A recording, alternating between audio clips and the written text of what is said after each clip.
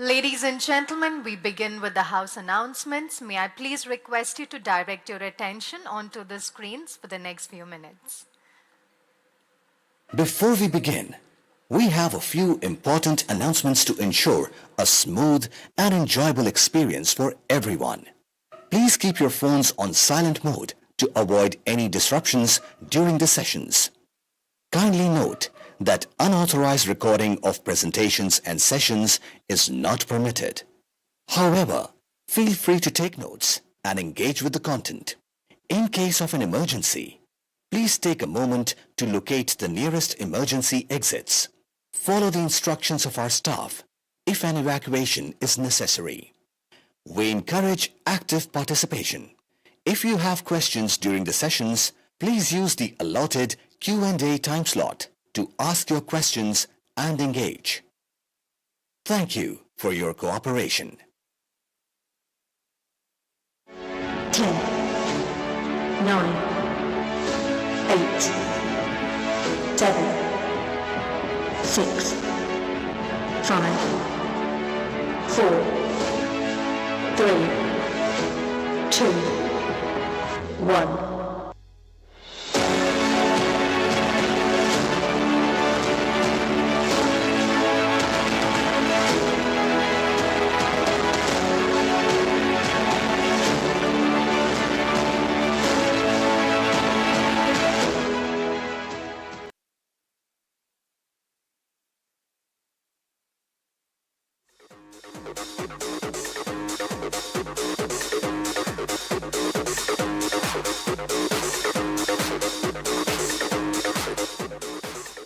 Good morning, namaste, and namaskara. Ladies and gentlemen, are you ready to begin this day?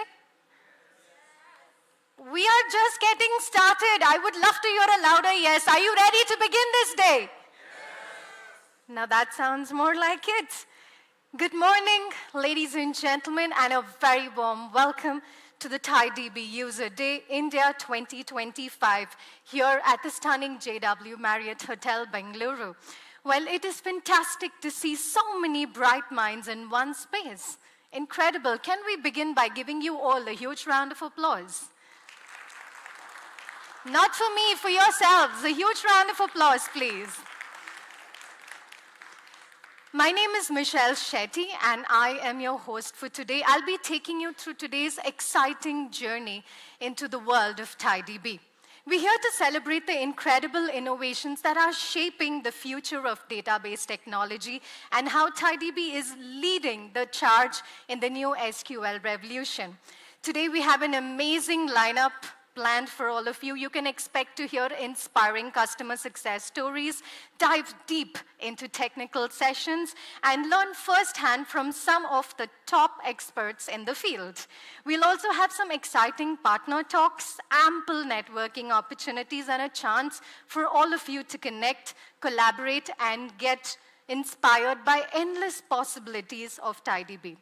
But before we begin, a special thanks to our community partners, Databricks and AWS, whose unwavering support has made today possible. Can we please give them a huge round of applause? Their contributions are truly invaluable, and we're truly grateful for their collaboration.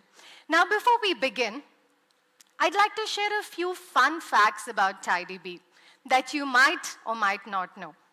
So here we go. The first one is, did you know that TiDB's architecture is heavily inspired by Google's Spanner paper? How many yeses, how many no's? I see a few hands. Wow, that's great. So in a way, TiDB is like a descendant of Google's globally distributed database technology. Interesting, right? But with the power of open source. And let me take you through another one. Can anyone tell me what does the Ti in TiDB stand for? Titanium, exactly, a metal that is lightweight but so strong. And that is just how TiDB is, which it is built on high-performance, robust database designed to scale. And the final fun fact for you, how many of you use LinkedIn? Almost all of you. Brilliant. Okay, and how many of you use Airbnb for your bookings? Flipkart for your shopping? Well, there is a chance, a good chance, that TiDB is working behind the scenes to keep things running smoothly. Incredible, isn't it? Can we please have a huge round of applause for all of you today? And let me take you through what you can expect. Today we're about to explore the latest trends of TiDB and share real use causes, and also take you through TiDB empowering innovation across industries. Today is your chance to level up your knowledge and, of course, discover new ways to leverage TiDB in your own workplace. It's going to be truly interesting, and I hope you're ready. So without further ado, I'm going to take this moment to welcome on stage our first speaker, Bhanu Jamwal, Head of India Business, TiDB, for the opening address and welcome note. He's about to set the tone for today, share insights on the growing importance of new SQL databases in today's data-driven world. He'll also discuss the challenges that businesses face when managing large volumes of data and how new SQL databases like TiDB are designed to meet these evolving demands. He will also highlight TiDB's key features that are transforming data infrastructure and enabling organizations such as yours scale efficiently. Ladies and gentlemen, please put your hands together and join me in welcoming on stage Mr. Bhanu Jamwal.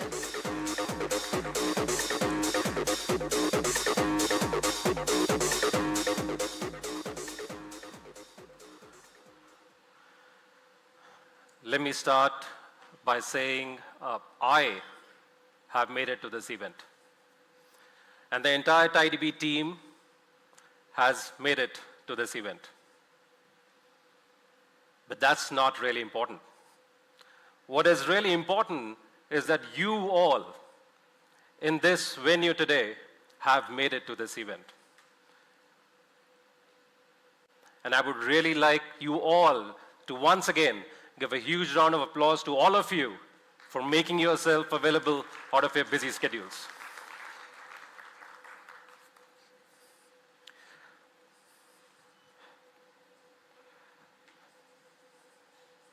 All right. So let's start with, of course, TiDB's user day. That's the reason we are here. This is our TiDB's first, and I would like to repeat, first Users Day in India. Once again, I would like to repeat, in India. And the reason I say this is because we have been successfully executing TiDB Users Day in the other part of the globe, but this is the first time we're doing this in India. And what an overwhelming response we've received from all of you. First of all, we are overwhelmed. We are gracious, and we are so much thankful to all our valued customers who have adopted TiDB as of today, specifically in India, and of course across the globe. We want to thank our amazing partners who have been working with us and helping us reach out to more and more audience, to the community, to the new customers across India. And finally, we would like to thank the Indian tech community, the community which is building up very rapidly.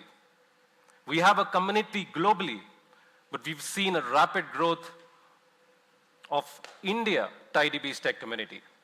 And for all of those who are not part of our Slack channel yet, please go and join the channel. So let's quickly talk about what are we going to expect today. Later for the lunch, you're going to have a food buffet, but think about the entire day today as a tech buffet, where we're going to present you insights, cutting-edge insights about TiDB. We're going to talk about some real-world case studies directly from our customers. And maybe these are some of the problems which you are experiencing as of today, and you may have that solution.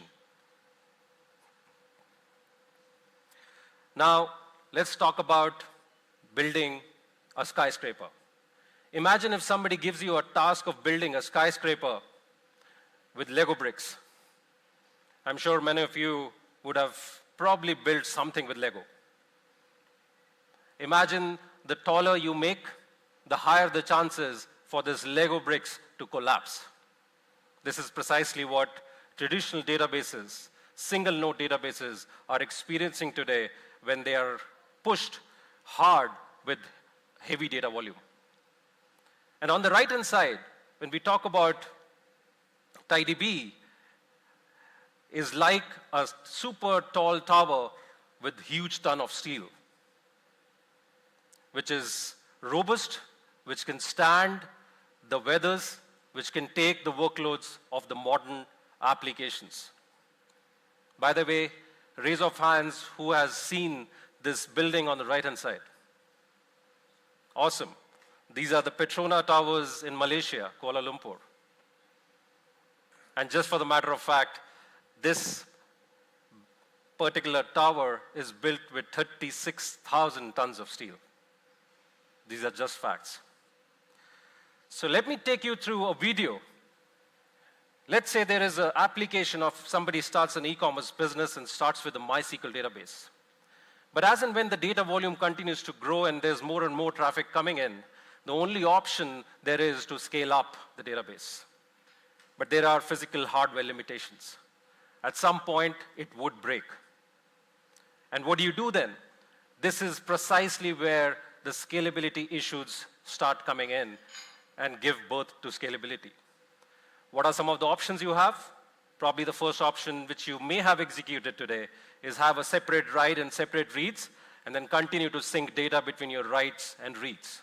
This is precisely where consistency issues come, because you have to ensure you have consistency for your applications. When we talk about another workaround, or probably a patchwork, you probably would be doing sharding if your data volume is increasing. And when you do sharding, you're probably splitting your workload into different smaller cases and writing that sharding logic into your application itself. Now, this is what gives rise to higher complexity. Imagine if you do a wrong sharding logic, you get into so much mess. And for all those who have done sharding would know this. And it doesn't end there. The number of shards you have, you would need equal number of backup databases for the same. And imagine if you have 1,000 such shards and your shards start going down, you have to move to backup nodes. There is operational complexity which continues to increase. And there's another scenario. If you have an application which wants to run 1 million queries a second, it would probably point to a MySQL database. But if the same application wants to run analytical queries, it has to point to a separate analytical database like Snowflake. And you have to continue doing an ETL process from MySQL to analytical database. These are real facts. These are scenarios which are existent in many organizations. Now imagine if I tell you if there is a distributed database which can solve all these problems by having a separate compute layer which gives you MySQL protocol, which gives you a transactional layer in between, which gives you analytical layer in the same cluster, where you can store your columnar data and vector data, all in just one single cluster. That is what is TiDB. And that is precisely what we're going to talk about more in detail. We have some amazing sessions lined up. The session right after me from Udi is going to talk about more about TiDB. And then there's more tech deep dive from Sunny Bains, which is going to be happening after the lunch. So don't miss those sessions. Now, TiDB, when we started off, by the way, we are open source. And open source is core to our heart. And we would continue to stay open source. That's precisely the only reason that we've donated some of our key components. We wanted to start on-prem because we wanted access of TiDB to as many users as possible. And we continue to do so. We came up with our TiDB cloud offering, which is more of a database as a service. Think about it as your private database butler. where all you need to do is repoint your applications to the database, forget about managing infrastructure and database complexities, leave that to us. You just focus on your applications. And then we came up with TiDB serverless. For those use cases which either have a dynamic workloads, which cannot predict what kind of workloads are they going to expect, where they need scale outs and scale ins instantly without any downtimes, and these scale outs happen automatically, are some of the typical use cases for TiDB serverless. So if you see, the innovation is already happening at this level. But we are not stopping there yet. We want to continue with this innovation. There's going to be a more deep dive into how we support AI in the following up sessions. But imagine this. Imagine if you ask a question to a database that, hey, TiDB, fetch me top-selling Tesla models in 2024. Of course, provided that you have that data available in your database. But when you fire that query, in fact, not a query, but just write a statement, imagine if a database can translate that automatically for you into a SQL query and execute it for you. That is something which we are already doing as of today. But as I told you, innovation is at the core. We are not thinking as of today, but we are thinking as of 5 years down the line, 10 years down the line. Imagine there would be a next-gen architecture about TiDB. For all those who are already aware of the TiDB architecture, who have some experience in TiDB, imagine a next-generation architecture of TiDB which works just like a serverless architecture, which can scale automatically and which can be within your premise where you have 100% control of your data. And the logo you see on the right, I'm sure most of you would have seen this logo. This is Amazon S3's logo, which probably would become a new disk for TiDB in future. And this is just the start, and this is just a reference. It doesn't mean that S3 would only be the disk, but it depends on what cloud provider we're going to talk about. That's the future we are looking at. That's the future where we are saying that you have a TiDB cluster, you have your hot stores on TiDB, and you probably also have another storage at the S3 level where you probably can store your cold data. That's innovation, and that's forward thinking. Now let me talk a little bit about TiDB as a business in India. We have seen some amazing growth and responses from our community on TiDB, which was probably not the case 2 years down the line. About 2 to 3 years ago, when we started investing into TiDB, TiDB's name was not as popular as it is today. So we, of course, have strategic investment plans in India with one single and precise goal, that we want to be one of the preferred database for the Indian business ecosystem.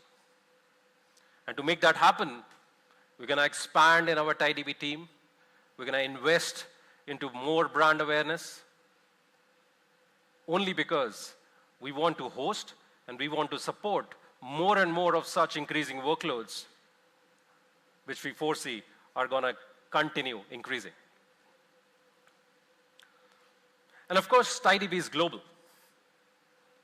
We've been talking about TiDB India, which is our new focus. This focus has been there, in fact, but there's going to be more focus from this year. But TiDB is global. So I wanted to show you some names, which were probably just taken as a matter of some interesting facts about TiDB. On the complete left-hand side, LinkedIn wanted to do an evaluation on their next-gen modern database architecture. They did a comparison between CitusDB, CockroachDB, YugaByteDB, Vitess, Ocean Base, and TiDB. And their key requirement was to have consistency and resiliency. Those were the key requirements. And there were some other, like scalability, analytics, and so on. But the key was consistency and resiliency. And based on that, they finally narrowed down to TiDB and are now in the process of onboarding their applications on TiDB. So as I said, very soon, every time you use LinkedIn, don't forget TiDB.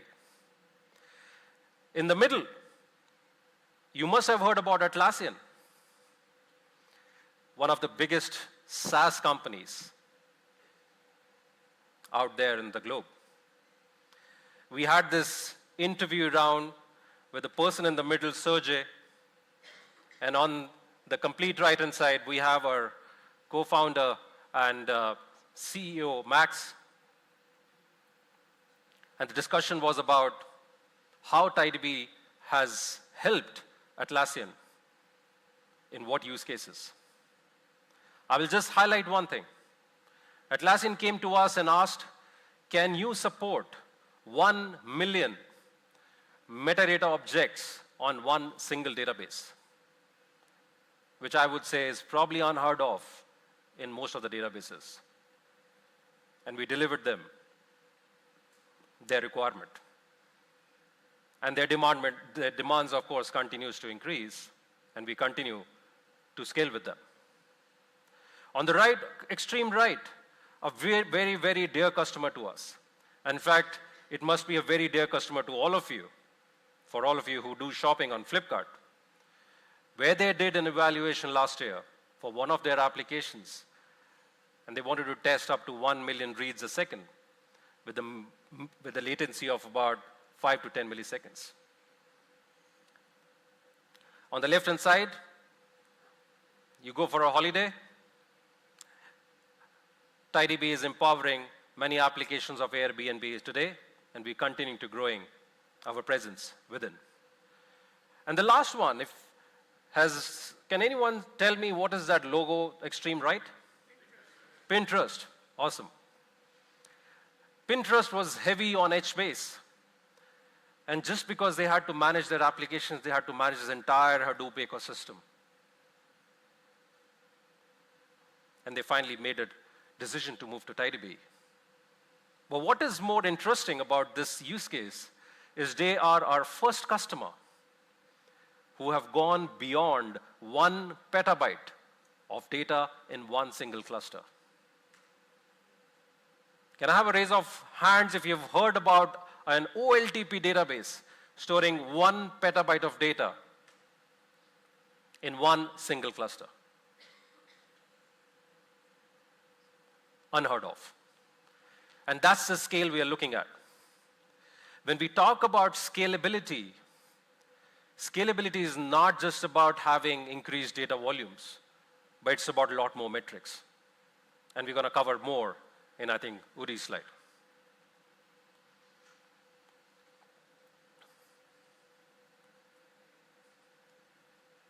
Can we move to the next slide?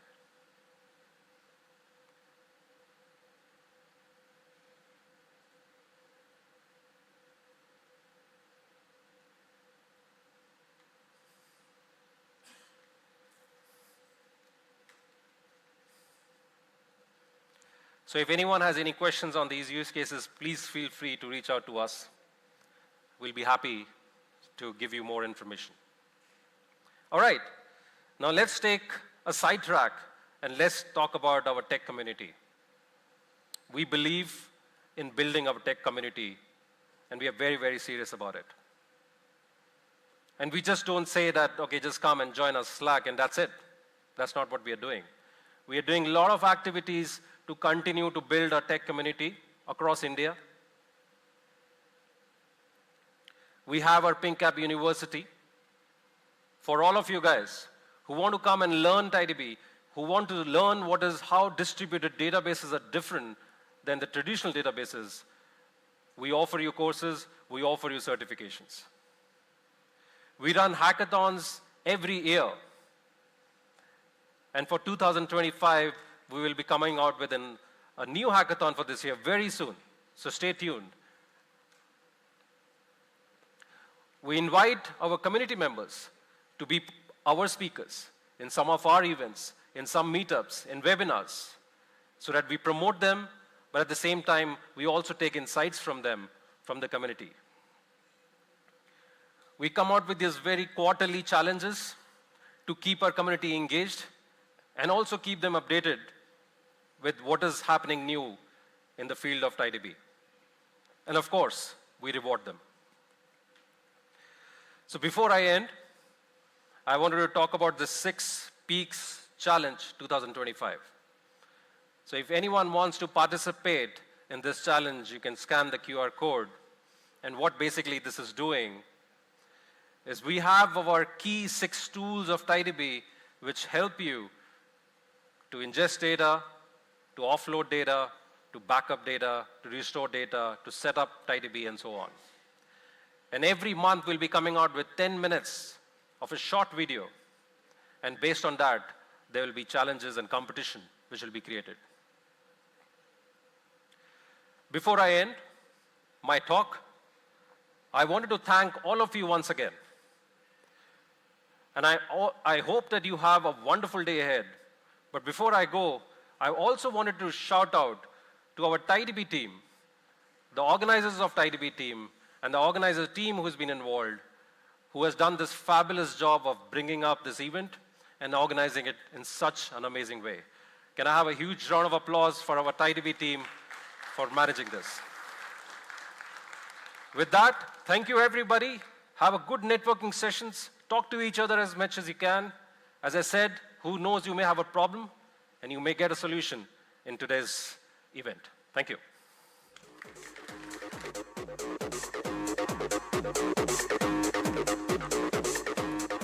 Thank you, Bhanu, for a brilliant introduction and for making us all the more excited to see how it all unfolds.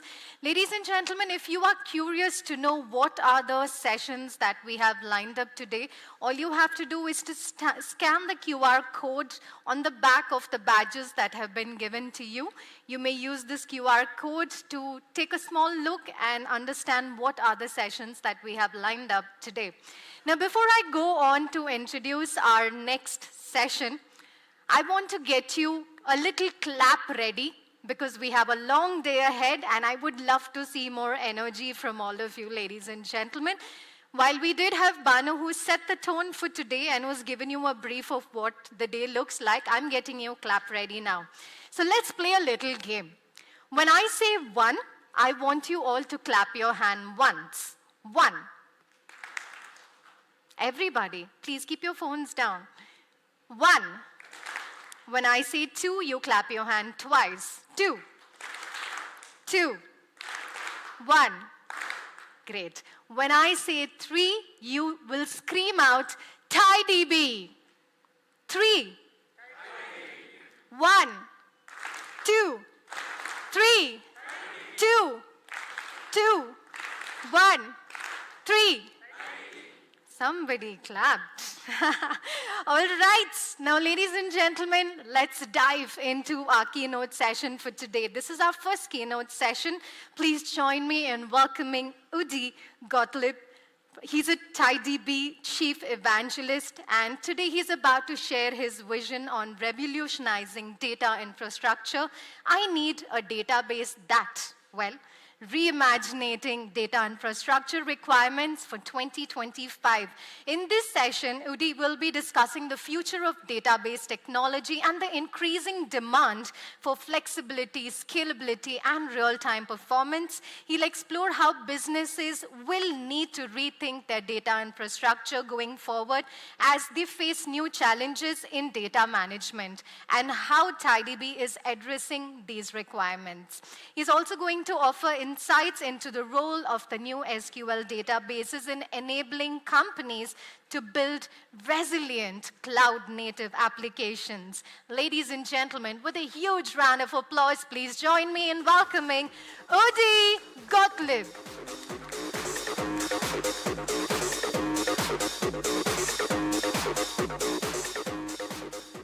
Okay, I love this photo. Good morning, everyone. Good to be here. Thanks again for the team for organizing this beautiful event, this beautiful venue, and bringing all of us together to the first TiDB User Day in India. In my talk today, I wanted to take you through some of the findings we had talking to hundreds of community members and customers all over the world. The title of my talk is, I Need a Database That, ... And we will try to figure out through the talk today, what are the requirements and what is the framework that I would like to offer to you to use in order to evaluate what database is the right one for you to use for your business needs. One of the key questions that we always get as customers approach us at the first time usually are related to scalability. Customers come to us because in many cases, and Bhanu addressed that in his opening, they're hitting the wall with traditional monolithic SQL databases. So one of the questions, we started to ask ourselves is, what is actually database scalability? We all have some sort of a intuitive definition of what it is, right? When we think about scalability, what do we mean?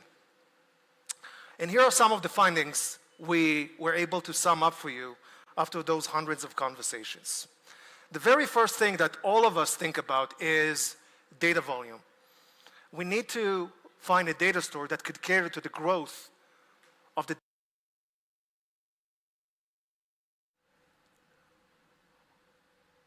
But we also need to start thinking about the traffic that leads into the database. The queries per second, the transactions per second, if we're talking about an OLTP database, that's another factor that the database solution needs to be solving for. The next one was something that came up in later conversations with customers that had to do with the number of objects we actually manage within the database. You think about making a change in your schema or deploying a universal change in all your tables. That sounds pretty obvious, right? You just run a SQL command to do that. But what happens if your database needs to store 1 million objects? What happens then? How long do those updates start to take you when you need to go through that many objects? And that 1 million table requirement was not theoretical. One of our customers that is running, a SaaS business, actually took us through the math. I have tens of thousands of tenants that I'm running on top of my database fleet. Each and every one of them has hundreds of tables. Do the multiplication and you get to 1 million plus objects. You need to start solving for those problems too. And what about concurrent DDL changes? Why is that important and why is that a factor in thinking about scale? Think about the connection between a change you want to make in your application. You want to introduce a new functionality, but this functionality is also dependent on a change in few fields in the database. You want to change those fields immediately in order for you to be able to push that innovation out and start benefiting from it. But what if those changes actually require you to take the database down? That changes the whole innovation scheme that you want to be able to run. So being able to make those changes on the fly and in mass makes a lot of difference on what your database needs to support from a scale perspective. So those are just few examples to show that scale is not a one-dimensional thing. Scale is a multi-dimensional thing that you need to consider and review when you think about what database is the right one for you to use to solve all of these problems. So let's take a step back and take a look at this mapping between what we want to be able to drive for a business to what technical requirements we need to think about when we bring them into the data infrastructure that need to support this. So first thing any business wants to have is to expand the customer base, to have more users, ideally more paying users. Now, I assume that most of you in the room are involved in what we call digital native businesses, businesses that are all based on their ability to drive digital products and revenue out of those digital products. So SaaS company, e-commerce companies, fintech companies, social media related companies, and so on and so forth. How many of you find yourself as part of that population? Please raise your hand. Okay, far less than I expected. So what does everyone else do? Like traditional brick and mortar type of business? I suppose. But if you're a digital native business, all of those things matter to you a lot. So you need to have an architecture that could rapidly grow to support the growth in the users. And if you're actually in the SaaS business, you want to have the ability to run multiple tenants on that same data framework. The second consideration is increase the customer usage. So once you got those customers through the door and they started to use your solution, and they usually come for a specific product or a specific part of your offering, you want them to consume more. You want them to do more with what you can offer them, and then they usually will extend the usage with you. They will stay longer. They will spend more money with you. For that, you need to start thinking about how can you take that scale that you want to drive and do it horizontally in a way that doesn't impact the application, the service, doesn't require downtime, doesn't require architectural refactoring. You also need to think about spikes in the usage pattern. In many cases, as we know, there are special promotions or there are special behaviors that happen around the holidays, and you want to make sure your infrastructure is flexible enough to scale up or down based on those fluctuations in the consumption. Innovation is the lifeblood of any digital business. You want to be able to out-innovate your competitors.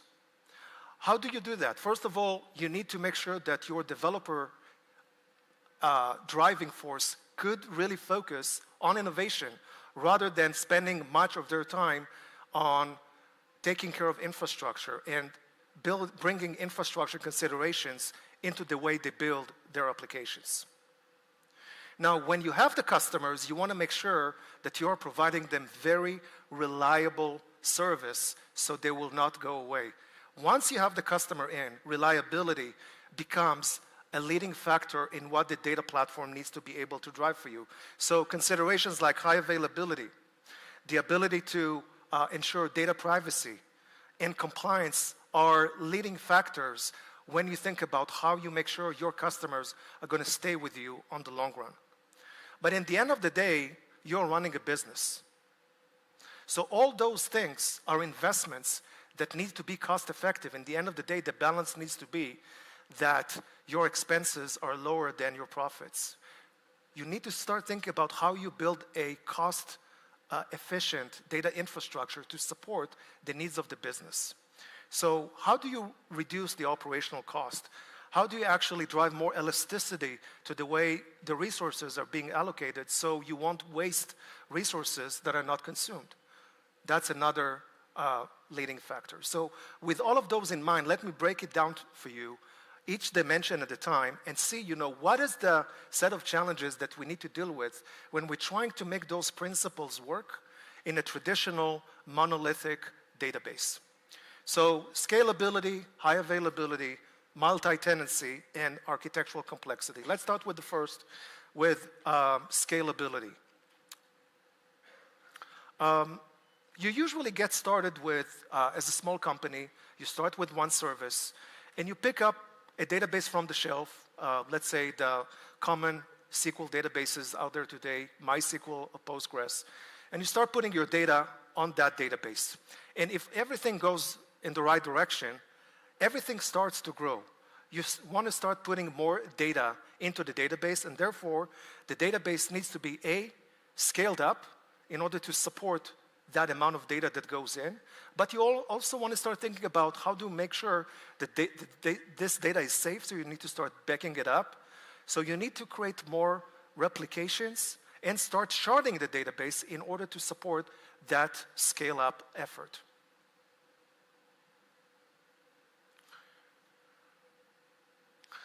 Now, when you start to reshard the database and you need to start taking care of the data structure and distribution amongst the different nodes, then you start, I would say, contaminating the applications with considerations that really don't belong into business logic or innovation. And that's a cost your developer and developer teams needs to carry the more your data footprint continues to grow. But that's not all, of course. Things continue and become more complicated because once you have that data, that OLTP data in your SQL databases, you want to start offering more services against that data. So you start bringing in things like a search engine so people could start, doing easy searches against the data and find, the products, the offerings, the services that you're offering them. And in order to do that, you need to start doing ETL moves, extract, transform, and load the data from those systems of records and from events into that search engine. If you really want to scale up, you might also bring a key value NoSQL data store in order to support really sensitive low latency use cases. So that's another form factor that you bring into your overall data layout.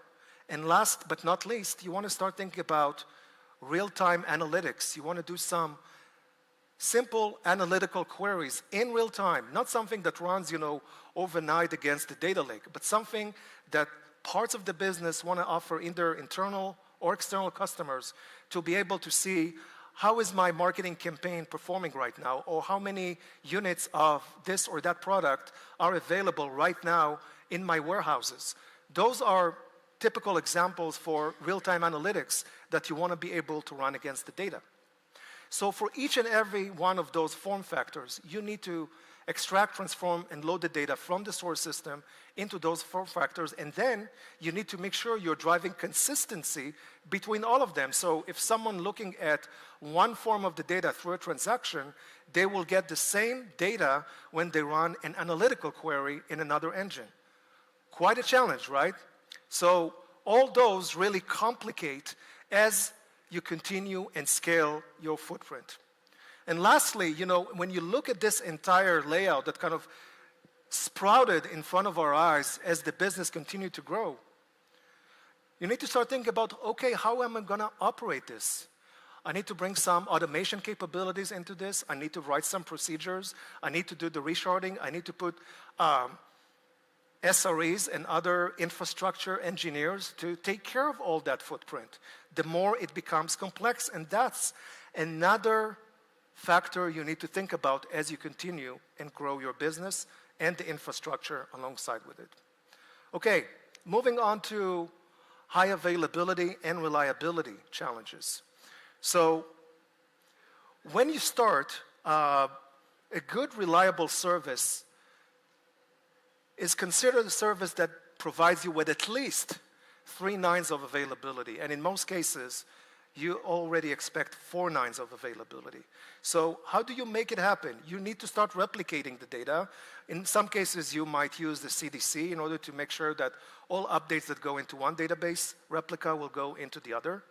And depending on the type of service that you're running, you might need to have multiple replicas deployed across multiple geographical areas. Geographical areas, again, it really depends on your business. It could be the building, 2 streets down the road.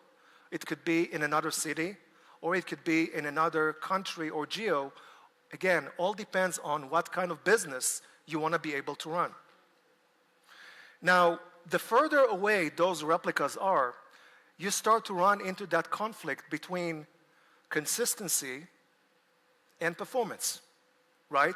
The further out those replicas are, the more challenging it's going to be to keep the data consistent between them, even if you have some sort of an active-active or an active-passive layout over there.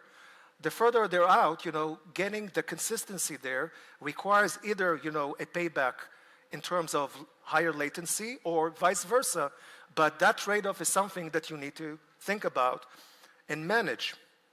The other thing is the unpleasant reality that databases go down, nodes fail, especially when you are deploying them on cloud, but not only on cloud. Any deployment fails at a certain point in time. So you need to start building failover, and in some other cases, again, depends on the criticality of the business, on whether you are in a regulated or unregulated industry, you need to start thinking about operational procedures to deal with disaster recovery and for planned or unplanned outages. Now, when I say planned outages, I'm talking about events like installing security patches or database upgrades or other types of maintenance. All of those are things that you need to think about because they are part of, the normal course of life of any database. But you still want to make sure that the service is available when those maintenance procedures are taking place. So all that really complexes the amount of effort you need to put into high availability and reliability. Okay, more particularly if you are trying to build multiple tenants into your data scheme, and again, that's more applicable for SaaS businesses, there are multiple approaches on how to do that. So the first one is, let's take, a sample of 3 tenants, which are 3 clients of your business. And in order to simplify and reduce the cost of how much you need to spend on providing the services for each one of them, you actually co-host all of them in one data store. So this is a shared approach where all the data is shared amongst all the tenants. And this thing is really good from, architectural simplicity, right? It keeps everything simple. However, it creates a dependency between your different tenants. So if, for example, that database node goes down, all your tenants are going to be impacted, which is a consideration. So also, there is an underlying assumption here that all tenants are the same. While we know that in reality, tenants are not really the same. And in many cases, some of them have very special needs, requirements for more resources, more isolation compared to the others. So this is kind of a simplistic approach. So another approach to handle situations like this is, okay, let's take each and every tenant and give them, a full dedicated set of resources that includes the compute and the storage to allow them to have, full independence from each other, full isolation from each other. And again, if one of the nodes needs to go under maintenance, the other tenants are not going to be impacted. But again, this one, of course, is much more expensive from an overall operational cost perspective and even hardware perspective. The third model is actually a hybrid that actually combines both the shared and the dedicated together and says some of the tenants are going to get dedicated type of treatment, others are going to get, the smaller ones are going to be clustered together into 1 or 2 smaller instances. So, and again, there is no right or wrong here, it really depends on the setup of your business. Now, when we think about architectural complexity, there is this connection that I mentioned earlier between the application logic and the structure of the database. Now, if we want to make a change in the logic that requires us to actually go into the database and change the structure of fields, adding a new field, etc., ideally, we want to make those changes on the fly. So once the code is ready to be deployed and shipped, then the database is not actually putting that innovation out in the market. But the reality is that in legacy databases, in order to make those changes, you actually need to take the service down. The other consideration is what is the level of risk associated with making updates to the database and how frequently those updates need to go out and how much control you have over those updates and the schedule of those updates. The other consideration that I mentioned before is, again, data is not, in most systems today, is not just one type that lives in traditional SQL databases. We've seen that we have search data, we have key value data, we have analytical data, and all of them, in the end of the day, are related to that same set of data objects that needs to kept in sync between one another. So making sure and building the operational and architectural capability to make sure all of them are synced requires some significant level of operational rigor. And in some cases, your customers will require more diversified cloud support from you. Some cases, customers would say, or you would say, I don't want to put all my eggs in one basket. I want to make sure that my service could be delivered either through one cloud provider and another cloud provider. So what does this mean from an operational complexity perspective? Taking that service and really making it available across multiple clouds. Think about operating that level of diverse service delivery. Really heavy from architectural complexity, keeping those clouds in sync. So in this overview that I just took you through in the last 10 or so minutes, what we get down to is that this storage layer that we see here in the middle, particularly the online storage layer, is the one that is actually creating a lot of the dependency and keeping back what many businesses want to be able to execute against, which is moving fast, keeping the cost structure down, being able to scale more easily. All of that is related to that layer that we see in the middle. The scalability limitations, the challenges that we have with high availability, the multi-tenancy, and the architectural complexity. So let's try and sum it up on what we've heard from our customers about what they want to see from us when it comes to database, scale, and other related dimensions that I took you through before. We're talking about data volumes in the petabytes. We're talking about the amount of traffic that the database needs to handle, QPS and TPS in the millions, and same for the number of objects that live in that database. You also want to be able to drive an architecture that even when the resource utilization, either compute or storage or both, gets to very high level, the performance doesn't really start to dwindle down. So you don't have to keep like a high margin of unused resources in order to drive that performance. You want to be able to make those DDL updates on the fly without the need to take the database down. You want to be able to really do effective backup and restore with good RTO and RPO that goes to sizes of petabytes and above. You want to have a database that is ready to support AI workloads and use cases. So for all of those, we can conclude and say that database scalability is not just about data volume. It's a broad and complex, multi-dimensional destination. So let's talk about distributed SQL, the concept of distributed SQL, and how distributed SQL actually responds to those challenges. The way I would like to describe what the distributed SQL is taking you through kind of two other existing kind of frames of reference. On the left-hand side, we have the relational databases. And this is something we all kind of grew up on, if you may.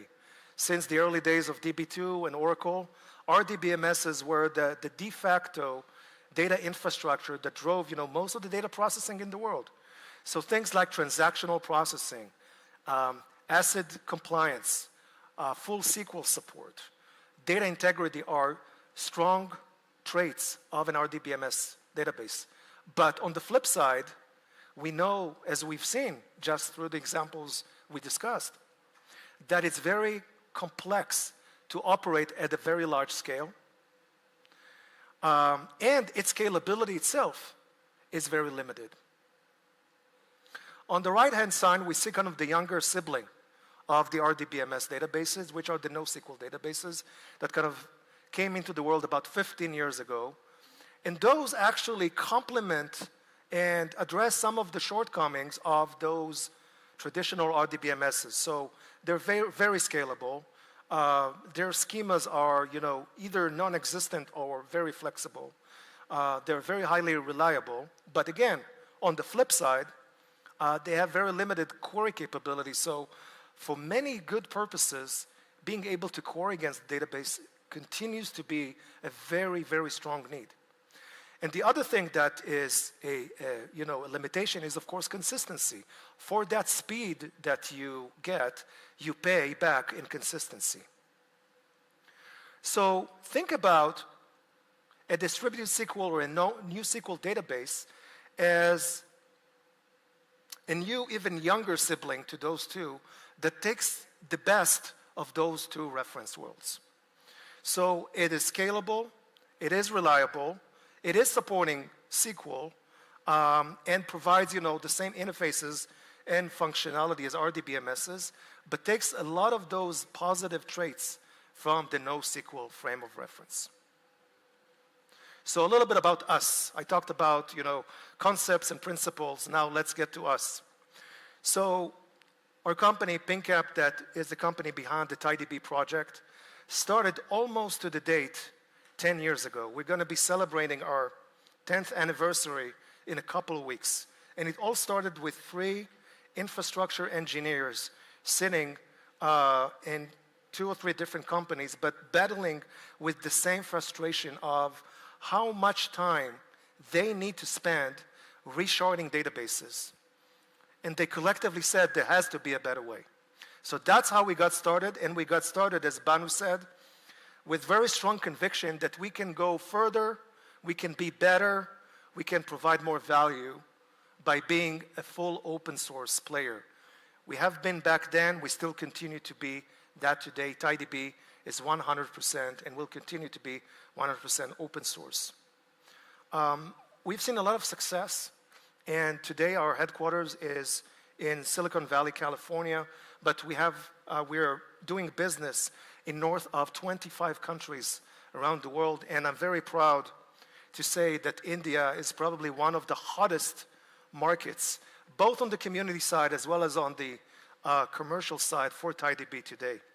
And we have more than 3,000 adapters of TiDB globally. Now, on the open source side, again, we've seen tremendous success. TiDB has north of 37,000 GitHub stars, and I think one of the reasons the project has been so successful and the code is really so resilient is the fact that we had 800 contributors from across the industry. Some of the companies that Bhanu mentioned before, companies like Airbnb, have been very heavily contributing to our open source project, bringing their own set of needs and challenges into the way TiDB actually helps them solve it. So I'm not going to go very deep into the architecture. My friend here, Sunny, has a session later in the afternoon that will give you more in-depth understanding of the architecture, but and our customers could talk to other aspects of it, but I'll take you through the high-level set of layers of what makes TiDB. So starting at the very top, we have a separate compute layer. That's the part in the solution that is responsible for getting the SQL requests coming from the application side and optimizing them before it sends them into the database for action or retrieval. Moving on to the row store, this is the part of the database that is responsible for providing the storage layer for the OLTP part of the processing. It is implemented over key value, and there is a key value API going back and forth between the compute layer and the row store. Now, if you want to be able to also run lightweight or real-time analytical queries against database, we also offer columnar store that, again, is based on key value API that allows you, with the same set of queries, with the same interface, to query directly against the database and do analytical type of queries that usually runs against columns rather than against rows. But the data, of course, being replicated between the form factors in the database, all of that is done inherently and automatically. And the last part is that, brain that manages the whole cluster that has multiple different roles, that includes load balancing, redistribution of data across the different nodes in a given cluster. That's the placement driver that runs the whole cluster. So more on that later, but just wanted to give you an illustration of what the yes, question. Just a quick question. The columnar store and the row store, do they are separate storage systems? Yes. And the data is duplicated across? It's replicated, yes. Yes. And again, the columnar is more of an optional capability that if you decide to run analytical workload, then this capability is turned on in the database, and that part of the functionality actually starts to take off. So how a solution like TiDB really supports scalability in a very different way compared to what we've seen earlier. So I think first important principle is the ability to decouple storage and compute. And that allows us to scale those two different dimensions that have to do, for example, the amount of traffic that comes in versus the amount of data that lives in the database. Those don't necessarily have to be correlated. So in some cases, you want to have more put on one side because of the demands of your application versus the other side. Those both could be scaled up or down independently from one another. And that on its own drives both a lot of cost efficiency, but also helps us scale in a much more precise way. So let's assume we have, a service, the data comes in, and we start to see that the amount of data that is actually distributed across the nodes starts to fill. TiDB knows how to automatically scale horizontally, add another node, and then scale out the data and redistribute it between the other existing nodes.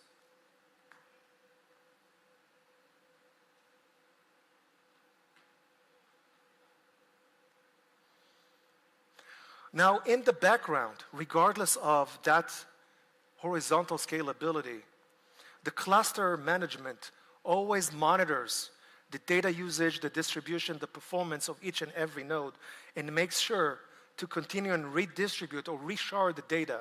That painful thing that we had to do on our own without having a distributed database is done in the background in a transparent way that doesn't impact the application. And because this is a distributed SQL database, then when a query comes in, the query is actually parsed into pieces, and each piece is run against the relevant node. So basically, it accelerates the execution of those queries because they can run in parallel, broken down to the different nodes that actually fulfill the transaction's execution. Now let's move on and see how we deal with resiliency and high availability. So let's assume that a query comes in, and we have, in this case, we see 3 replicas, which is actually our best practice for how many replicas we want to have for the data. A query comes in, the data is kind of retrieved from the relevant node or nodes, and that replication is continuously happening in the background.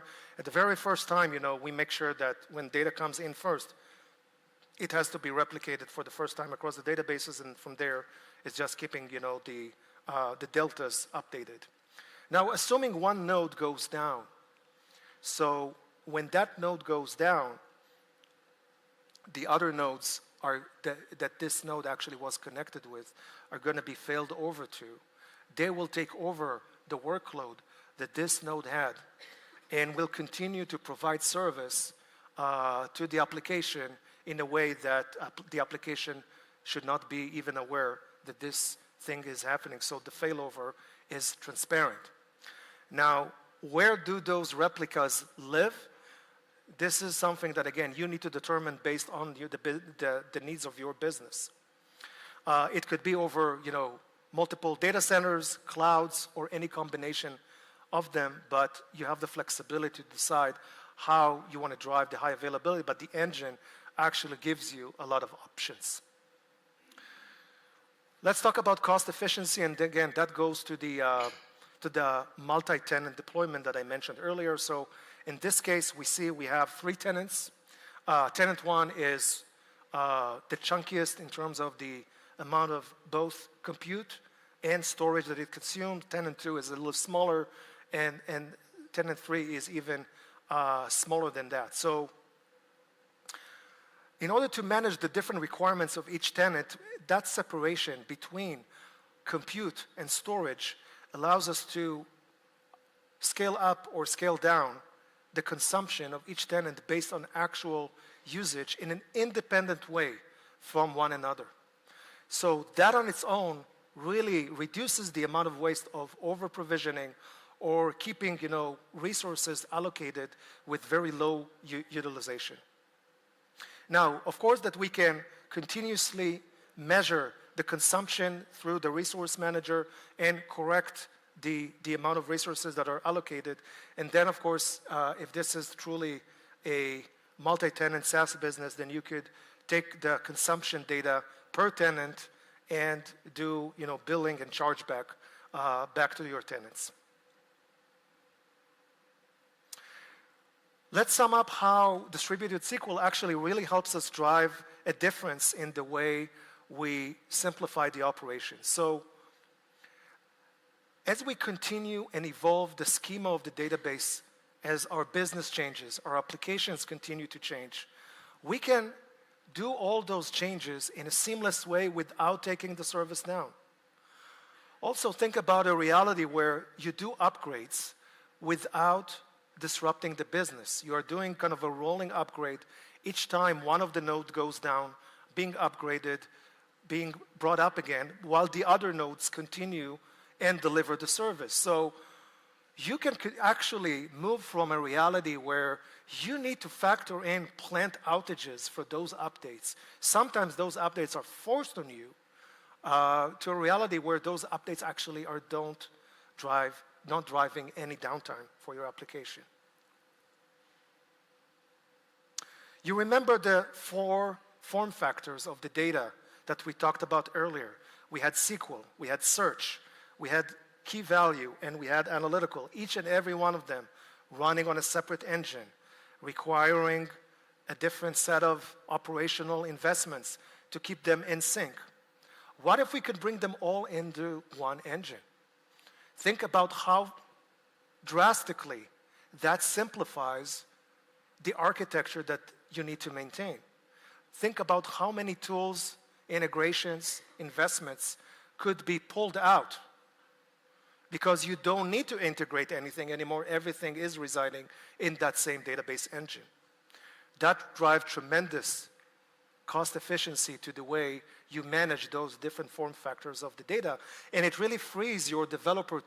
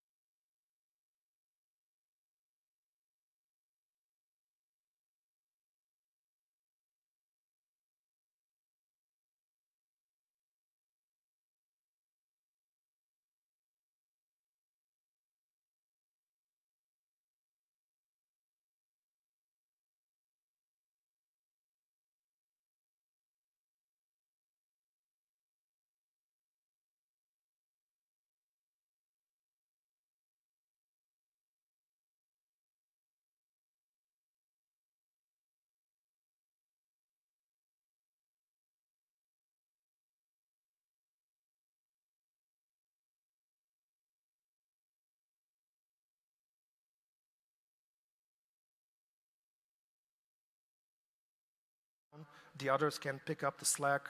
Once it recovers, everything is going to be redistributed again across the nodes.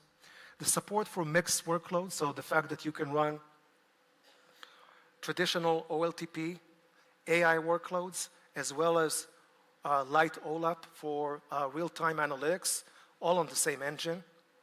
Strong consistency, so TiDB provides full asset compliance and strong data integrity. And from an interface perspective, I can say that TiDB is the most MySQL compatible database offered today on the distributed SQL side of things. So we have almost close to 100% compatibility with MySQL. We can run on multiple clouds, so you're not limited to either AWS or Azure or GCP. We support 2 of them, and next month we're going to be announcing our introductory support for Azure, and later on this year it's going to be GA. As I said, we continue to be 100% open source company. We are really believing in the contribution of the community to the strength of the product. And of course, we provide at rest and in transit encryption, adhere to key compliance standards for the different industries, and deploy all the security measures to make sure that your data is fully secured. So I'm going to double click on the AI area in the offering for a couple of minutes, because if we're not living under a rock, everyone needs to start thinking about how we bring AI to really change the equation on how we do business more cost effectively, how we actually out-innovate, our opponents out there in the market. So when we think about that, each and every AI workload requires to have data infrastructure to support it. And again, I think the main benefit, and I'm going to talk about 2 dimensions here. One of the main benefits is really the breadth of the data types that TiDB can support. So from AI perspective, we're talking about both vector search, graph traversal, keyword search, alongside with the other workloads that I mentioned earlier, SQL, analytical, and unstructured. And when we think about what we want to be able to drive as a database,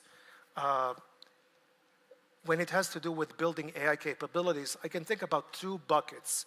One is what we talked about so far, meaning that the database engine needs to be designed to support the types of data that AI applications needs to process and store. And that has a lot to do with vector embeddings, RAG type of scenarios, etc.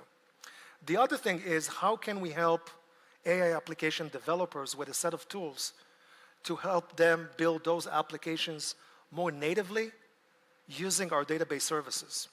So I'll talk about both of them. First one, let's see the difference between running a set of data infrastructures to support a typical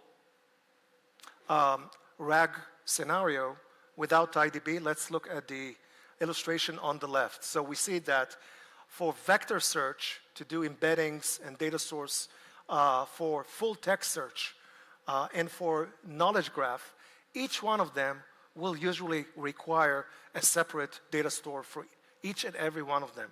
Of course, that drives more complexity, more investments in maintaining that technological footprint. However, if we look at the right, we can actually do all those types of processings on top of TiDB using just one engine. So again, much more simplified architectural approach to solve that problem. When we think about what we want to give our developers in terms of toolkits and means to build better, faster AI applications, we're talking about 3 different investments that we are making right now in the TiDB team. One is really using an existing open source standard called Autoflow to build out-of-the-box RAG, graph RAG framework and embed that natively into TiDB. Second one is the TiDB AI SDK. Then again, it's fully open and it's Python native. And it really helps build database interactions that are very streamlined with the rest of the AI application development efforts. And the last one is, of course, tools that we're providing developers with, like an AI companion through which you can ask questions, query against the database, do transformations of text to SQL query.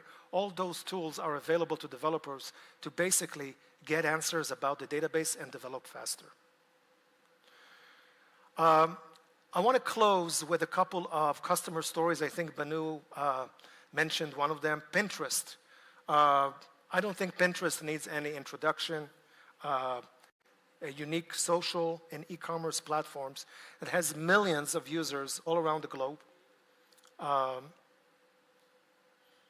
As they were growing, they really started to kind of embody all the problems that we went through in the first part of the presentation. They actually got to a point that they had a fleet of 50 HBase clusters. Just think about managing a fleet of 50 HBase clusters with north of 9,000 EC2s and over 6 petabytes of data. Think about what this nightmare means to the people that had to run it. Just to illustrate one example, when they wanted to upgrade the database for a very basic thing, that was a 6-month-long project for them. 6 months long. That required a whole team of infrastructure engineers to be involved. So the TCO was very high, but that was not only a cost problem, it was also a very serious consistency issue, scalability issue. Every time they wanted to scale further, the amount of effort that needed to go into that was just not realistic. So they took all that part in the architecture and replaced it with TiDB. And that upgrade, or simplification, you may say, really helped them drive, depends on the specific application, anywhere between 2 to 10x improvement in P99 latency.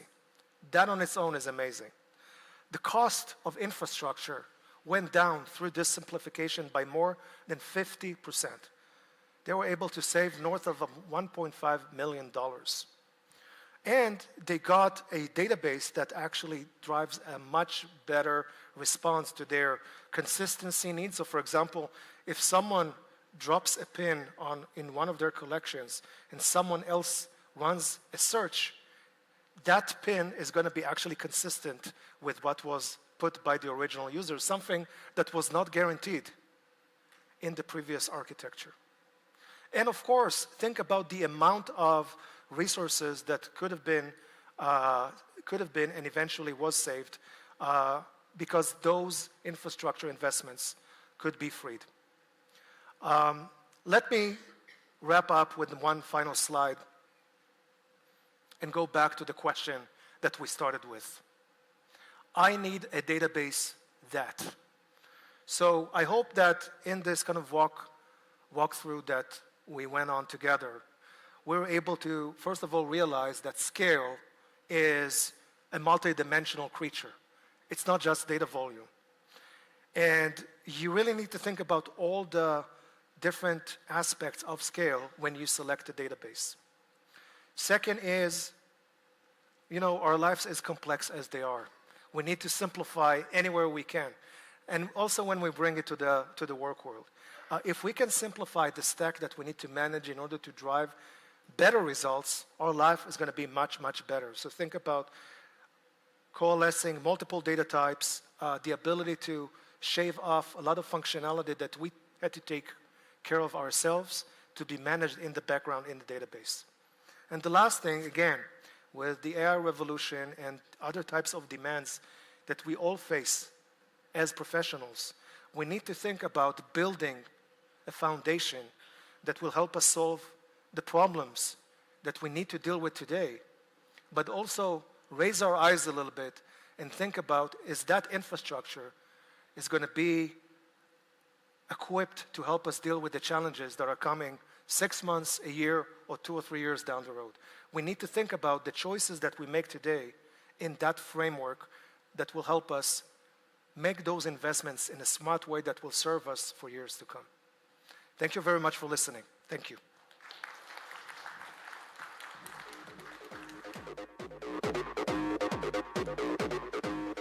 Thank you, Udi, for that insightful keynote. Can we please give him a huge round of applause?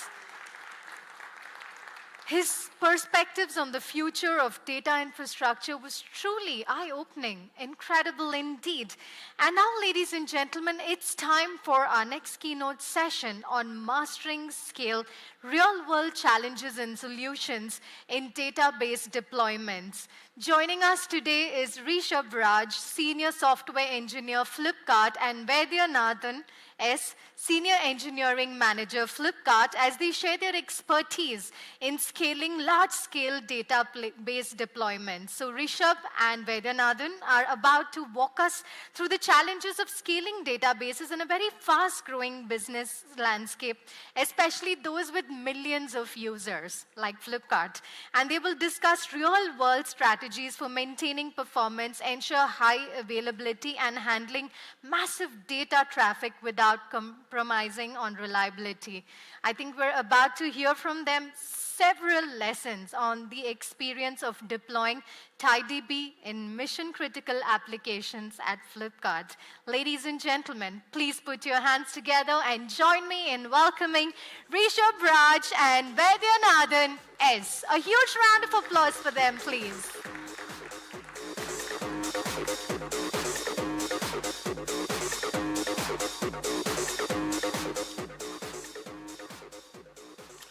Am I audible? Yes?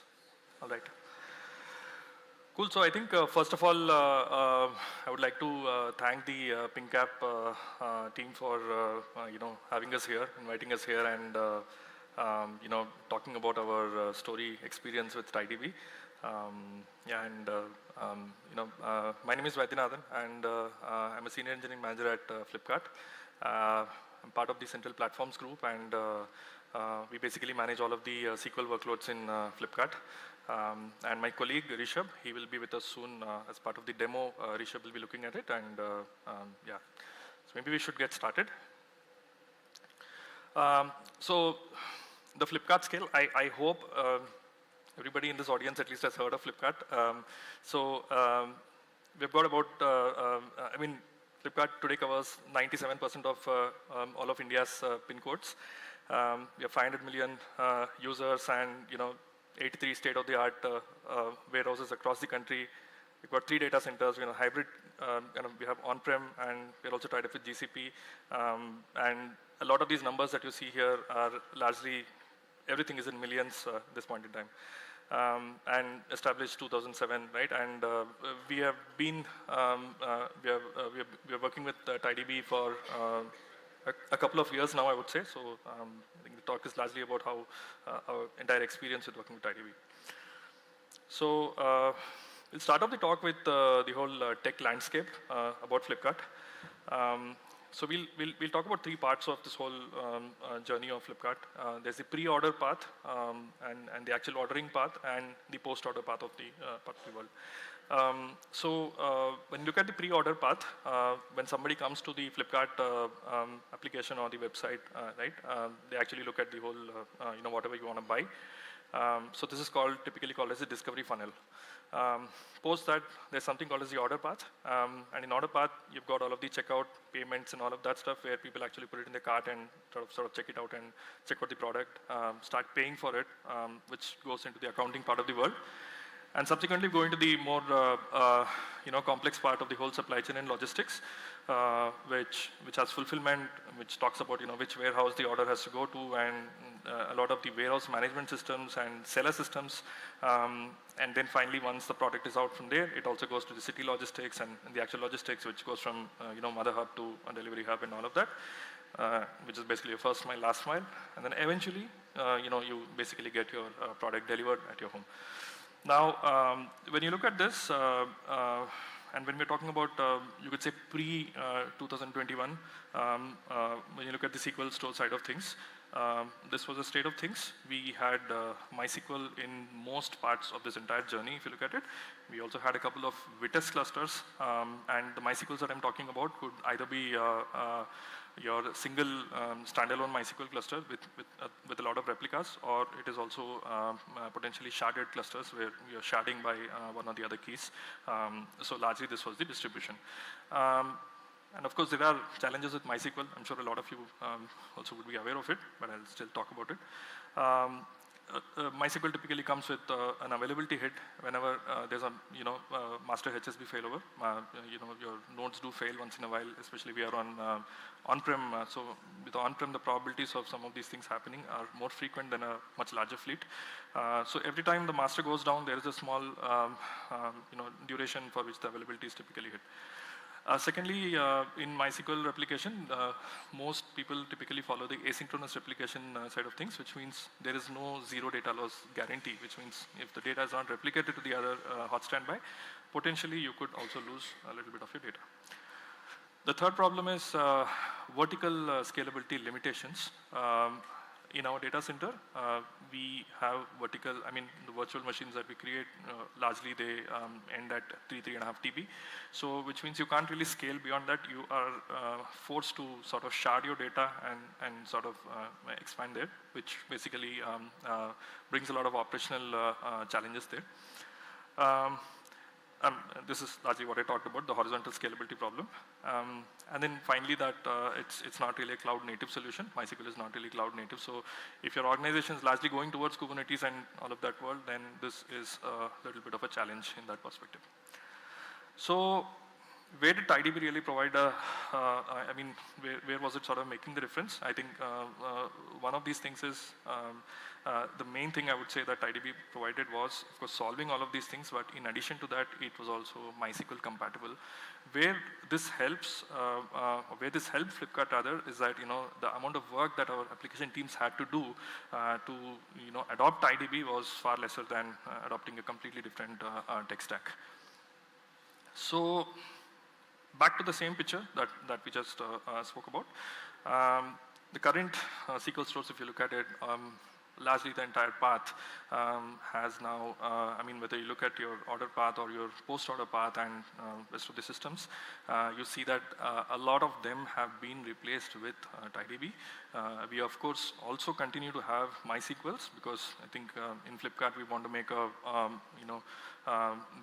there's actually like a, we expect people to actually go through, what kind of use case works well with MySQL, what kind of use case works with TiDB, and then accordingly we expect people to sort of choose this or that. Eventually, it's a cost decision that people have to make, cost versus the kind of what you're getting for the cost, right? What you're paying for it. So that's what it is.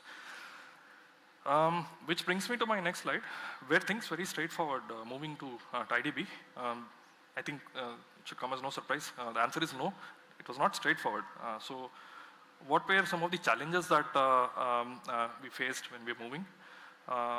The first part, I think, is the narrative, right? I'll talk about each of these things subsequently, but then narrative as in TiDB, when we started about a couple of years back, TiDB, I think we already came to know that it was not very popular in India, right? It was still an emerging technology, so people were a little wary about this whole new technology, and there were a lot of misconceptions around the whole technology of what it would provide. Some people really thought it was magical, some people thought it was not magical, and all of that stuff, right? So we had to sort of debunk a lot of those things.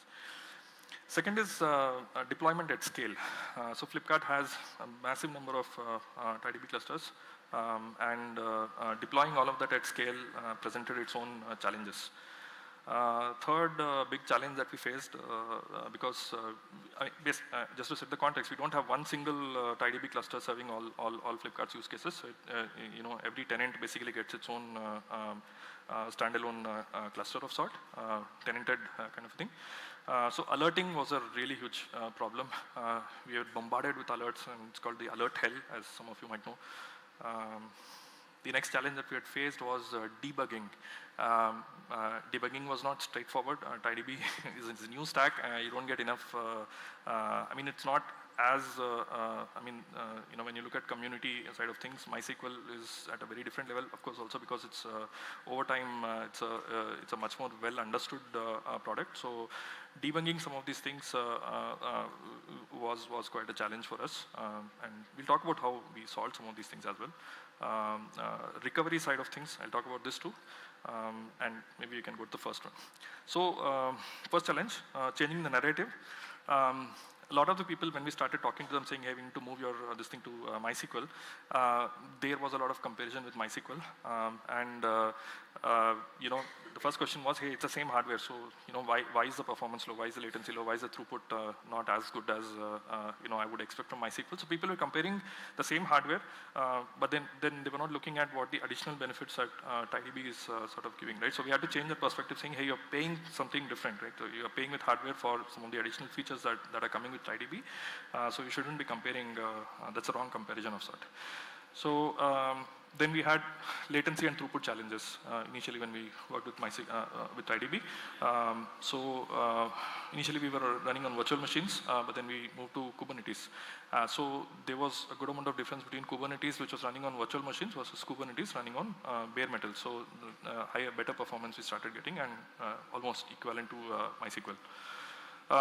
As part of this, again, changing the narrative side of things, we actually did one experiment within Flipkart where we tried to see what is the max we can typically go with our hardware, on-prem hardware, and we were able to reach 1 million QPS at 7.4 P99 and 120K writes at 13 MS. And once we established that, okay, these are the limitations that, I mean these are the new benchmarks rather, right?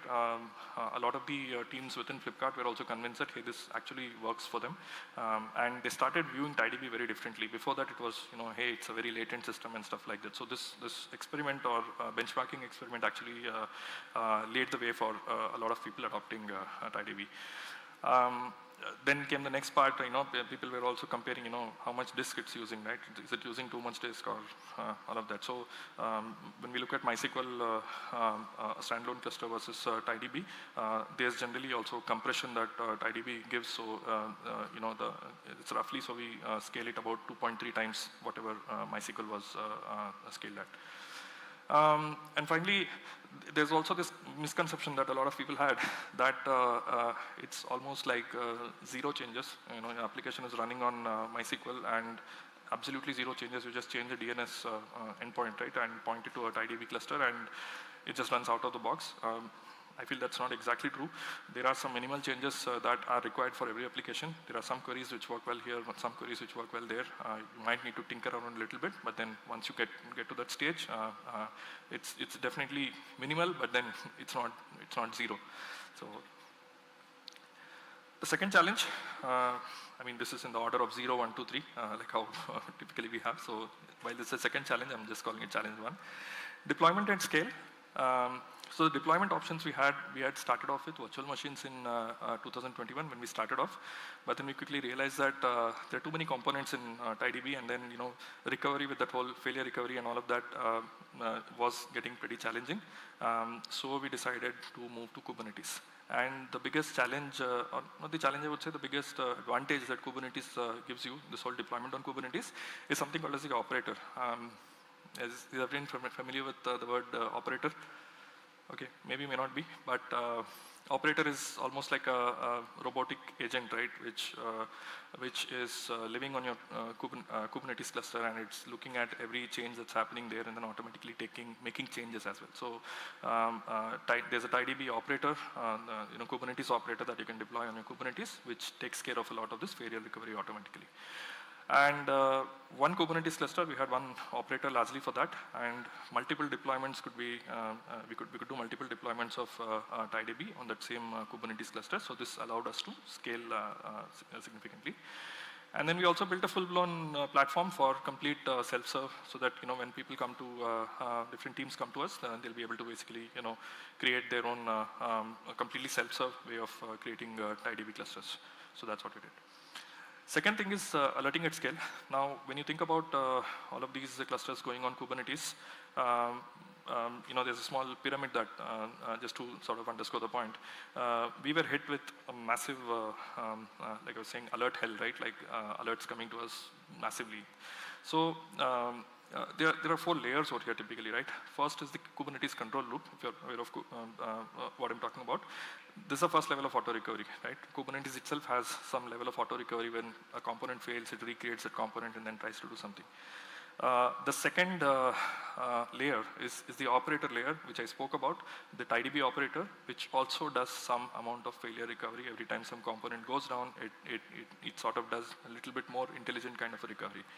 The third part is something called as the management plane or the control plane, which it looks at something beyond that. So if this is not done, that is also not able to take care of the below 2 layers, then the third layer is taking care of it. And only finally, when none of these layers are able to recover automatically, the human comes into the loop. So you have to be really careful here. We were getting alerts all the way from the bottom stack, from the operator we were getting, from the control loop we were getting, and from the management plane. So we were getting alerts all over the place. So this is something you need to be careful of when you're deploying this. So what we at least did, we looked at all of our alerts, and then we removed the ones which are already being managed by the operator or by Kubernetes and all of that. And we also bifurcated all of these alerts into 2 parts. One is a platform-related alert and the client-related alert, so that the actionable part is also very clear who's responsible for what. This actually significantly helped us subsequently in managing all of these clusters. The third problem which I spoke about is debugging at scale. So what were some of the strategies that we did to support this, to build the support at scale, right? Like once we have rolled it out, a lot of people are using TiDB, but then they also need help in figuring out how to work with this thing. I mean, one thing is if you've used TiDB, you would see that they've got a massive number of when you look at dashboards or metrics, there's quite a lot of them in TiDB. You could even get lost into that whole maze of alerts there. Metrics there. So you need to know what to look at. You need to know what you need to evaluate. So that's one challenge which typically comes. We worked with the PingCAP team, and then we enabled TiDB training and workshops for all our internal users, so that they are a little bit more comfortable with working with this. I mean, it's not a straightforward system, right? I mean, it gives you a lot of advantages, but of course, it's not going to be straightforward. So that training actually helped quite a lot. People were becoming more comfortable with going to these dashboards and then debugging some of these things themselves. Then we started building our own chatbots. We are in the AI world today. It's a first-class citizen today. So we started building our own chatbots and to solve a lot of these common issues. When people come and ask, hey, this is not working as it's expected, too lazy to sort of see what's actually causing it. But then that's the new world today. We expect answers to be given upfront. So detailed documentation is there, but then this also sort of started helping some of these things. And finally, we of course use PingCAP support for more complex and unknown issues which we are not able to debug and figure out on our own. And they have been pretty helpful for all of our sale days typically. And I'm hoping people have heard of Big Billion Day here.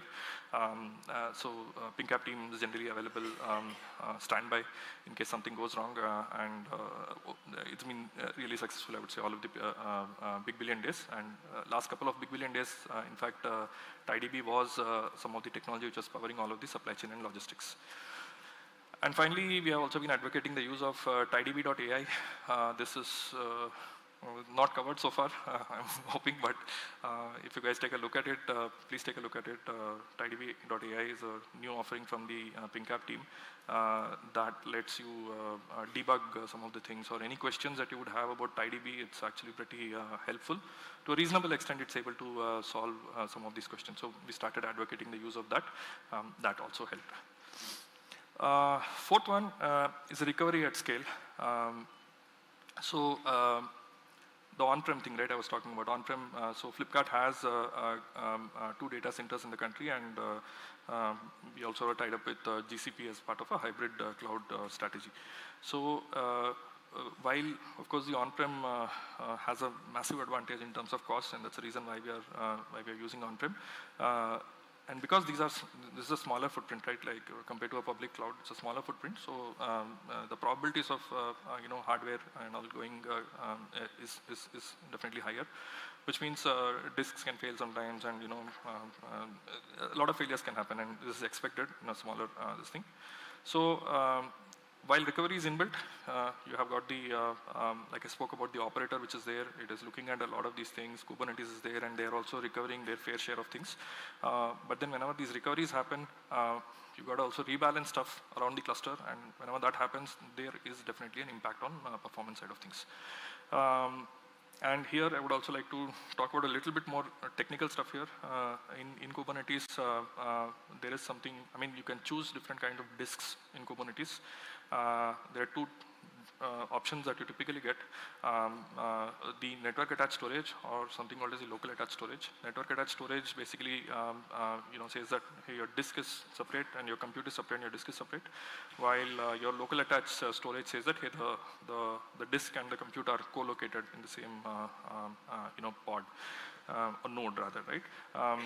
Now, we started off with local attached storage because that was pretty mature in Flipkart. And then we realized that the local attached storage comes with its own set of challenges. While it gives great performance, but then from a recovery perspective, every time the node goes down, the storage also goes down, which means you have to actually necessarily have to start rebalancing a lot of this data around the cluster. Slowly, we started moving towards network attached storage, and network attached storage, the biggest advantage is every time the node goes down, the storage is still there. So you can bring one more node up, and then can connect it back to the same storage, and then that basically ensures that you don't have this rebalancing kind of a thing. So that is something that significantly, I would say, helped us. So if you are starting off on this journey, I would definitely recommend you to always use the network attached storage instead of the local attached storage. Even though the performance, there's a performance hit very clearly, but then from a recovery perspective, that is something that is definitely advantageous. What we also built is, we also built our own operator that works alongside the TiDB operator, right? So, right side is the TiDB operator, and the left side is the Flipkart's own operator. And what this basically does is,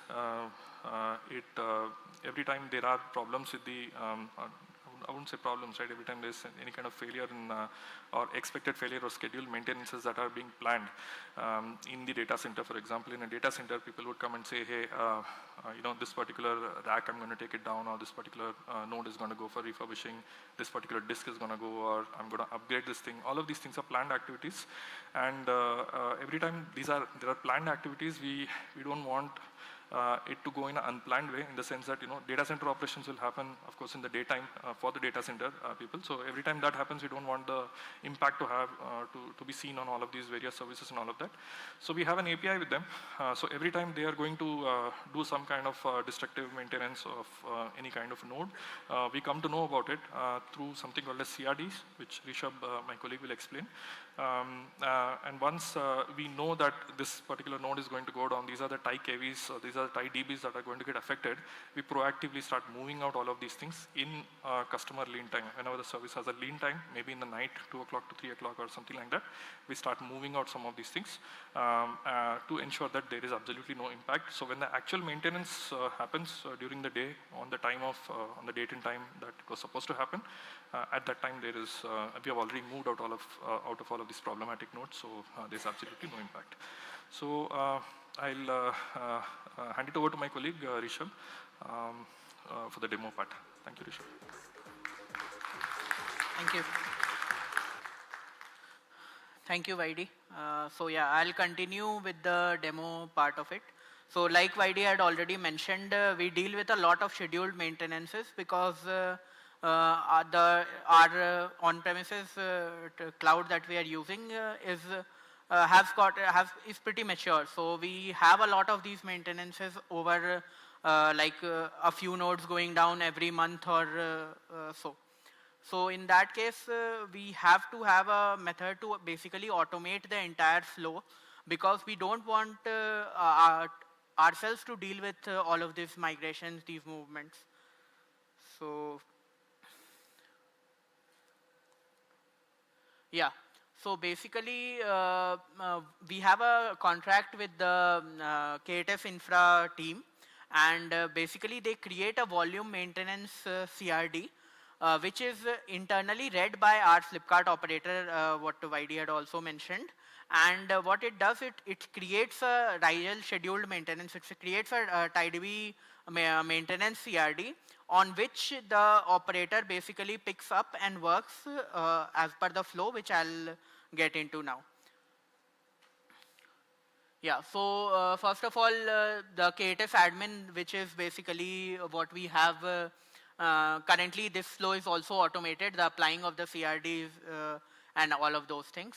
So our operator is continuously watching on that CRD, and whenever it notices any change, it basically reconciles as per the controller loop.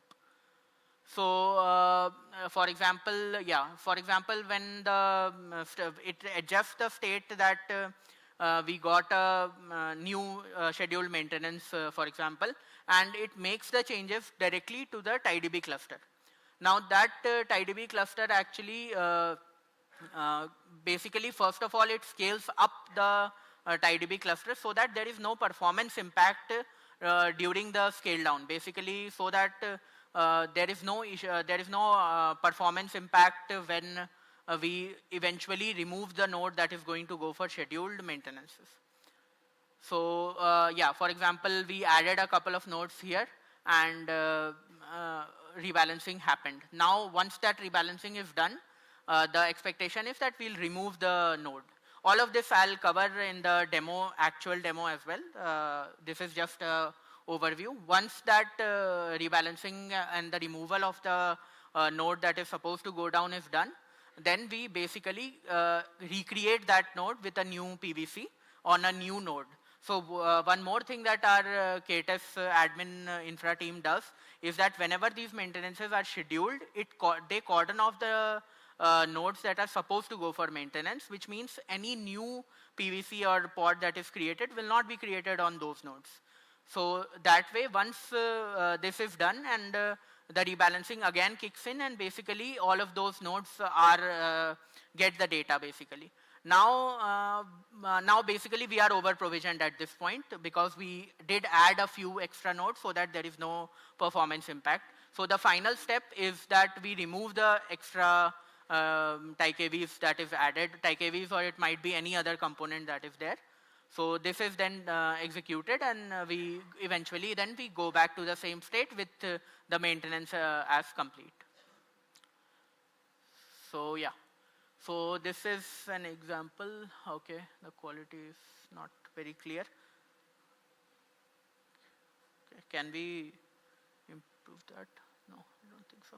Okay, so basically, as you can see here, so I'm currently running, I have deployed a new KTF cluster, and I'm currently running a basic YCSB load for some workload to be running while this entire process is happening. So this is our cluster that I've created. It's 751 version in the 2 GA back, basically the version currently it is. Yeah. Now, as you can see, so we have, for the purpose of this demo, we'll cover a manual scheduled maintenance that I'll be creating. So this is a scheduled maintenance where we basically have the details on what is the PVC, what is the pod which is going to go down. So this is basically, for example, in this case, it's TiKV 0 which is going to go down. Now we are seeing the load has already started for the purposes of this demo. Now we'll basically just apply this RIGEL schedule maintenance object to KTF, and we'll see the TiDB, we'll see the operator that we have built, the Flipkart operator will kick in and basically start the maintenance flow. So yeah, so currently you can see this is the cluster also you can see. So yeah, now I have applied the object, RFM object, which you can see here. Yeah.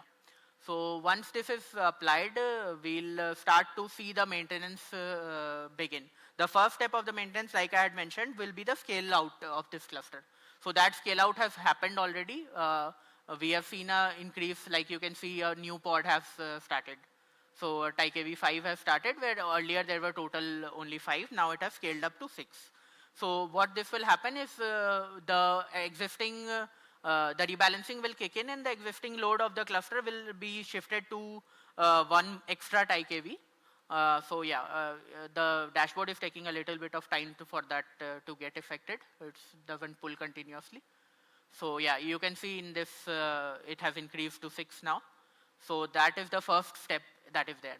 Now our reconciler is basically has a time loop of 5 minutes. So every 5 minutes, basically it is pulling the current state, and based on that it is performing the next step.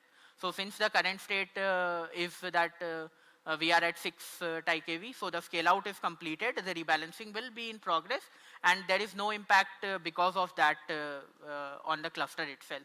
So basically the operator will see this, and it will move on to the next step, which is basically to remove the TiDB which was supposed to go down. In this case, that was TiDB 0. So basically, in TiDB, if any store has to be deleted, we have to delete that store first and then delete the pod in PVC. So whatever, as per that flow, what it is, basically we go and we delete the store. You can see that once the store is deleted, it is showing up in the offline stores part. So yeah. So now we can see that the flow is not, there is no impact on the cluster. We cannot see any issue or anything like that. Once the deletion of that store has happened, all the regions of the data that were there in that cluster, in that TiDB, have to move out of it before the pod and PVC deletion can be done.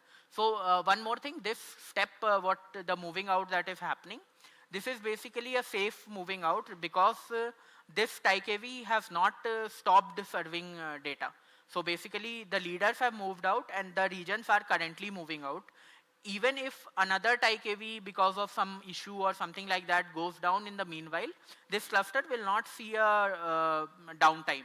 Basically there will be no significant impact even in that case. This is the advantage of actually scheduled maintenance versus unscheduled maintenance. Because in case of unscheduled maintenance, basically that TiDB has already gone. That is not the case here.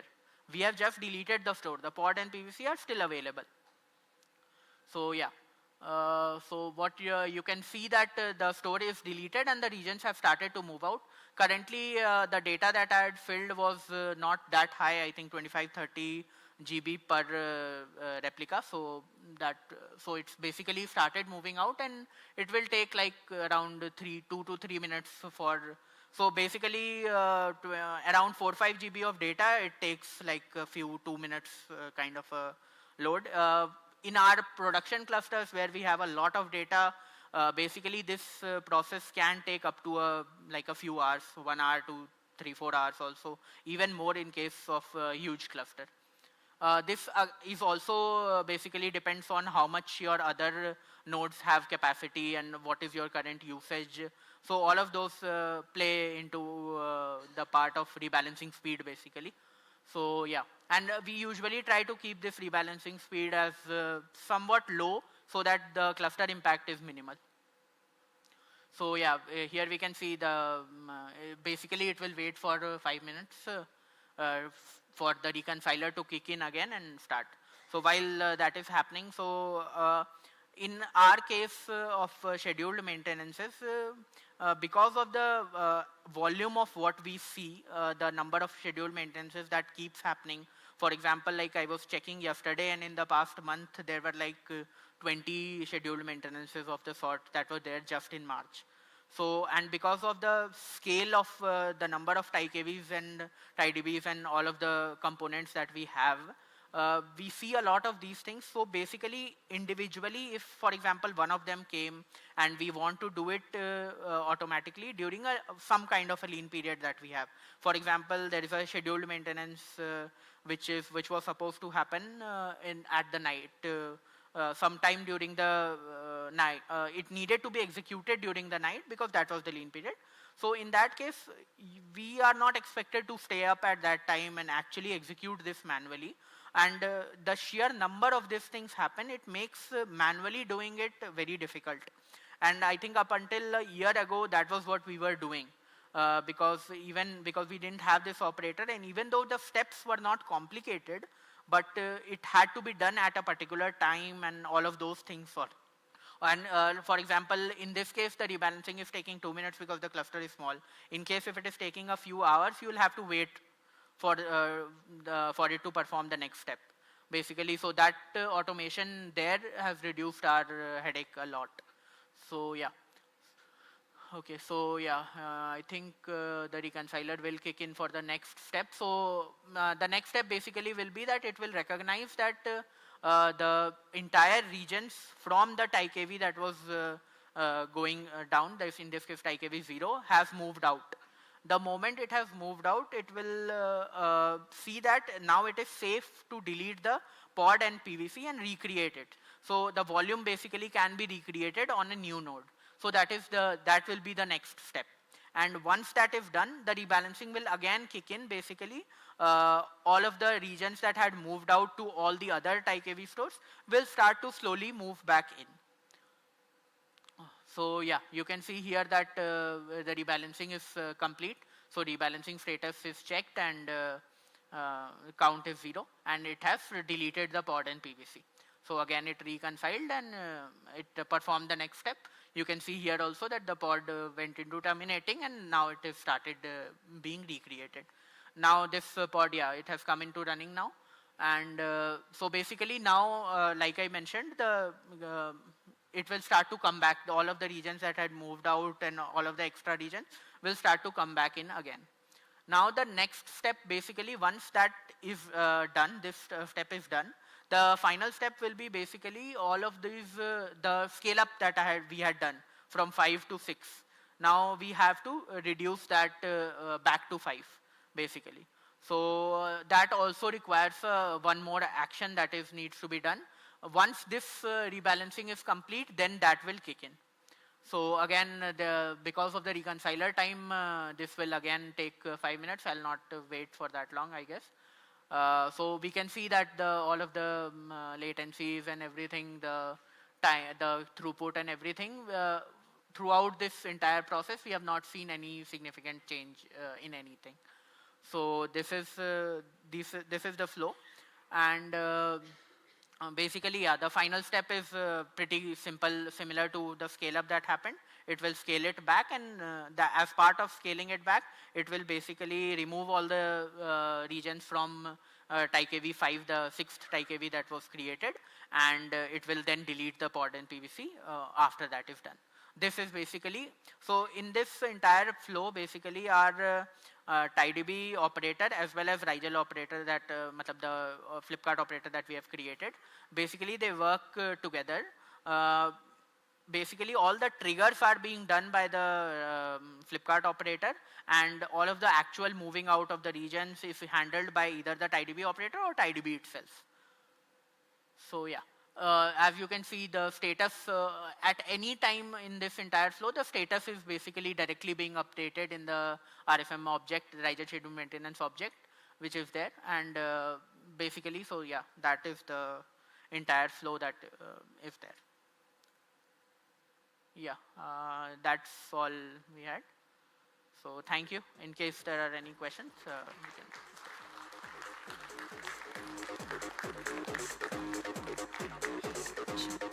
May I please request Mr. Vaidyanathan and Rishabh to please join us on stage just for a little longer. Please stay with us on stage. We would like to take this moment to thank you for your wonderful insights here today, for taking out time to be here with us as well. And may I please request Udi to take this moment to present a token of our appreciation to you. We're very, very grateful that you've shared your thoughts on this wonderful platform. Ladies and gentlemen, can we please have a huge round of applause? May I request you to please come to the center of the stage for a group photo opportunity. So, would you please join them?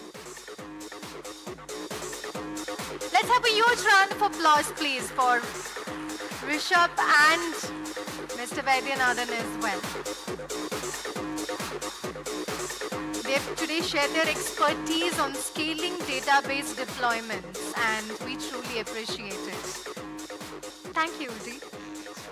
Now, quick show of hands. Okay, I would like to understand how many of you here have thought, I need a database that can handle everything? Not half. This is not counted, but this. Everybody. Yes, and I hope you find the answers to that question today. I'm sure you will. Well, without further ado, I'm going to go ahead and call on stage our next speaker. It is my pleasure to invite Mr. Ajit Pense. He's the Director of Technology from Elastic Run, and he will be sharing a real-life case study on fast-tracking adoption and migration. And he's going to take us through this wonderful journey. And it's nothing like sharing experiences, is it? Ajit is going to take us through all the key challenges that he has faced when they were scaling rapidly. And he is going to tell us how Elastic Run overcame these hurdles to maintain performance and scalability. Ladies and gentlemen, let's explore how to scale at a speed. All right, let's give him a huge round of applause and welcome him on stage. Mr. Ajit, the stage is all yours. Thank you. I hope I'm audible to everyone. So I know it's very close to lunchtime. I'll try to keep it short. So most of the things that I'm going to talk about today are already covered during the sessions in the morning. So I'll probably cut that short and focus more on the speed that we were able to achieve for the TiDB adoption. Just to start with a quick intro, I am architect by nature, so I look after all things architecture at Elastic Run. Just a quick intro on what Elastic Run does. I think this is not working. Can you go to the next slide, please? Okay. So just a quick intro on who we are, what we do at Elastic Run. So we are one of the largest e-commerce network providers in the country. So if you are a customer, if you are ordering something from any of the e-commerce players, there is a good chance that the person coming to your doorstep is actually using our platform. Along with that, with the new quick commerce wave that is coming in, right, we are also trying to pave way to the entry for the new players into quick commerce, so existing large e-commerce players as well as the new D2C brands that are looking for a way to get into quick commerce model. They are something that we are also working with. Apart from the e-commerce world, we are also present in, or we work as distribution arm for the large FMCG distribution companies, FMCG brands. Our main focus area is the deep rural regions of India, typically with a population of 5,000 to 10,000, not more than that. Now, having the platforms built in-house for all the operations that we do for the e-commerce and the distribution business, these have been battle tested by our own operations team for last 7-8 years now. These platforms are now also available as SaaS offerings. There are a few customers that have already started using these platforms for their own operations. So in today's discussion, I am going to focus predominantly on one such busiest platform in e-commerce world, where the scale that we started with, versus the scale that we are currently at, there is a huge difference between what we started at and what we are currently at. Let's, okay, sorry, can we go to the next slide, please? So I'll quickly run through the journey so far for the platform that we are focusing on. When we started, like any startup, right, the focus was on speed of innovation and scale. While we knew we will be scaling, the focus was to get the product out there as fast as we could. So we started with the low-code platform, which is Frappe framework that we use, which is a low-code framework that allows us to build platforms very fast. We started with a very simple, the typical three-tier architecture, right? Web tier, application tier, and database tier. So all of this on virtual machines, at the most 2 virtual machines at any given point in time when we started, for the scale that we started at. Now as we grew,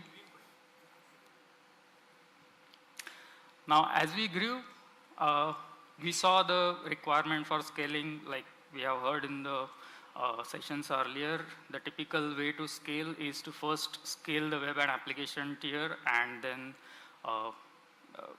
so we moved the application tier and the web tier onto Kubernetes, considering the need for scale. We always knew that we will require the scale in future. So to be future ready, we moved all the web and application tiers onto Kubernetes. That provided us with capability of almost limitless scale for at least the application and web tier. 2 layers to worry less about, right? While the database was still on virtual machines, it was still able to cater to the scale that we were running at the point. As we scaled further, the requirement, the databases were becoming a bottleneck, and that is where we went with a proven model, right? A CQRS implementation. We have one database that from which we to which we write, and another database copy of the data from which we read.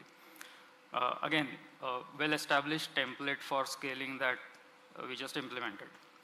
The third template that we also again had with us, typically we will, in an application of or the platform of that size, there are certain capabilities or features that are completely independent of the rest of the flow, which can be carved out as simple, smaller microservices, and the database can be federated out so that I have multiple databases to which we write, and they are more or less independent from a functionality point of view. So the database federation was another template that we implemented as part of the platform itself. The third piece, again, we were scaling very fast. As we scaled further, we required more and more scale, at least from the reads side of it. So there were a lot of commands, queries that were getting executed, which a single database read replica was not able to handle. Again, the same template that we applied, multiple read servers that were created, and at a framework level, we created multiple features which allowed us to do a lot of jugglery between the different replicas that could be used for different features. For example, there are certain analytical workloads that are okay to have a little lagged data. So that means I could have a delayed replica and use that for our analytical loads.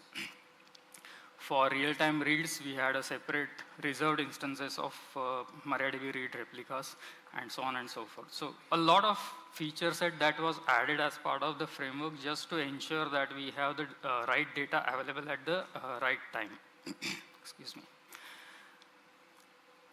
Now all this was good, but you see, if you compare the picture on the left-hand side and the right-hand side, we started with only 2 VMs, and now we are running more than 100 different parts, some on Kubernetes, some on virtual machines. Again, like we have heard in the sessions in the morning, this actually leads to a lot of complexities from an architecture point of view, from operations point of view, from maintenance point of view. Any downtimes, any issues with any of the databases going down, all those become a big activity from a maintenance or operations point of view. Again, the same kind of challenges that we saw in the earlier sessions, the same challenges we were actually dealing with for 3 to 4 years. Now, at this point in time, we felt that we have actually solved for the scalability from application and database, web and application tiers, but to some extent, we have also solved for the scaling on the read side. But the missing piece of the puzzle in the whole application or the platform was the writes. because we were seeing a lot more throughput and a lot more throughput requirements from the right point of view, and the hardware that we were using, while we had an opportunity or a capability to vertically scale that, we were sure that we will hit that vertical scaling, the ceiling for the vertical scaling at some point in time. Now, these were the numbers that we were working with as part of this.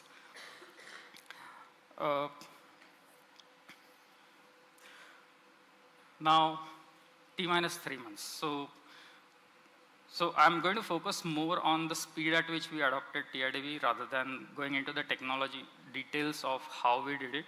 And that is where I'm kind of going to focus more on the timeline rather than the technology aspects of it.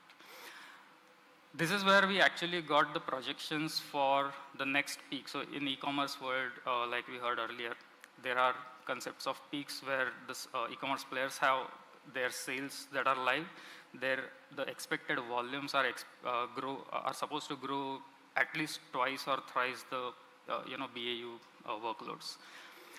This is where we got the projections, and this is where we felt that the current stack that we have, while it is serving the current load, the projections are probably not going to,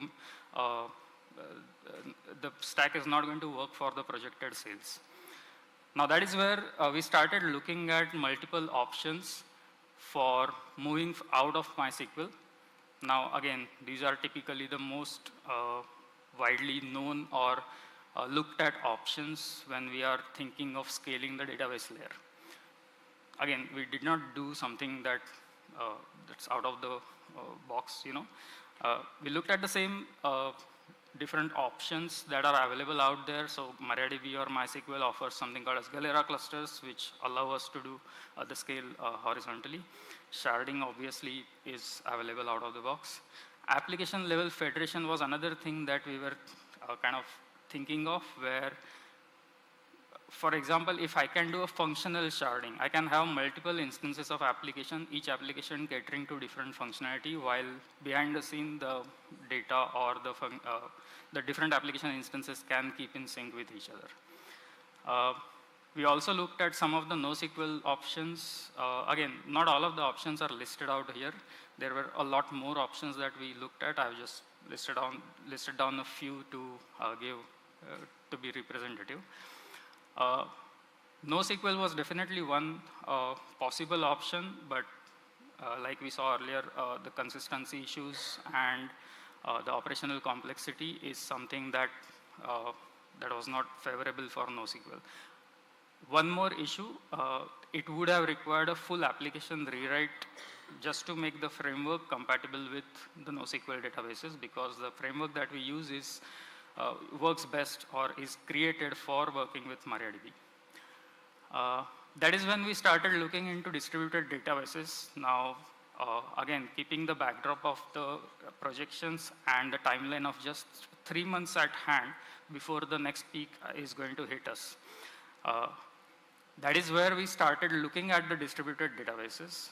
Vitess is something that we had actually tried earlier, about a year ago. And that is why we started looking more closely at Vitess first.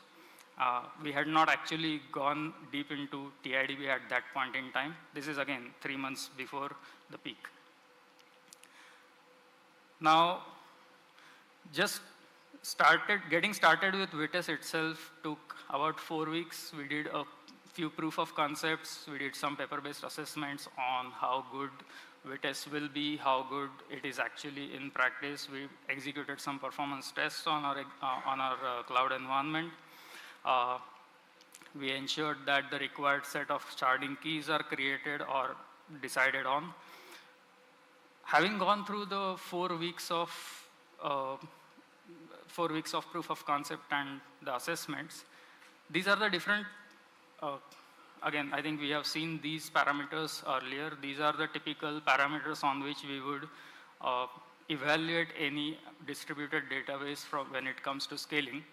The ease of migration, impact on the application, administration overheads, how easily it can be scaled, what is the cost for hosting it, and what kind of monitoring it provides. When we looked at Vitess as at this point, we definitely found it very performant. It was definitely able to handle the kind of loads that we were expecting. It was definitely possible to scale Vitess further. But there were a lot of issues when it came to monitoring, when it came to cost, when it came to scaling it effortlessly. While it is possible to do all these things in Vitess, it takes a lot of effort, or at least that was our the outcome of the proof of concept that we did with Vitess. There was considerable effort in getting all these pieces to work in and get them in place.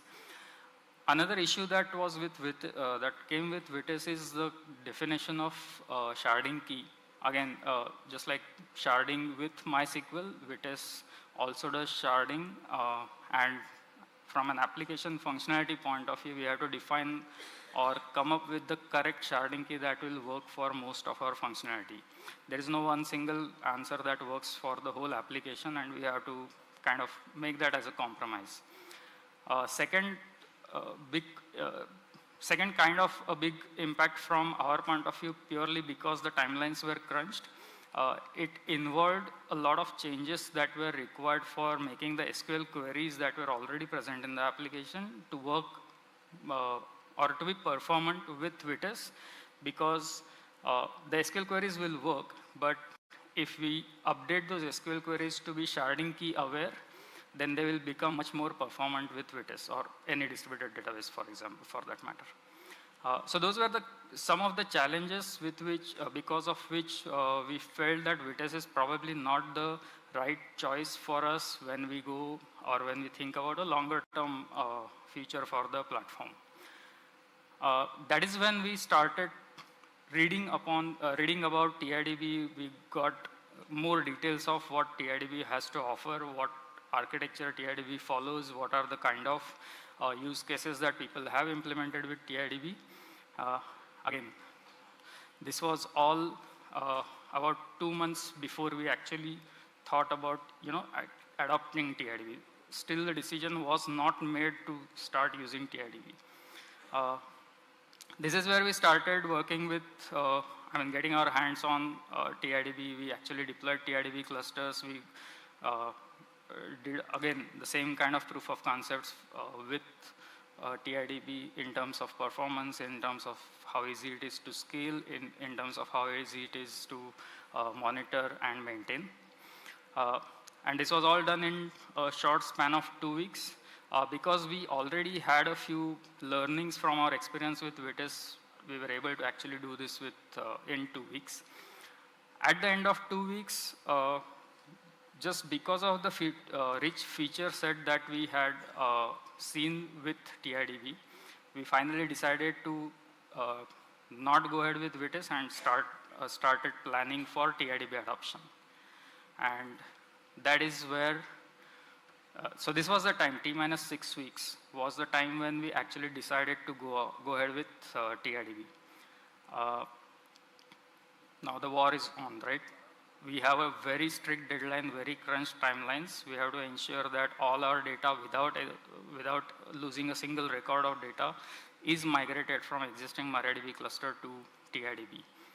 Now this is where we started thinking about what are the bare minimum requirements or what are the bare minimum actions that we have to take.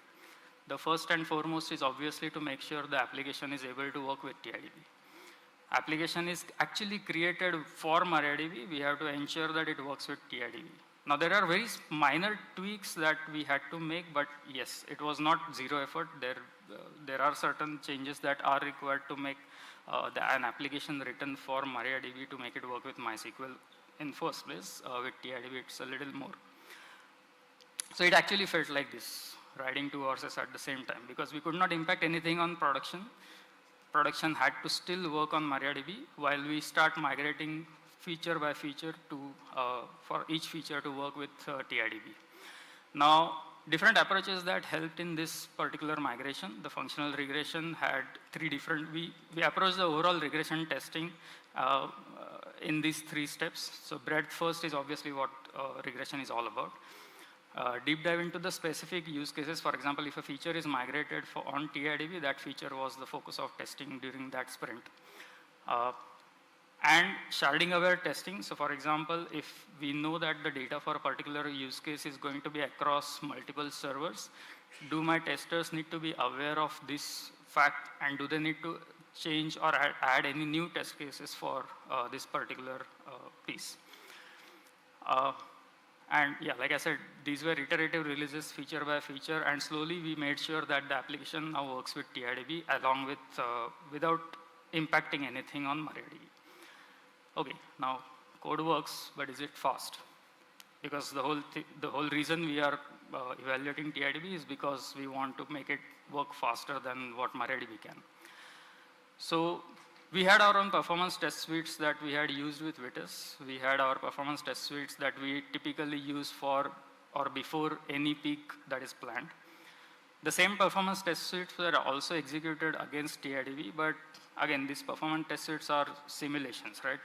They give you around 30 to 40% of confidence with, or 30 to 40% accuracy with the actual production workload. It's not easy to go above 40% of simulation equivalency when compared to production workloads. Now, that is where the team actually came up with this idea of traffic mirroring. Now, this is, again, age-old technique which almost all web servers support for years.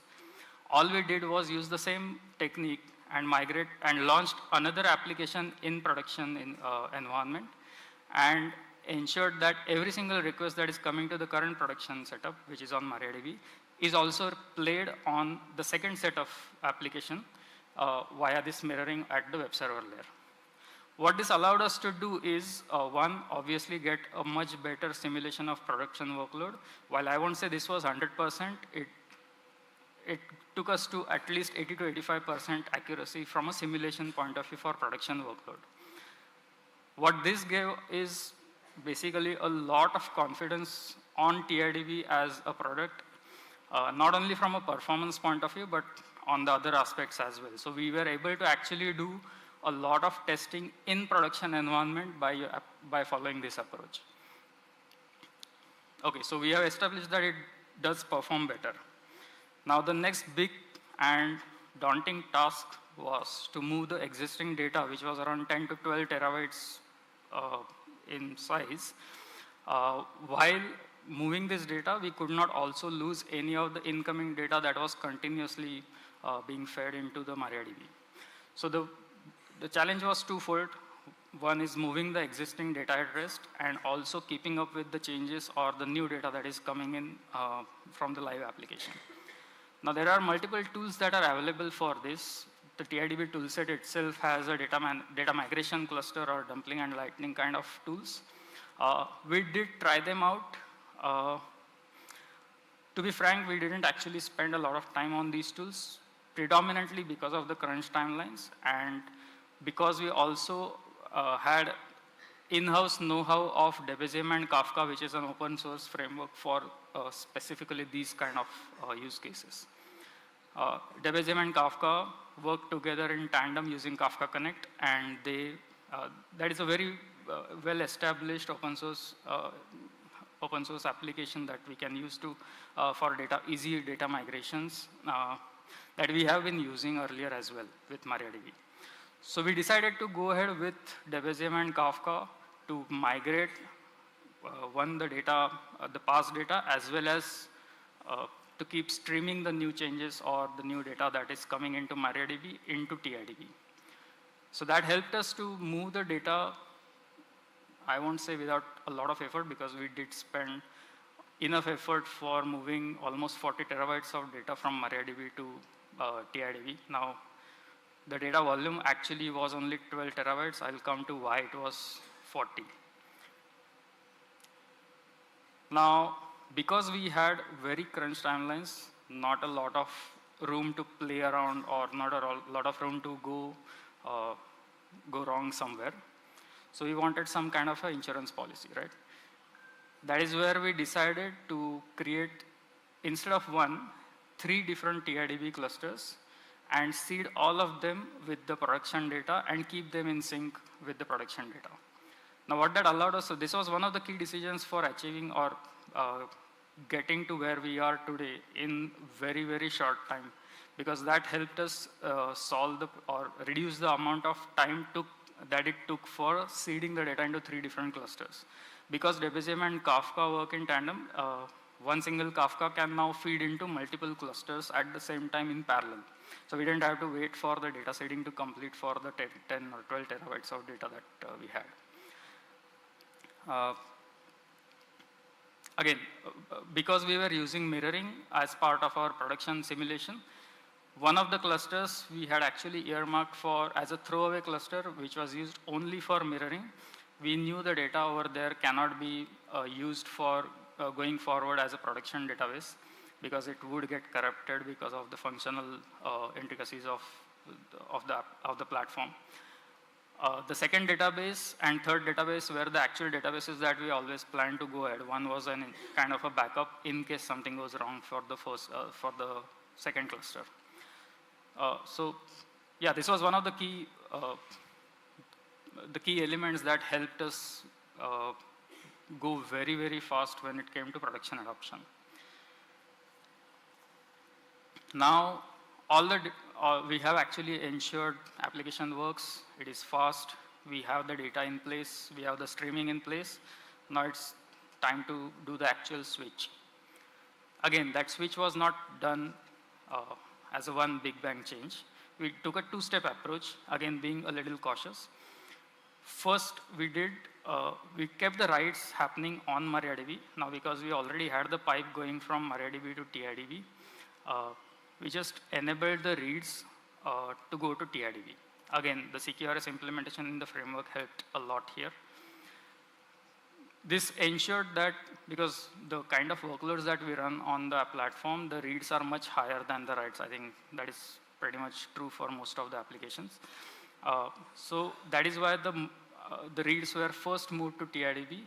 We again monitored for 3 to 4 days. And that's when, once we got the comfort, we switched all the writes, including reads and writes, everything onto TiDB. Thankfully, we didn't need the third cluster. Nothing went wrong in this approach, and the third cluster we were able to just get rid of. Now, again, this was the day on which we actually migrated everything to TiDB, but we still wanted to keep some insurance. That is why we still kept a MariaDB running, which was getting synced with TiDB. It was able to keep up with TiDB, but just because the volumes were already starting to increase. Now there was no coming back. So we had made our peace. We knew TiDB is going to work for us, and that is what we committed to. That was the time we also got rid of the MariaDB. That was our insurance policy. And since that time, so all this was done in 6 weeks, right from taking a decision to move to TiDB to this final switch. Now, mission accomplished. These are the numbers that we were running on the day of the migration. We have come a lot further from these numbers as of today. So this was about a month and a half back. And we are continuously working and monitoring on TiDB. We are now currently I think running twice these numbers without any issues so far. Okay, so everything is working in production. All the teams can go for 1 week holiday. Not really. So obviously the team was monitoring very closely on how TiDB is performing, what are the kind of monitoring or alerting that needs to come in place and things like that.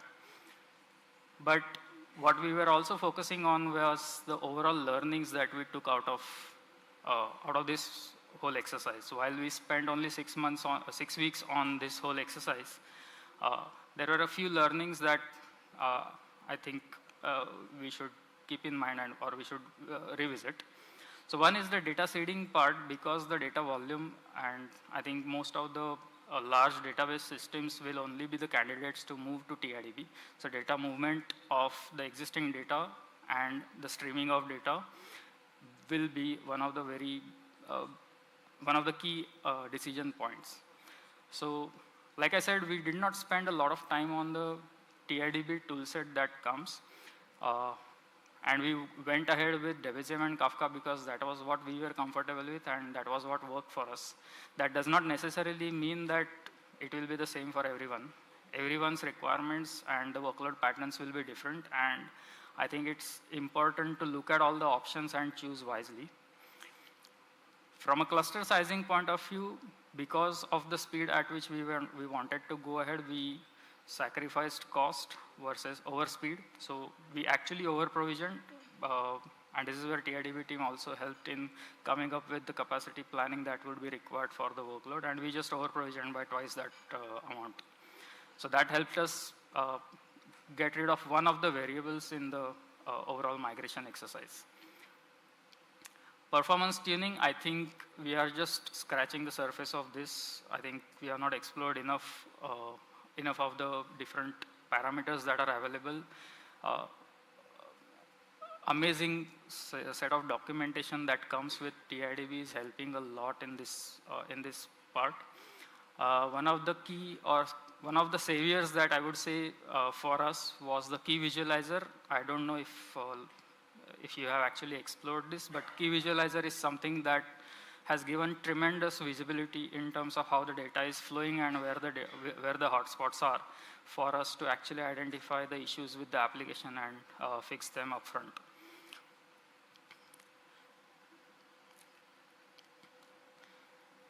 Okay, so I think that's pretty much what I wanted to cover, but before ending, I wanted to highlight these players that helped us throughout this journey.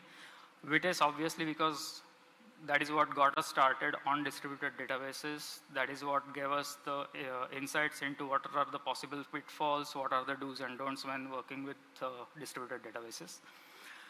PingCAP team, big shout out to PingCAP team, because what I'm being given to understand is this was the fastest adoption of TiDB ever seen, and TiDB team helped a lot throughout this journey, be it for capacity planning like I mentioned, be it for suggesting performance tuning parameters without actually us going through all the documentation, or just even as a sounding board just whenever we had some discussions or brainstorming. They had helped us and they have supported us throughout the journey. Very big thanks to the PingCAP team for that.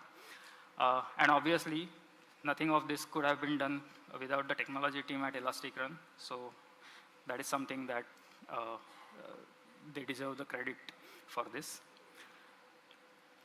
Okay, so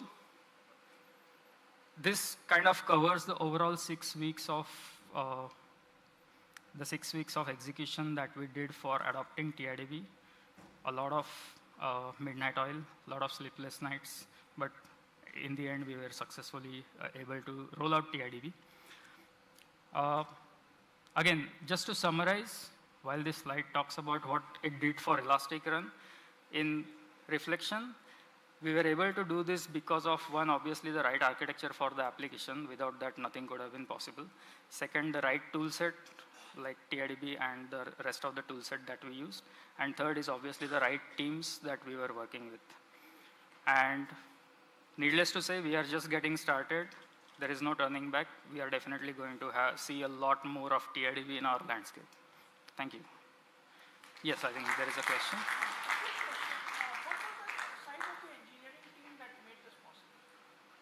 Okay, I think the question is, what was the size of the engineering team that made this possible? Sure. There was a core team that we had formed with 4 senior members, and there were 4 more mid-level engineers that were helping us in all the activities that we are covered across these 6 weeks. So I would say around 8-member team that was able to handle this. Yes.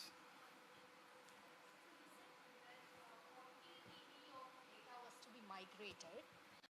But the actual data size was around 12 TB. Maybe you answered this question in your presentation, but can you repeat again? Sure. So one MariaDB instance held 10 to 12 terabytes of data, but because we spawned off 3 different clusters and migrated that data to each of these 3 clusters, we had to migrate it. I mean, I won't say it was migrated 3 times, but it was migrated in parallel, but 12 terabytes of data to 3 clusters takes it to around 36 terabytes. And there was some kind of proof of concepts that we did before doing the full migration, which involved increasing amounts of data, which was around 4 terabytes. And that is how that 40 terabytes of data was moved. Okay, thank you. And a follow-up question. So when you talked about the 6 weeks, when did this happen? Was it 24, 23? When did you migrate? So this is as fresh as February the 8th. February 8th was the day on which we made TiDB live. Okay, thank you. Okay, any more questions? Yes.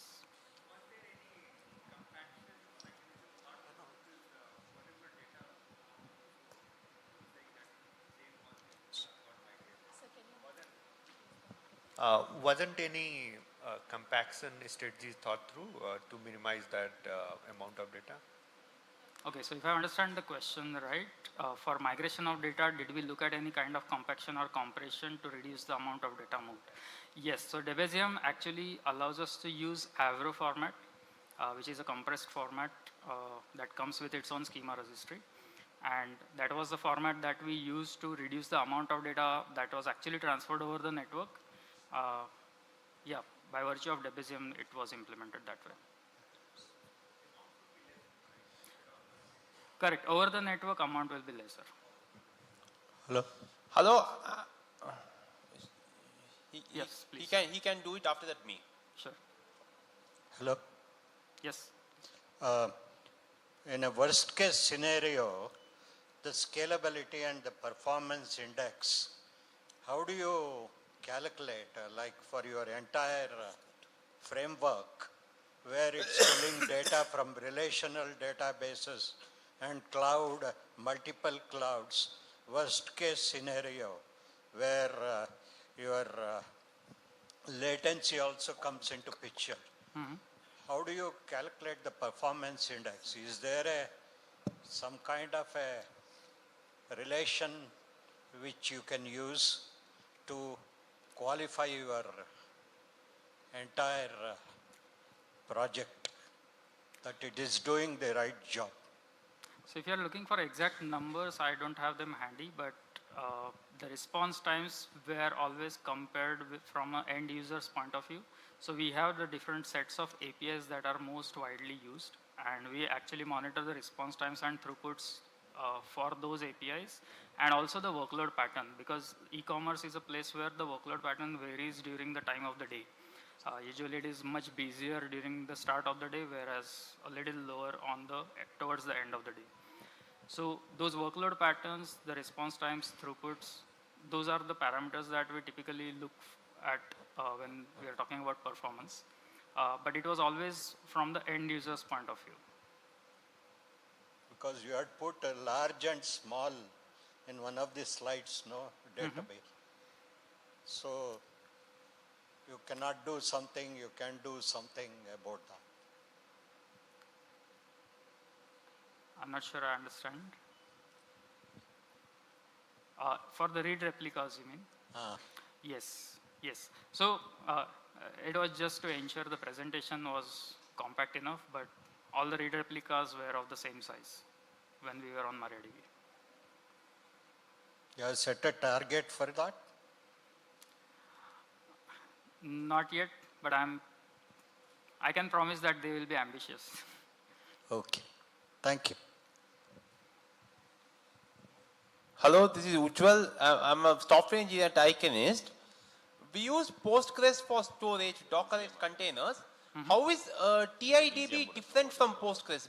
In the sense that if they are continuously running, they are most flexible. What is the main difference between TiDB by PingCAP and Postgres? Both are based on distributed SQL though. Both are RDB based and distributed SQL.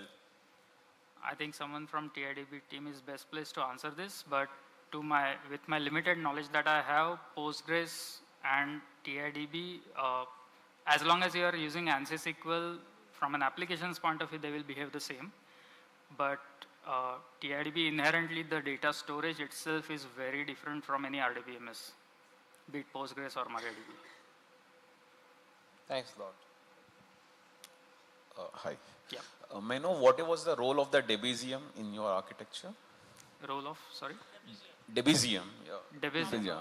It was predominantly for migrating data from one database system to another. So we were earlier on MariaDB. MariaDB was our main data store. To migrate that data and also ensure that the new data or the updates are getting streamed to TiDB, that is where Debezium came in. Okay, you mean the CDC? CDC, yes. Okay, thanks. Hello. Hello. Yeah. So there was a slide, what if TiDB cluster corrupts? So where data was being replicated via Debezium to 3 separate TiDB clusters. Yes. That was specifically, what if one of the TiDB clusters the data gets corrupted? Yes. Can you speak a little bit more about that? Just a little more curious because say data cluster A is replicating to cluster B is replicating to cluster C. What if cluster A gets corrupted? Won't all other clusters also get corrupted? Okay, I think the representation on the slide was a little misleading because it was not actually one cluster feeding to other. It was the same Kafka data that was getting fed into different clusters in parallel. Okay. Thanks. And the main reason for creating 3 clusters is one was used for the production mirroring workload that I talked about. And we were sure that that data will not be usable going forward. That is why we needed 2 more clusters, one as primary and another backup.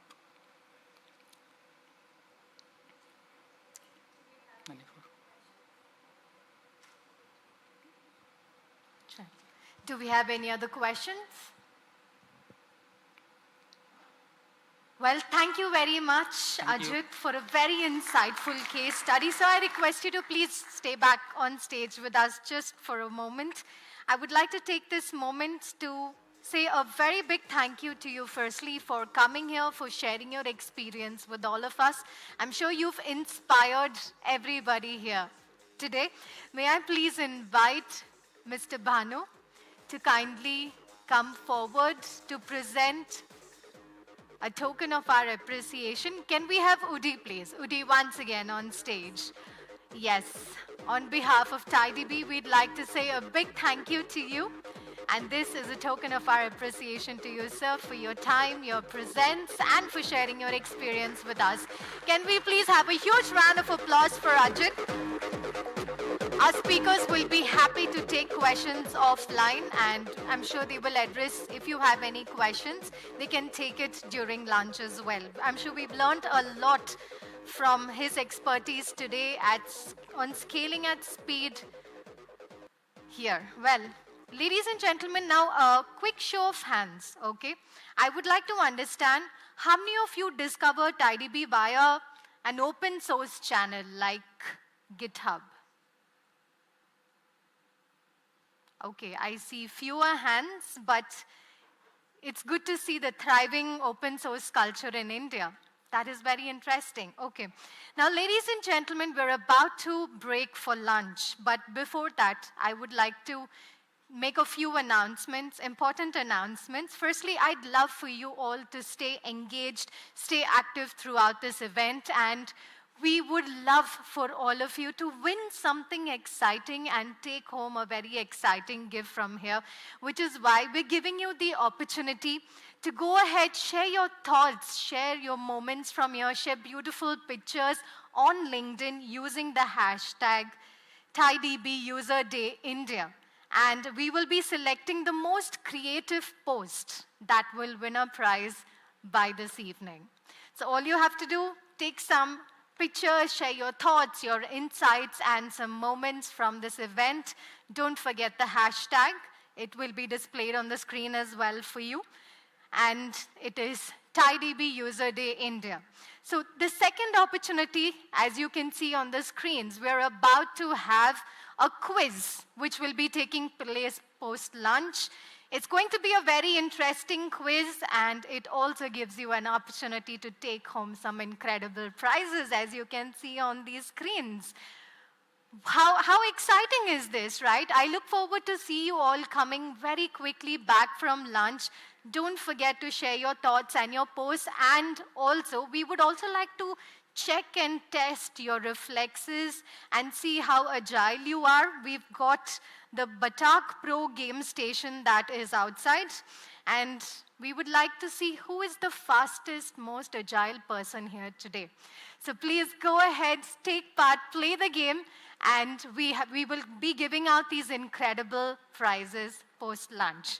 So don't forget, take your pictures, play some games, and come back geared up for the quiz. Ladies and gentlemen, we are breaking for lunch now. I request you to please return to your seats by 1:50 p.m. And we have a wonderful afternoon of very innovative sessions and inspiring sessions lined up for you. Don't go anywhere. I will see you shortly. Thank you.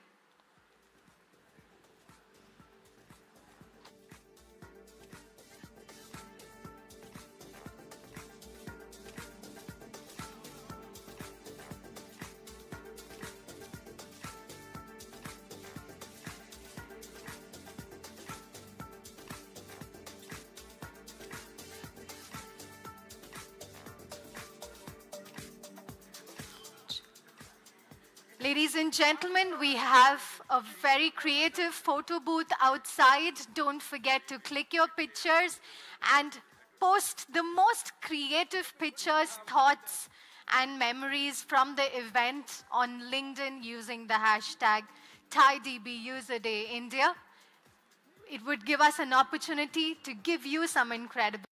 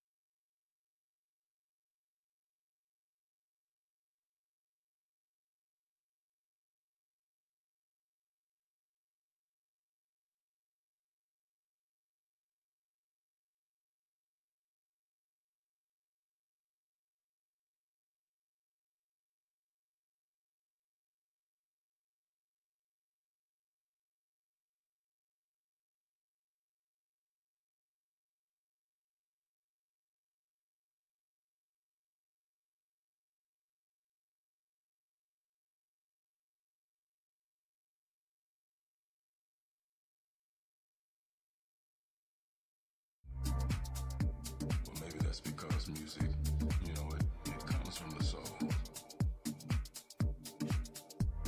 I've also heard folks say that music, you know, it tames the savage beast. Well, I can dig that. Yeah, I think I can dig that.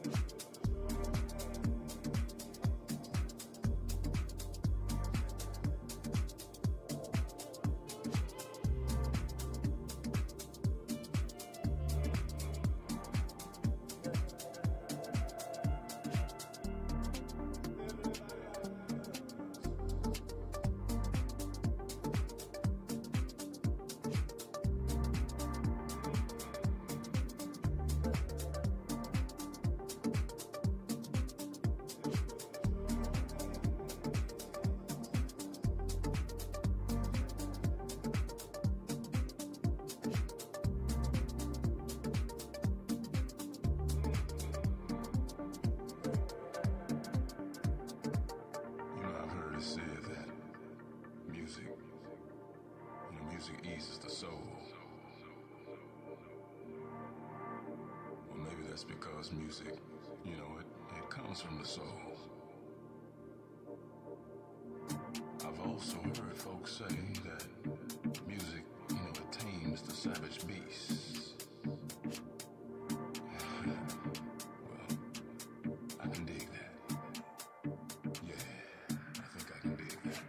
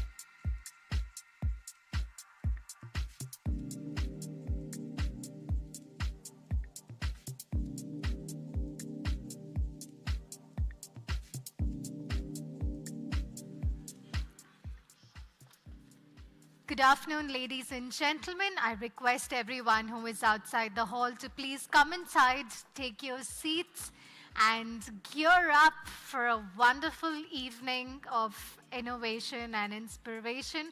We have our industry leaders, we have our team members who are here to share their thoughts with you today. I request everyone who is outside the hall to please come inside and to take your seats. Once again, ladies and gentlemen, here's a gentle reminder to please either switch off or put your mobile phones on a silent mode to ensure that there are no disturbances or interruptions during the event. I hope all of you have taken some time to share some beautiful pictures, your thoughts and insights on LinkedIn using the hashtag TiDB User Day India. And we're looking forward to see your content. As I've told you before, the most creative content will get a very special prize today. We also have a quiz that will be taking place in a short while, once again giving you the opportunity to take home some exciting prizes. And I hope during lunch, all of you, had a hand at playing the game that we've placed outside, the Batak Pro. I hope all of you tested your agility, your skill, your reflexes by taking part in playing this game. The whole point of having all these games for you is to ensure that you enjoy this day, you make some wonderful memories that you can go back home and cherish from the TiDB User Day India 2025. So please do not forget to share your thoughts with us. And once again, I request everybody who is outside the hall to please come inside and take your seats to allow us to begin the next session on time. Thank you.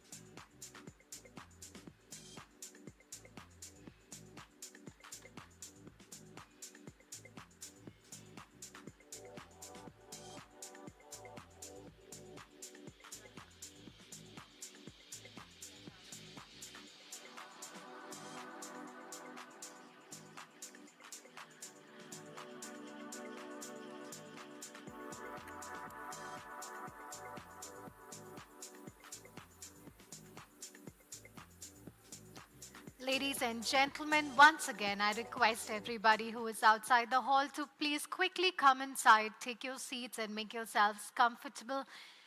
Get ready for a power-packed afternoon. We have very interesting sessions lined up for you.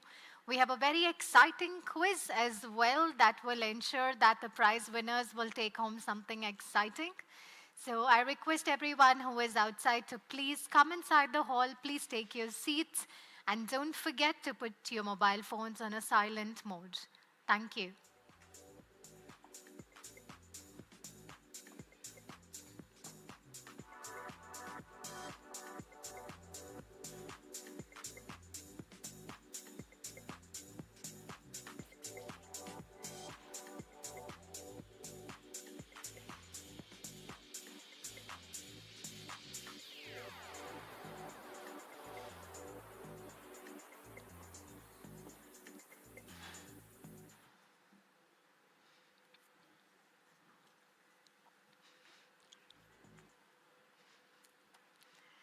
Good afternoon, ladies and gentlemen. I request everyone to please take your seats to allow us to begin.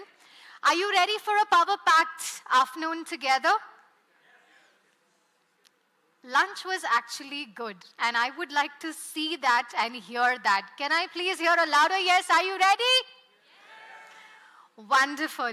Okay, quick show of hands. I'd like to know how many of you have posted your thoughts or some pictures using the hashtag TiDB User Day India on LinkedIn. Quick show of hands.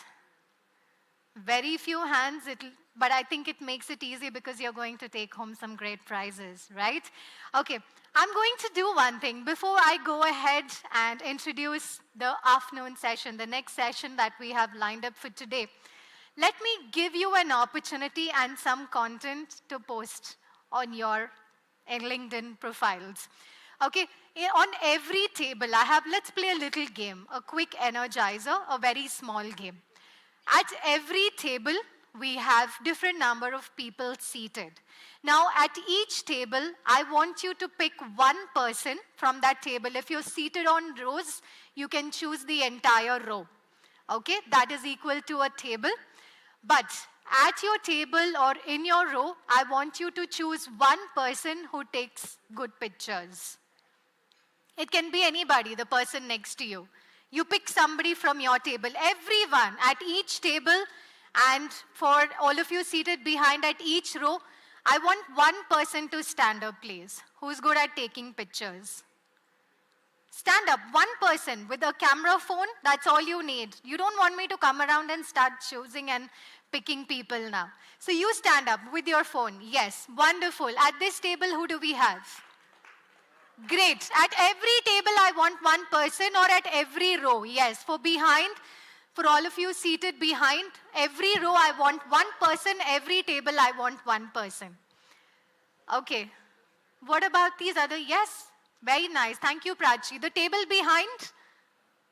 One person. Come on. I want one person at every table and one person from every row. Great. Do you have your phones with you? Are you ready to get clicking? And I have prizes for those who win this. Okay? Now the task is simple, ladies and gentlemen. All you have to do when I count 3 is I want you to take a selfie with each person at your table. You with each person at your table, and then a group selfie.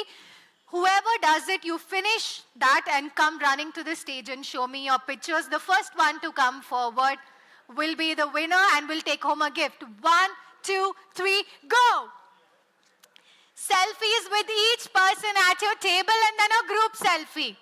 I want a picture with each person at your table and then a group selfie. Come on, let's do this. Let's make some content for LinkedIn. Yes. Okay, we have one. Okay. You had 3 people at your table. Wow. Okay, and who is next? Who is next? Prachi came running? No, but she's from the team, so we can't give her a prize today. Great. Where are the solo pictures? We are only 2. Only the 2 of you? Yeah, these guys are from the back row. Back row. We had 7 members. I like this. Okay. 8 members. All hidden. All hidden. So, if I was a magician, I'll take out those magic pictures and the magic people in it. Yeah? Okay. But wait. 3 of you. All right. We're going to give 3 prizes, okay? 1 is to you. 3 people. You were the first person to come. 1 is to you for the 7 people. Who brought me that? 7 people at your table. And so, if I knew magic, I'd find those people in your solo sense. Okay. Can I please call Prachi on stage with 3 gifts? Only 2 are in the room. Okay, you've come from the rows behind. So we have 3 winners. Prachi, 3 winners. Can I have your name? Prince. Prince. Hi, Prince. And you? Prashant. P. Soumya Ranjan. All right, we have 3 winners here. For Prince, Prashant, and Soumya Ranjan, can we please have some gifts? I'm sorry, so when I find those magical pictures, I will give you something. Prachi, can I please request you to join me on stage to present these, since you had come here before as well? On behalf of TiDB, You've got some content now to post on your LinkedIn, and that was the idea. Share it with everybody seated at your table, so everybody gets to post something on LinkedIn, making sure that all of you have an opportunity to win an exciting gift by this evening. Huge round of applause for all of you, please. Don't forget to post this on LinkedIn with the hashtag TiDB User Day India 2025. No, we'll skip the 2025. It's just TiDB User Day India. Huge round of applause. That was a lot of fun. And we have, yeah, please take your selfie here as well. See? That is what you call creating content. You can Bluetooth it and WhatsApp it to each other. And that's how you network. That's how you make friends. Thank you very much, Prince, Prashant, and Soumyaranjan. That was fun. Can we have a huge round of applause for them, please? Okay, we have a lot more fun coming your way, but before that, it's time to dive right back into our sessions today. Please join me in welcoming on stage Kabilesh PR, founding partner and principal from MyDB Ops, who will be exploring the TiDB adoption, the growing wave, community, use cases, and momentum. Kabilesh is going to take us through the rapid growth in the TiDB adoption, explaining how it is gaining traction across industries and communities. He'll share real-world cases and discuss the impact that TiDB has had in shaping modern database ecosystems, and additionally, he will also delve into the momentum behind TiDB's expansion and its growing presence in global markets. Ladies and gentlemen, with a huge round of applause, join me in welcoming Kabilesh.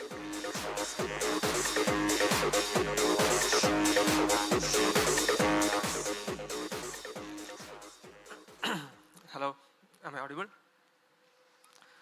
Okay, so I'm Kabilesh, founding partner of MyDB Ops. I have around 12 plus years of experience, and today we'll cover the topic of TiDB adoption worldwide and also the growing wave of community. So to know more about me, you can scan this QR code. Okay. So about MyDB Ops, this is the company I'm part of. So we are a trusted open source database partner for many of the enterprises. So this is MyDB Ops by number. We are into 8 plus years of operation. We have our more than 800 plus customers. We handle billions of transactions for our customers. And we manage around 6,000 plus of customers, servers, majorly on this database technology such as MySQL, Mongo, Postgres, MariaDB, TiDB, and Cassandra. Okay. So now let's delve into the topic.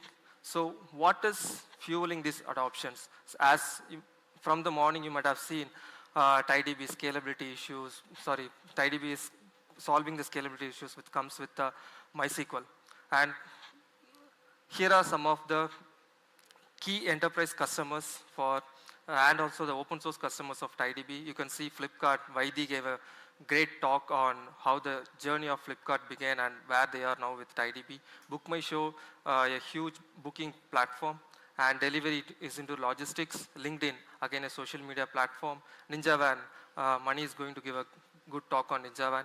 And they do Pinterest. You can see the petabyte scale of data which is being scaled with TiDB. So we'll discuss about what are the adoption,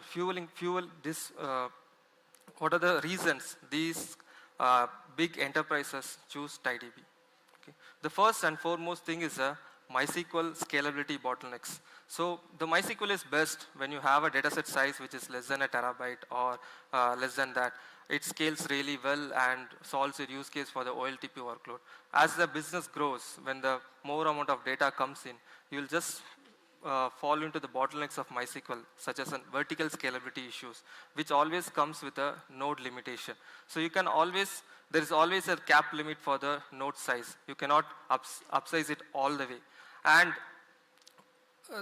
the next thing is read scalability. When the data grows, obviously you will just segregate your read workloads to your replica servers, or you might use an MySQL InnoDB cluster to scale the reads, segregate to failover and those things. But even with the InnoDB cluster or the MySQL replicas, the replication is always asynchronous in nature. So this leads to a replication delays and also and also inconsistencies. For example, in a replica, there is a possibility that you can directly ingest a data into the replica, causing inconsistencies. And another important thing is schema changes. When your data set size grows beyond, let's say 500 GB, when you have a table of set size 500 GB, adding an index onto this particular table really is a pain. You have to think of doing an external tool such as in PT online schema, or when you do a direct alter, the table will be completely blocked and it's unavailable. Or you have to take a downtime to make the changes and roll forward, etc. And other important thing is right scalability issues. Like even with InnoDB cluster, Galera cluster, or whatever the technologies, clustering technologies which is available with MySQL, it's always a single writer, or it is always recommended to use a single writer. So thereby MySQL has this write scalability issues which is pointed to a single master. So how TiDB overcomes this? Okay. So TiDB has a scalable architecture. As you can see, you might be seeing this architecture day in from the morning. So it is a completely decoupled architecture. Like each component can scale individually, whether it's your compute layer, that is TiDB, or your storage layer, TiKV, that is a row formatted, and you have the optional TiFlash, which we'll discuss in the later for the real-time analytics, and PD, which is your brain of the cluster controlling the load balancing and much more things. Okay. So first thing, so the next important thing is now you have solved the scalability. How will you migrate to TiDB? So TiDB provides a tool called data migrator, which is very simple to use, and you just create your data migration task and you just start the migration. You define the source and you define the destination. This is how the migration pipeline looks. So first, the dumper or the lightning tool will take a backup of your existing MySQL source server, and it is converted to an SQL file and it is loaded to the destination. And the next step is wherein you have an incremental bin logs in your MySQL, and that is being taken. In this case, you can consider TiDB will directly work as a replica. Thereby, you can easily migrate from MySQL to TiDB. And the third important thing that eases this adoption is the operation. So now you have migrated. What will be my operational overhead after migrating to TiDB? And what are the things I should consider while moving towards TiDB? First is the deployment. TiDB provides a tie-up, which is a centralized tool which helps in the management and deployment of the cluster. Not only it deploys the cluster, it also maintains the other ecosystem of tools. For example, you have your backup, BR, that can also be deployed via this tie-up. And your CDC protocols and this migration DM cluster is also being managed by tie-up. Thereby, the tie-up helps in the entire management of your system. Along with the tie-up, there is also an operator, that is TiDB operator, which is for the Kubernetes-based deployments. So again, next important thing is online DDL. So when you, as we discussed,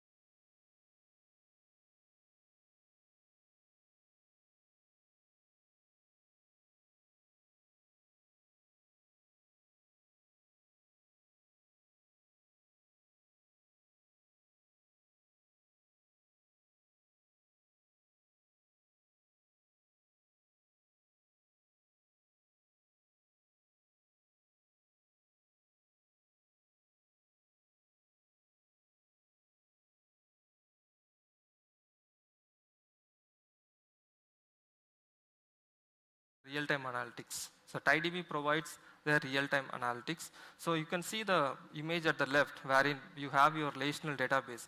So when you want to maintain a real-time analytics with your traditional relational database, you have to build in a pipeline, you have to put it to a columnar storage or a columnar storage such as Redshift or ClickHouse to power your reporting workloads or your BL workloads or something like that.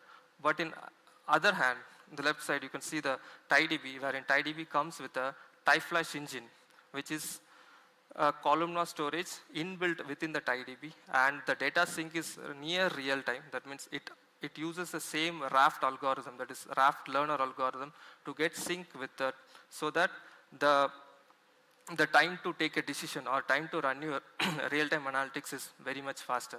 This makes a much difference in the adoption of TiDB. Okay. Having said that, it's not only about that. TiDB has a very growing and active community when it comes to support. For example, TiDB completely loves open source. So 95% of the features, what you see in the enterprise is completely available in the TiDB open source version itself. So you can see the GitHub stars, 38,096. So TiDB is one of the most starred or the most rated open source database next to ClickHouse. And this is some of the snippet from the active community. So they have close to around 5.9K Slack active users, and it's not only about that having a user base of 5.9K. So when you put a question to the Slack group, it gets immediately answered. You can try it out for your own. And active bug fixes. For example, TiDB gives a close watch on the active bug fixes. Even I have my experience wherein I was facing an issue with a BR for one of our customer. I just raised a bug and I directly reached Max, who is the CEO of PingCAP, via LinkedIn. He immediately responded and the bug was immediately fixed and it was patched immediately. And they have also an interactive AI which was recently launched. You can ask your question to this generative AI and get your answers. Okay, so now let's discuss about some of the most real-world use cases, what I have personally worked with my organization, helping companies to migrate from MySQL to open source version of TiDB. So first is the use case, the Yulu. So you might have seen Yulu, right? So you might see these bikes around in and around of cities of Bengaluru, and they have operations in Bangalore, Delhi, as well as they are opening the operations in Hyderabad recently. So these bikes, they solve the micro commute problem with respect to Bangalore. So what is the problem is, they have around 1 lakh vehicles on road. So they send a IoT data. Each bike send a data for every 5 seconds to the central platform to be ingested. So regarding the battery usage, the journey details, and much more on the vehicle movement and everything. So you can see the scale at which it operates. Previously, before migrating to TiDB, so they were using RDS MySQL for all their workloads. So the total size of the RDS was around 41 terabytes, including the log data. The log data is the one that comes from these vehicles directly. So what was the challenge with, for example, when all these bikes, for example, let's say, out of this 1 lakh vehicle, half of the vehicles is active. You can imagine the write throughput that comes to the system. When this write throughput comes to MySQL, what happens? MySQL completely stalls. That means even though they are on the highest class of machine with respect to the RDS MySQL was not able to handle the writes. So, and they had to restart the machine, fail over, fail back. This was affecting the users, from the user perspective, the vehicle. For example, when someone goes to take a vehicle, the battery information is not shown properly and the user experience was completely affected. So we suggested them to move only this log data, that is around 18 terabytes of data from the Yulu, that means the data which is coming directly from the bike to the source, to TiDB. So these are the benefits that we achieved after moving to TiDB.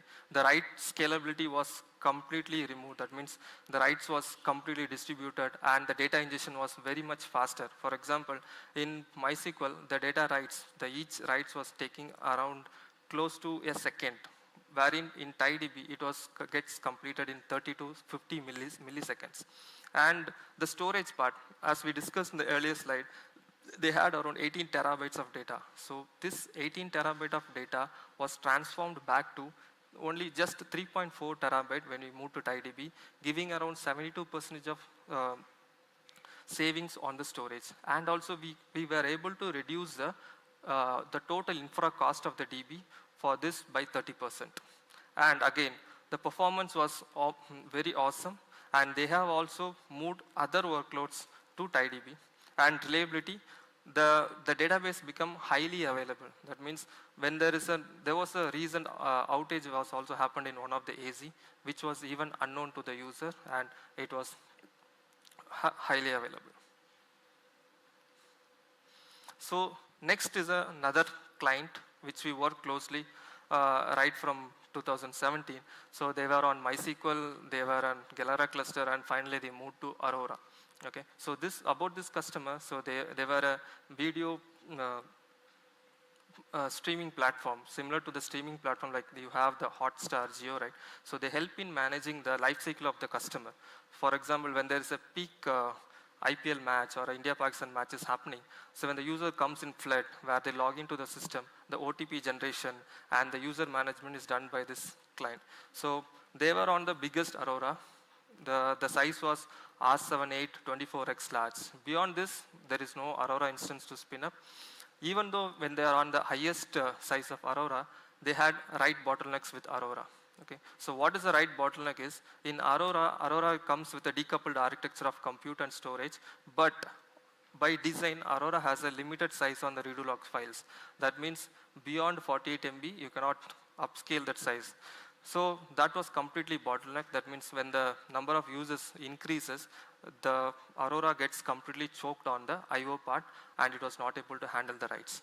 And again, they had a data set size of around 15 terabytes, and managing a DDL.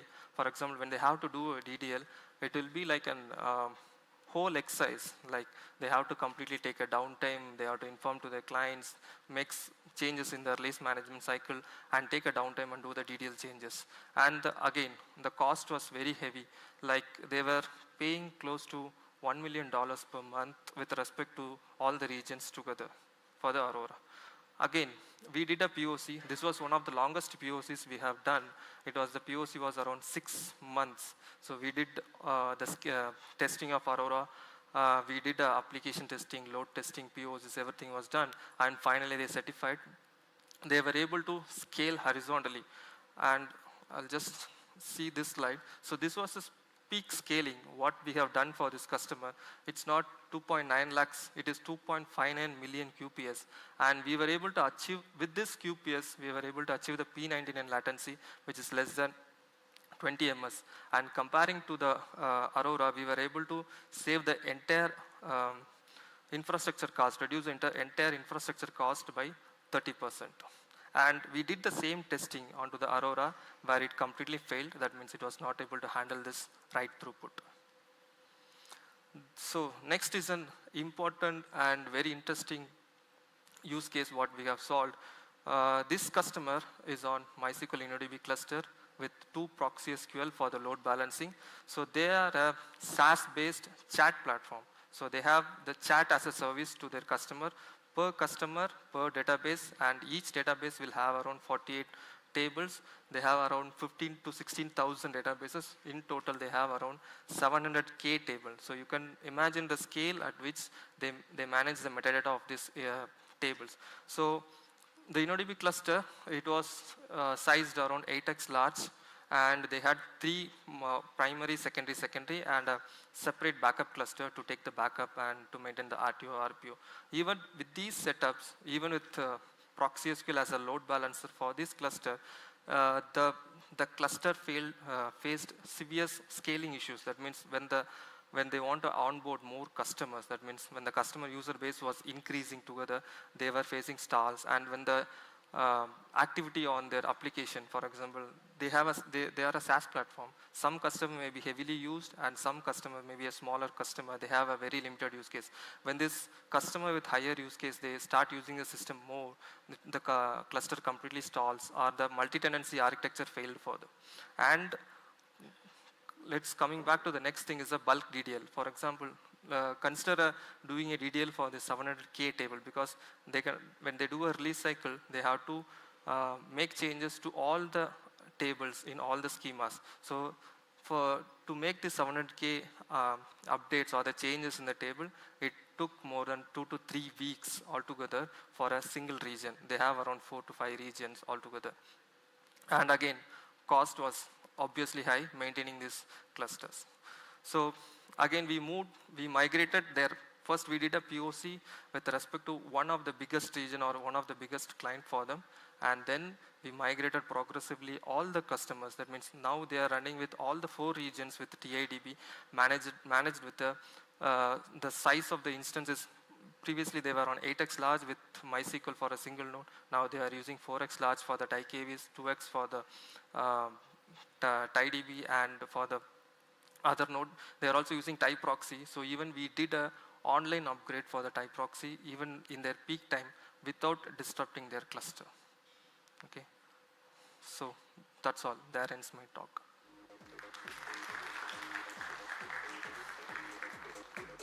Any questions?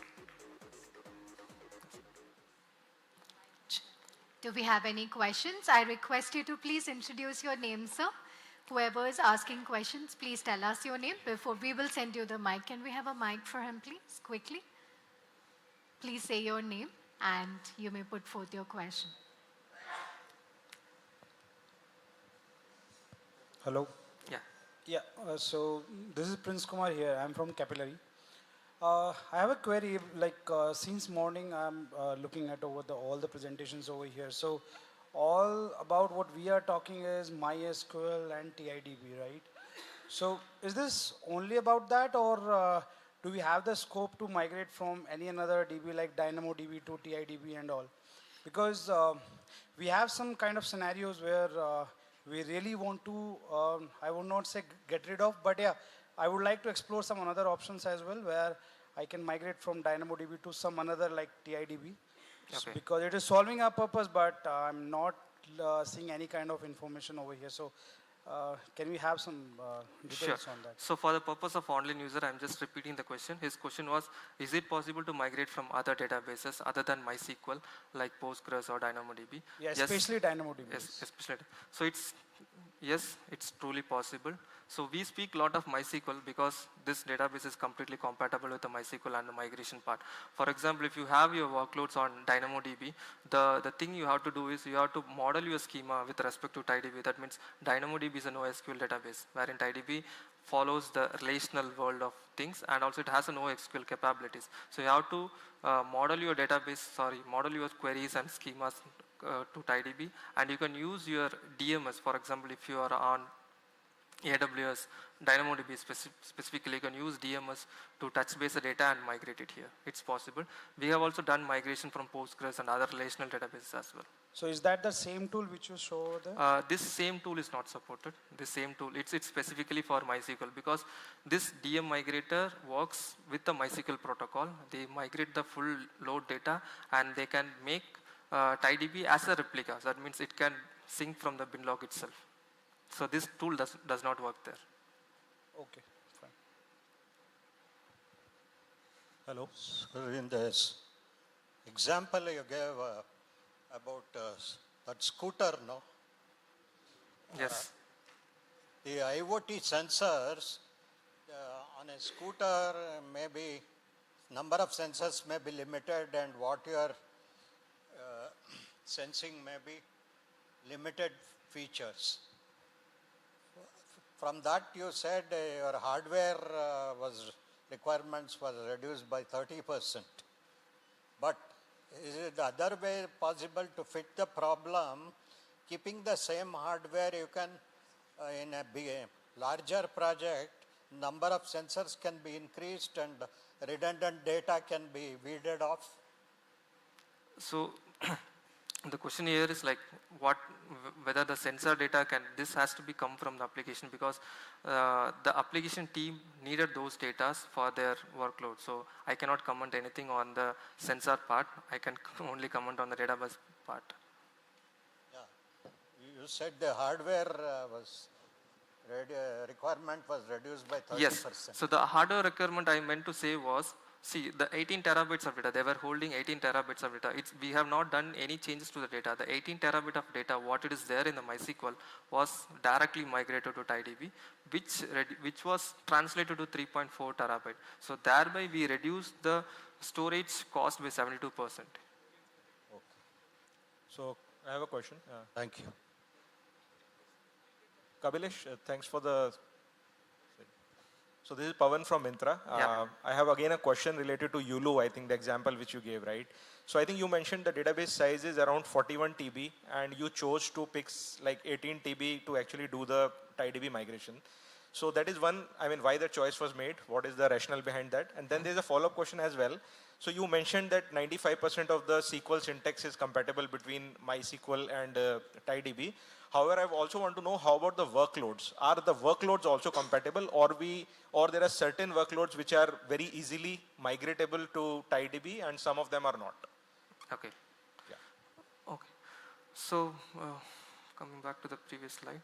So they had in total 36 terabytes of data, which also I said. So for the initial POC, for example, as for any migration from the client side, there will be a reluctant, right? So what if I move all the data to TiDB and it fails? So from the customer side, they said these IoT data, that is the log data, so we will move in the first phase. So that was the rationale behind moving this only 18 terabyte, because these 18 terabyte was causing the issue with respect to the write scalability, because they were directly ingested from the bikes and they have a high throughput of write.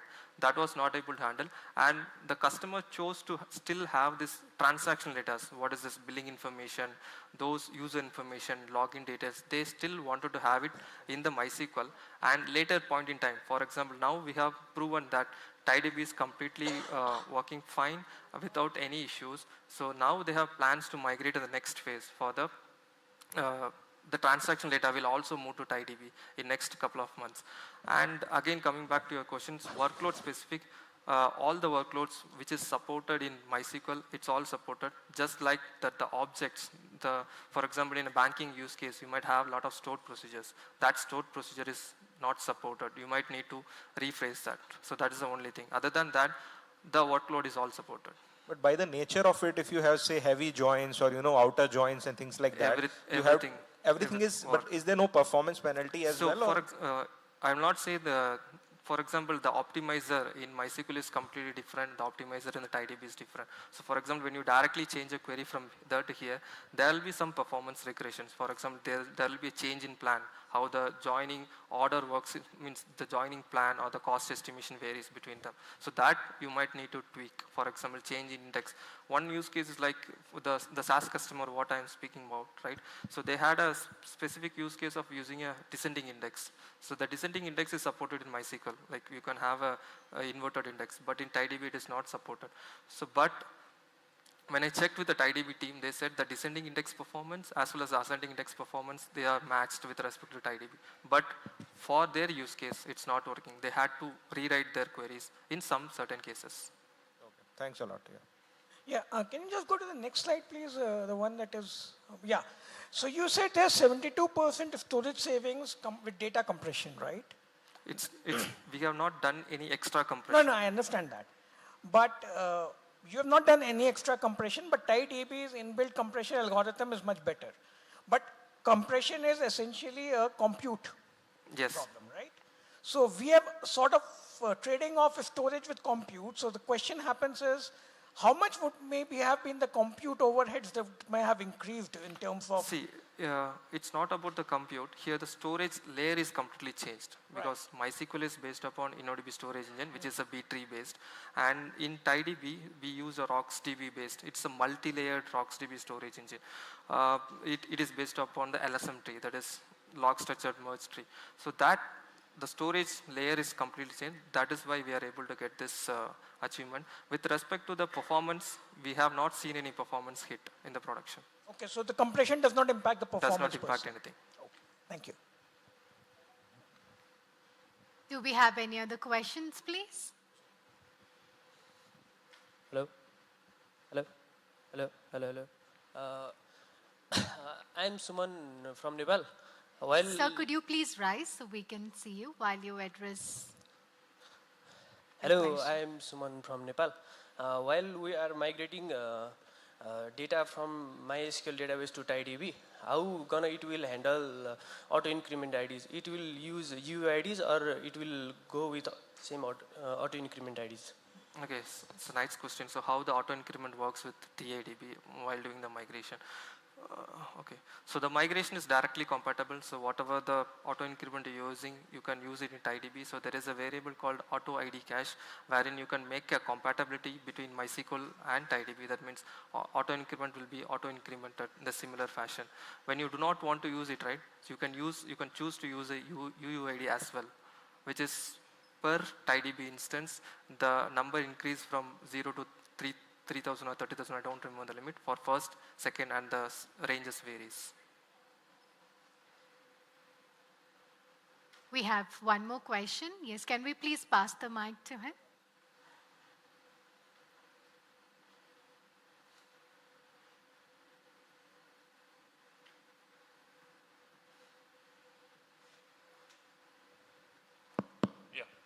Hi Kabilesh. So the question is around MySQL multi-channel replications, what the feature is there in MySQL, right? We can replicate from multiple channels, multiple masters. Is the similar feature available in TiDB as well? Yeah, I will repeat the question. The question is multi-channel replication or replicating from multi-sources is supported in TiDB? Yes, with the DM, it is supported. Even you can have multiple sources, you can create a multiple DM clusters or DM tasks wherein you can replicate from the multiple sources and merge it together in TiDB. It's possible. Any other questions? Do we have any other questions? Well, sir, thank you so much for enlightening us with your session today. I request you, sir, Mr. Kabilesh, to please remain with us on stage. Just for a moment, we'd like to take this moment to say a big thank you to you by presenting you a small token of our appreciation. May I please invite Sunny on stage to please do the honors of thanking Kabilesh for being here today and for sharing his thoughts with us. I request you to please go to the center of the stage. The center stage is yours, please. Yes, please. Sunny, please stay back for a picture. I'm sure we've all learned a lot from Kabilesh's expertise on the growing adoption of TiDB. That was very interesting. Can we please give him a huge round of applause? Thank you, Kabilesh, and thank you, Sunny. And now, ladies and gentlemen, I request you to please take a minute of yours to share your experience with us. Please scan the QR codes on your badges. There are QR codes available behind your badges. All I want you to do is to scan this QR code and share your feedback with us. Your feedback is of great value to help us plan our future events. And not only will it allow us improve, but it will also give you a lovely gift. For everyone who is filling their feedback today, we have some gifts for all of you to take home by the end of this day. Well, with that, it's time to get into the tech details. Ladies and gentlemen, please join me in welcoming Harita Elango, Lead Engineer Databricks, who will share insights on the distributed databases at scale, why Databricks chooses TiDB. And she's about to explore the critical technical aspects of building and managing distributed databases at scale. She'll walk us through why Databricks, a leading data analytics company, chose TiDB for its database needs, and how TiDB has helped solve some of the challenges associated with distributed systems. So Get ready for a deep dive into the architecture and performance benefits that come with choosing TiDB in a data-heavy, high-performance environment like Databricks. Ladies and gentlemen, please put your hands together for Harita Ilango. I don't hear you clapping, please. A huge round of applause for her. Thank you.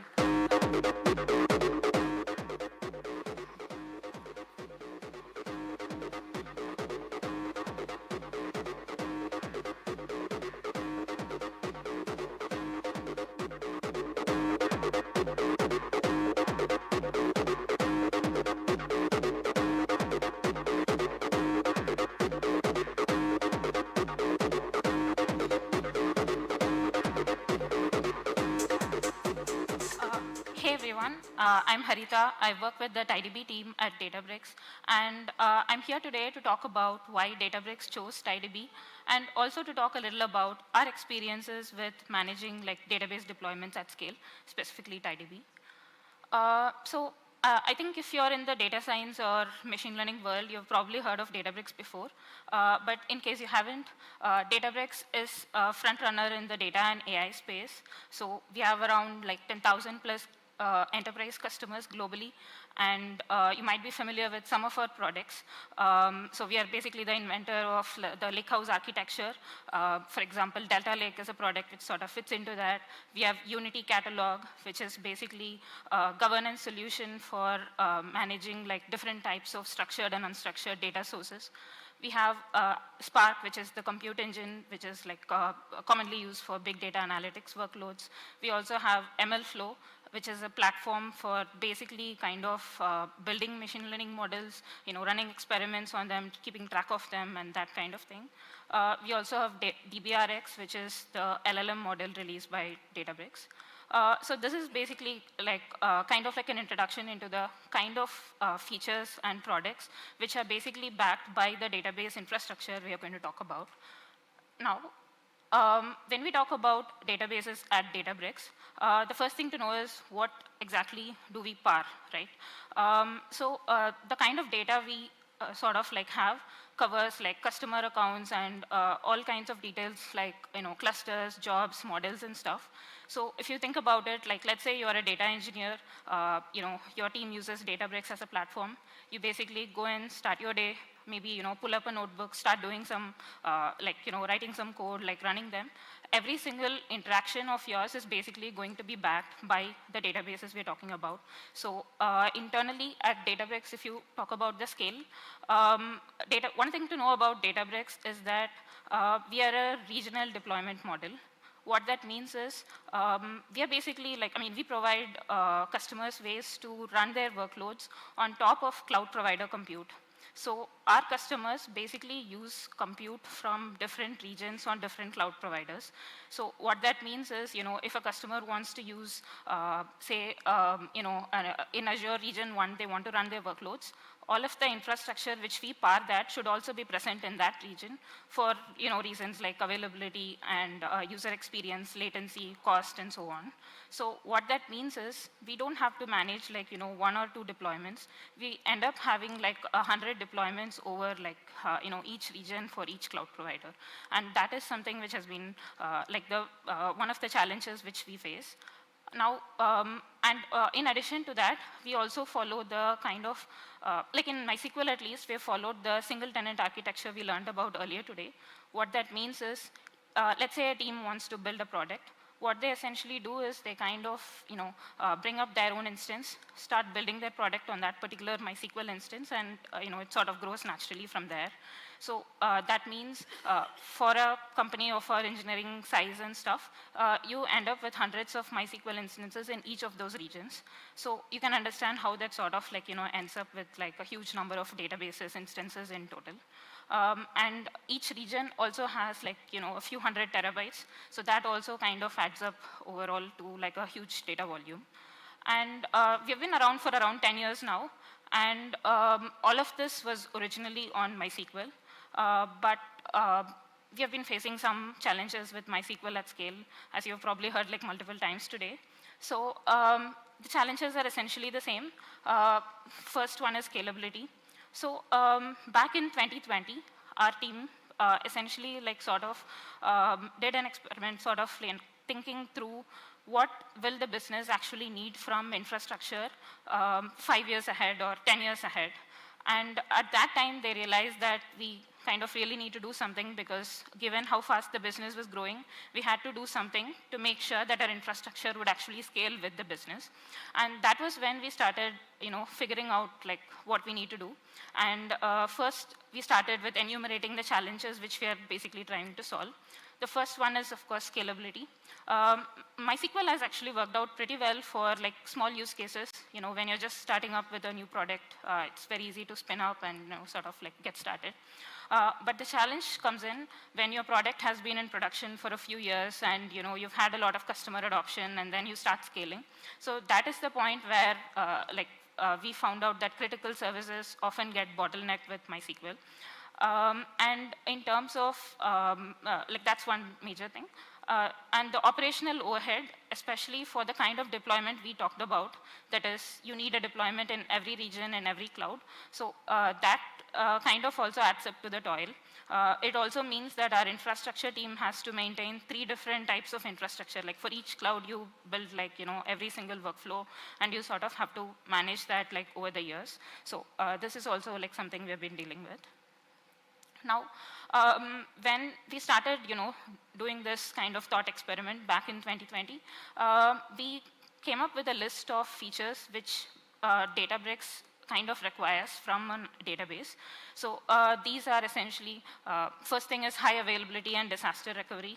So one of the main problems we've had with MySQL is, frequent database restarts which have impact on your services and stuff.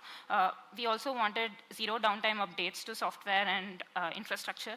Specifically, you want to be able to, say, do a upgrade of your database, or you want to be able to do some schema migrations on your tables, and you want to do all of that with 0 downtime, which was something we were lacking at that point. And scalability, the ability to sort of horizontally scale with business demands is also a critical thing for us. And because we have a 10-year footprint of MySQL, what is also important for us is to make sure that the solution is MySQL compatible. It doesn't have to be 100%, but we need to be able to sort of migrate it without having to ask 100 teams to rewrite all of their code.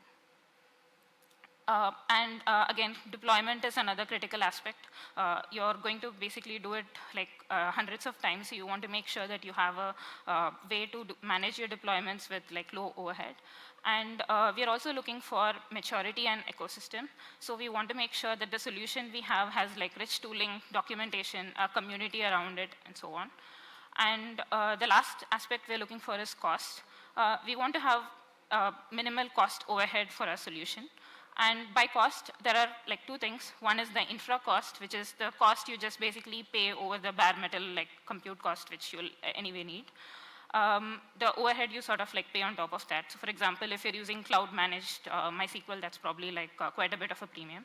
And the other type of overhead we're talking about is also operational overhead, which means that how many people do you actually need to kind of manage a deployment of that scale for multiple years, and does it keep growing over time, and those kind of aspects. Now, we explored different options, you might have heard about sharding and other alternatives which were explored. And we eventually landed on TiDB because it kind of checked most of our boxes. So high availability, you might have seen the design today multiple times. You have multiple components, each of which is independently scalable with no single point of failure and automatic redistribution of data during any scaling operation. All of these are good features for us. 0 downtime updates, this has been super critical for us. So in TiDB, we are able to do upgrades without any service interruption, which was not the case earlier. And online DDL has been a game-changing feature for us because schema migrations was a pain point, especially because you have hundreds of teams, each of them trying to do their stuff. So this was also something which has been super helpful for us. We also wanted a horizontally scalable solution, which we have. You are able to easily scale up. And in terms of MySQL compatibility, while it's not 100%, it's pretty close. And we have found that we are sort of able to manage it to some extent. There are 2 kinds of things, feature compatibility, that is, maybe you're using a feature, a DDL statement which works in MySQL but not in TiDB. That is one case. And the other case is also, which is actually like more critical. Everything works fine functionally, but you find that the query plan or performance has regressed when you switch to TiDB. These are the two kind of cases which we have learned. But we have also found that these are manageable, like the migration is like smoother than like what you expect. And by using a self-managed Kubernetes deployment, we're also able to accomplish a goal of sort of having like multi-cloud, multi-region deployments, which are kind of uniform, so it's like easy for us to manage compared to our current solution, which is different cloud-managed MySQL. And like I said, we decided that we'll go to TiDB. We started using TiDB and so on. And let's talk about where we are today. So 2021 was when we actually started, experimenting with TiDB, actually using it for our workloads and so on. And our first production deployment was in 2023, like mid-2023. So you might wonder, why did it take that long? So the reason was how we approached our migration. So when we did our migration, we did not pick a small use case and sort of try to onboard that onto TiDB. What we actually did was took the single largest database customer of Databricks, the one with the highest QPS, and we actually tried to migrate that. Now, this has like two reasons, essentially.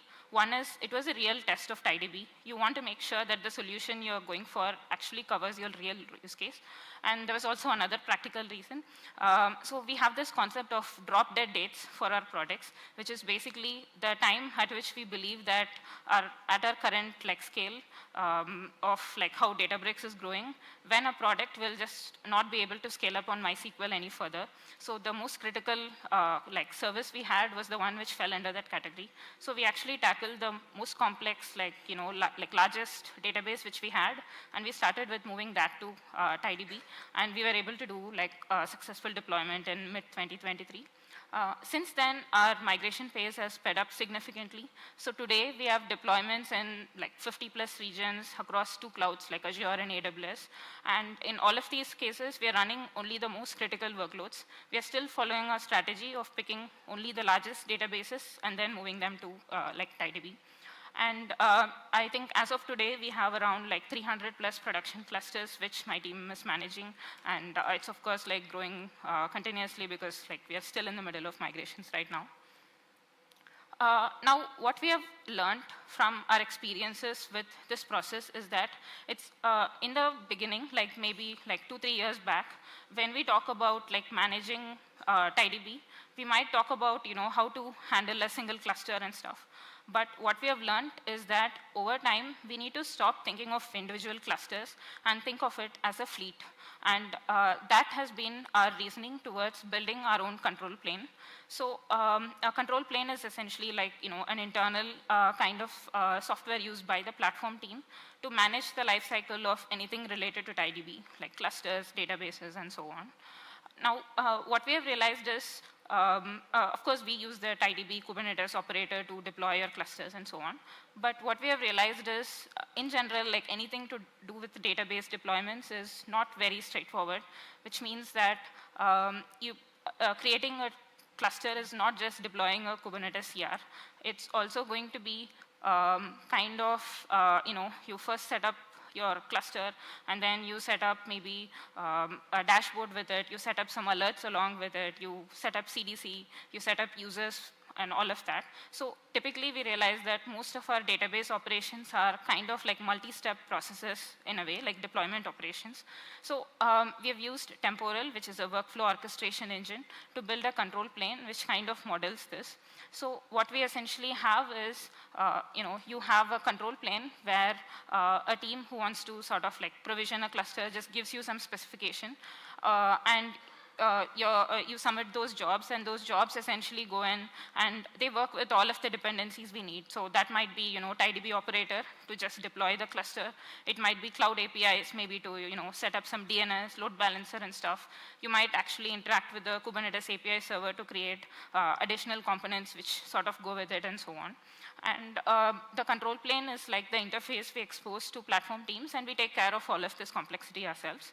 So what this control plane provides us is basically features like concurrency control, safety checks, and so on. So if I'm in the middle of a major upgrade, I don't want someone else to go and try to scale up the cluster at that point. So the control plane sort of ensures that if you have multiple operations on a cluster, it's kind of sequenced. You also have like different safety checks, like, if I'm trying to scale up the cluster, do I really have the capacity to scale up the cluster at this point? So it lets us like put in all these kind of safety mechanisms and reuse them like wherever needed. And this is something which we have invested in for over the last year to basically sort of like start managing our deployments. Now, we still kind of consider ourselves fairly early in our adoption of TiDB. We have a long way to go, essentially. So even though we have like 300 clusters, we're still sort of like learning how to do things better. And I'm going to walk you through a couple of examples of operational workflows, which we are building right now on top of like what TiDB offers to meet our deployment requirements. So the first thing is auto-scaling. So like I said, we use the self-managed Kubernetes deployment, which means that we don't get like auto-scaling out of the box like TiDB Cloud. So in our earlier approach, like I mentioned, we picked our most critical workload and then did the migration. So what that means is what was very important for us was to make sure that there's no downtime and stuff. So we did not optimize on costs in our first iteration.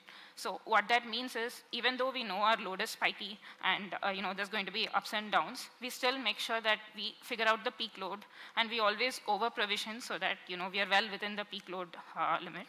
And this was fine for our initial approach, right? Like, you're just trying to get your functionality working, and that approach worked fine. But right now what we are working on is sort of like adapting to the load, and this is something the control plane has been sort of like working on building. So we sort of have like a periodic check in the background. It keeps track of various metrics. So for example, the CPU utilization, the average CPU utilization of the whole cluster in terms of TiDB, TiKV, and it takes like corrective action as needed. Now, there are like a lot of factors which comes in. Like for example, if it is TiKV, you obviously need to be more like conservative. Like, it's going to take a lot of time to rebalance. So make sure you start your operations like way ahead of when you really need it. If it's TiDB, you can probably do it like, as and when needed. So, and there might be some clusters which are like more important than others. So you need to be like more careful with them. So we made sure that our control plane is aware of all of these signals, and it takes all of that information in and sort of decides what to do. And auto-scaling is also going to be the first step in our kind of like goal of making a lot of stuff in like in our deployment setup to be auto-remediated. What I mean is, I think someone else also talked about it earlier, but we don't want an on-call engineer to be alerted for every single thing which goes wrong with TiDB. So we want our system to be sort of self-healing and try to like sort of fix itself. So this is like one of the first steps in that direction. Another thing which we have been working on recently is a major version upgrade through a blue-green deployment. So in TiDB, of course, like all updates are rolling upgrades, and you can, of course, like upgrade. But one thing which did not work out for us was that major version upgrades don't have guarantees of rollback. And being able to roll back any operation we do is something critical for us at Databricks. So we don't, we don't do operations where we cannot essentially like roll back safely. So for that, we have sort of built a kind of blue-green deployment kind of setup, which I think we work with PingCAP to sort of design it also. So essentially, it's like you have a cluster and you want to upgrade it to the next major version, but you don't want to directly do it. So what you do is you use the control plane to spin up a new cluster, and it orchestrates things like creating it, restoring a snapshot of the blue cluster to sort of bring it up, then sets up TiCDC change feeds between the two clusters to catch up the blue cluster, the green cluster with the blue cluster. So essentially, you end up with a system where like now both of the clusters are having the same data and everything. Then you take the risky operation, which is a major version upgrade in this case, and you do it on the green cluster. All your clients are still kind of connecting to your blue cluster, so it's totally fine. If something goes wrong, you can always fix it, roll back and stuff. But once you're confident that the change is fine and everything is stabilized, then you sort of switch over. That is, you make your clients connect to the green cluster, like we do it on an automatic way, of course. So, so that clients are not even aware that this whole thing has happened, and their workloads just continue uninterrupted. This is also something which we feel will be helpful for us to move our workloads between like different Kubernetes clusters and so on. Like when you're dealing with multi-cloud, multi-regional deployments, this is something which comes up often. So these are the kind of things which we have been building with TiDB so far. So talking about the current state, I think I already talked about the current state, which is 300 plus clusters in 2 regions. And our current focus is on sort of having a mature control plane that is giving a way for us to be able to manage all of this with very less overhead. And of course, we are like focusing on things like auto scaling, auto remediation, and blue-green upgrades. These are the things which we are building right now, and we are hoping like this will get our infrastructure stable. But looking ahead into our plans, let's say like a year or 2 down the line, we expect this footprint to sort of expand to like 1,000 plus clusters as we onboard more of our tenants to TiDB. And of course, like we are going to expand to GCP also. And specifically about the features which we are excited about building on TiDB, the first one is multi-tenancy. So until now, like I mentioned, we have been following a single tenant kind of model, which means that each team kind of has their own TiDB cluster and everything, which is why the number of clusters is also huge. But we understand that that's not a scalable solution. Like we cannot just keep creating one TiDB cluster for each MySQL instance. So our current approach of single tenant migration has been limited to the most critical workloads, only the high throughput systems and so on. So once we are done with that critical mass, for the rest of the smaller workloads, we want to explore like multi-tenancy options provided by TiDB to have all of them on a single like shared cluster. So that's something which we are planning to invest in the next year or so. We also want to set up geo-replication. So right now we have set up like a zonal level of fault tolerance and stuff. We want to expand that to be like regional. So again, like TiCDC and some of the features here will help us out in that also. And our focus is also going to be on cost efficiency. Like I said, until now we have always been trying to like sort of get things working. So we are also planning to get into a mode of more cost efficient systems. And like that's kind of like a plan for TiDB at Databricks. And we have had a good experience like collaborating with PingCAP so far. In fact, for a lot of features like blue-green upgrades, multi-tenancy, and so on, we have actually collaborated like very closely with them, like sharing designs and so on. So it's been a great experience so far, and happy to see so many people interested in this as well. Thank you.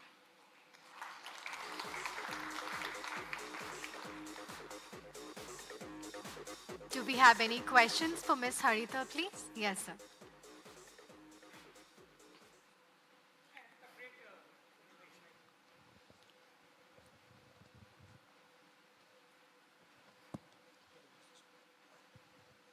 Hello, Haritha, great presentation.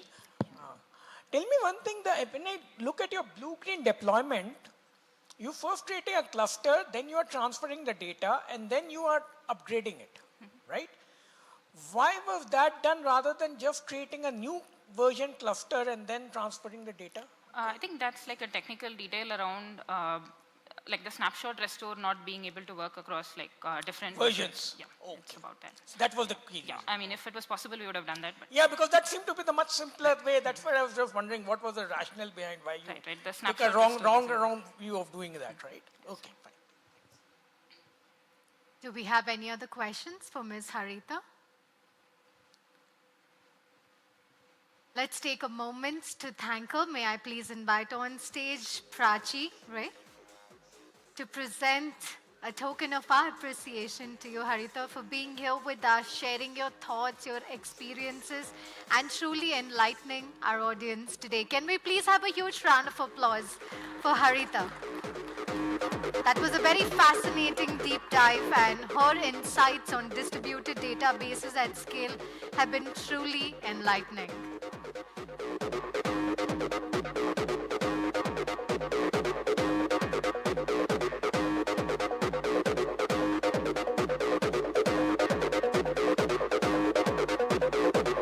Thank you, Prachi and Haritha. And now, ladies and gentlemen, let's explore the TiDB advantage. Please join me in welcoming on stage Chandru N, founder and CEO of Mafire, who will share how TiDB's native replication reduced lag and improved aggregation. He'll discuss how TiDB's architecture has helped him rethink MySQL and solve common database issues such as lag and inefficient aggregation. He's here today to share his thoughts with us. Please put your hands together for Chandru, and a huge round of applause, please. Post-lunch session. Let's have a huge round of applause, please. Over to you, sir. I think most of us here are feeling sleepy. So I think I don't want to repeat the same things which most of the people have said. Everywhere it's MySQL, Postgres and TiDB. So I'll briefly tell more about our services. I'll spend more time on our services and less technically because most of the stuff have been covered already. So I started Mafire in 2008. It's almost like 16 years. We are a MySQL shop. We started as a MySQL shop, managing biggest of databases inside India. It's been 16 years. Our journey starting from MySQL, we went on to other technologies like Postgre, Mongo, Couch, Cassandra, Redis, Solar, a lot of other technologies. And now here we are with things like TiDB and ClickHouse. So my passion towards cricket has made me go outside of MySQL and do something on the field. We started academy in Kanyakumari. We moved from 2011. We moved from Bangalore. We set up our base in Kanyakumari. Now we manage almost like 10,000 servers across 200 clients, across various verticals of databases we manage now. That's how we started this mirrorsports.com. Mirrorsports.com, we sell all the sports goods. Because of my passion towards cricket, we started selling all different types of sports goods online. And we did the entire flow of e-commerce platform, including warehousing and other stuff for homegrown, and we have done it. So about Mafire, like I said, we manage different verticals, different services, and we are a very small team of 75 plus members, sitting out of a tier 3 city and operating out some of the biggest giants, mostly around e-commerce, banking domains, and gaming platforms. So Yatra has been working with us for almost like 17 years. They are our first clients and they run huge platforms across Mongo and MySQL. So some of other clients are DTDC, Hindu, Shadi.com, NMS Works, Ecom Express. A lot more are there, but just we will limit to that. So my agenda here will be, why MySQL? Why not outside the box of MySQL? What came next? And another one, a use case where we had looked at various factors that we considered before migrating out of MySQL and moving on to TiDB. And some of the features that we felt, that pushed us to go beyond MySQL.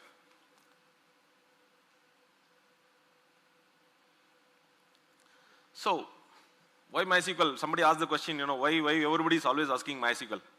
Early 2000s, there were only most of the databases were Oracle, MySQL, and Postgres. Postgres was very, very small. And that's why MySQL, most of the people talk about MySQL here because more than 2 decades, people use MySQL. That too for very, very enterprise-grade applications, very high transactional systems, handling terabytes of data. Almost all the workloads were running out of MySQL.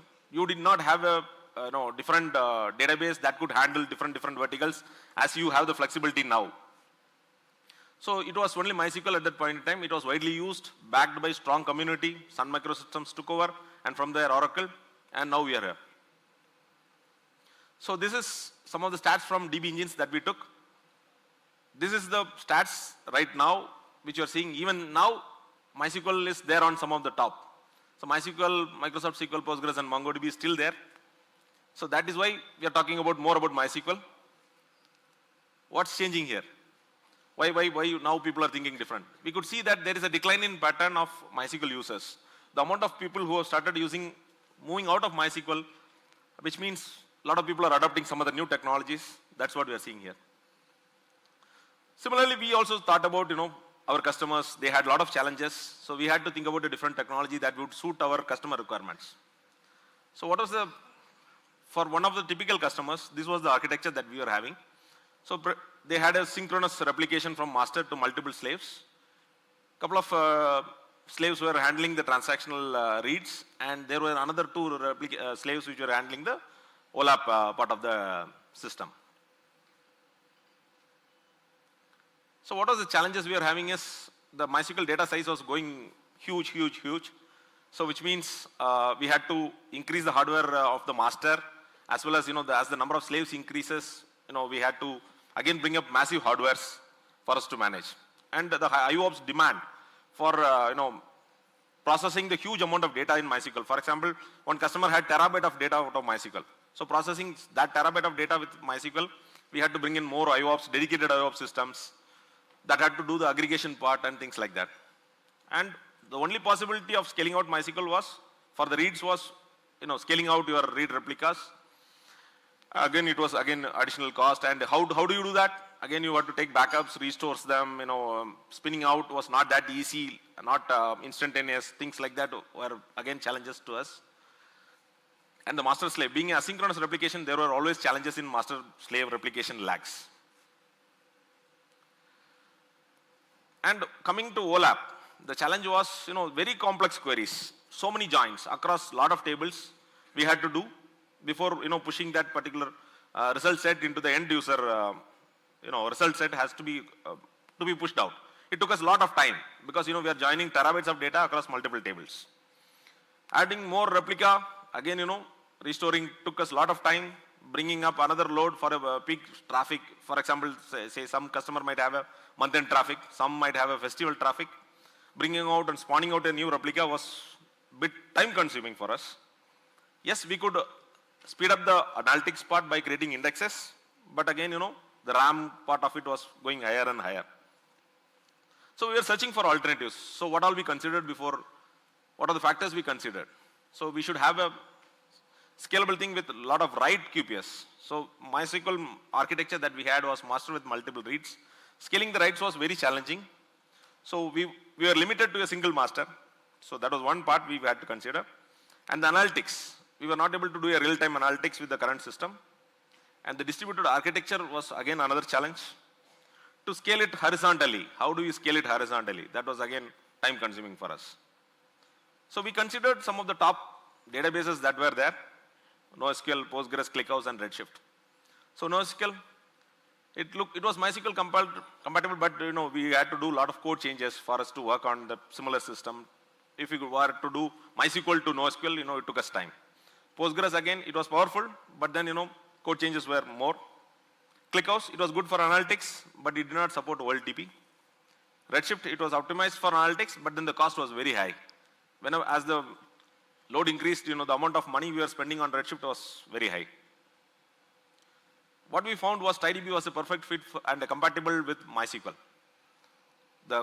Like somebody was telling, MySQL language that we used was very much compatible. A lot of the MySQL adapters we could use. So much compatibility. So we did not have to do, developer did not have to do a lot of coding changes to be compatible with TiDB. We were able to scale it very effortlessly. On the fly, we were able to provision nodes. It was able to behave like a truly distributed system. And thing is, it was a perfect combination for OLAP and OLTP. So these were some of the performance numbers benchmarking that we did for one of our customers, and that too specifically for a OLAP application. So we split our use cases into with aggregation, without aggregation, with joins, with group by, and then multi-level joins.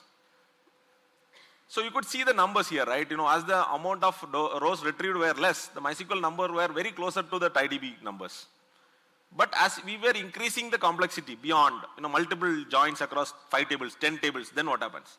With 10 crores of records, we were able to see almost like 100% consistently TiDB was performing much faster than MySQL.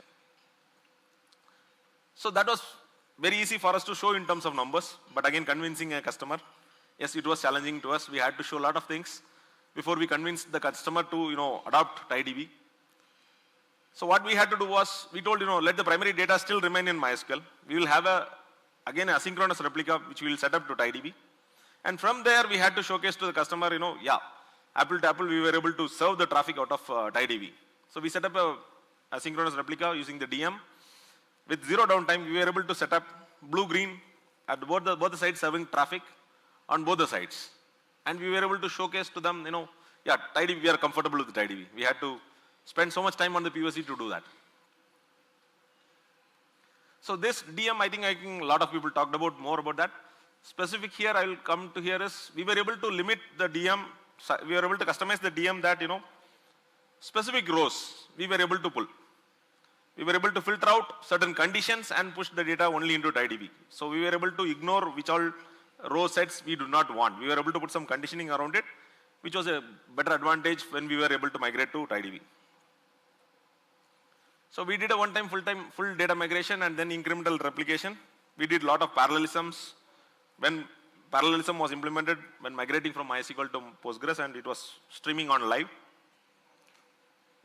One more major feature that we used was our archival process generally truncates the data on the master.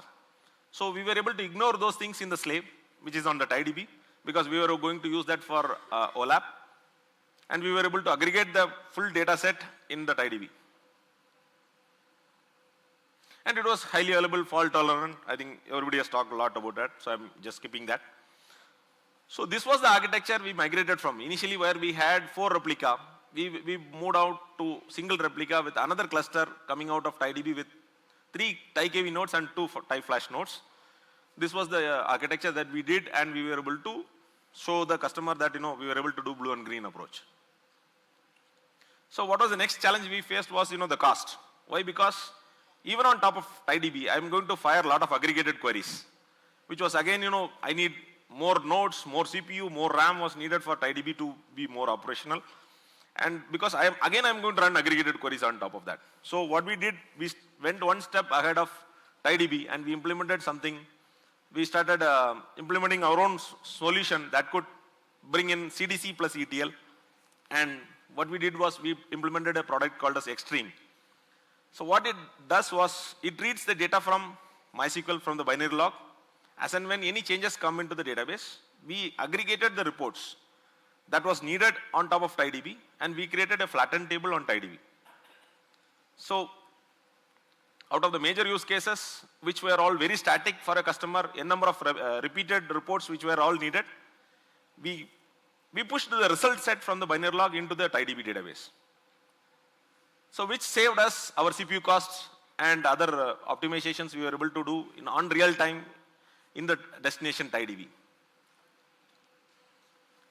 One more thing that we did when processing this data was, since that was a banking customer, we had to do some kind of compliance things. So we were able to mask the data. When we were moving out of database, we were able to do all the, when we were doing the aggregation, we were able to take care of compliance by aggregating or masking the data, and we pushed it back into the TiDB database. So it became a more secured environment on a real time. They were able to get real-time reports, close to real-time reports on TiDB. So the architecture we introduced on CDC and ETL processing Extreme, which was able to do that particular thing. So this was the final output that particular customer was running. So this gave us faster analytics with not having a very massive hardware on TiDB, but yes, we were able to do the compression and other stuff on TiDB, which saved the CPU cost on TiDB and took advantage of all the TiDB features. Thank you.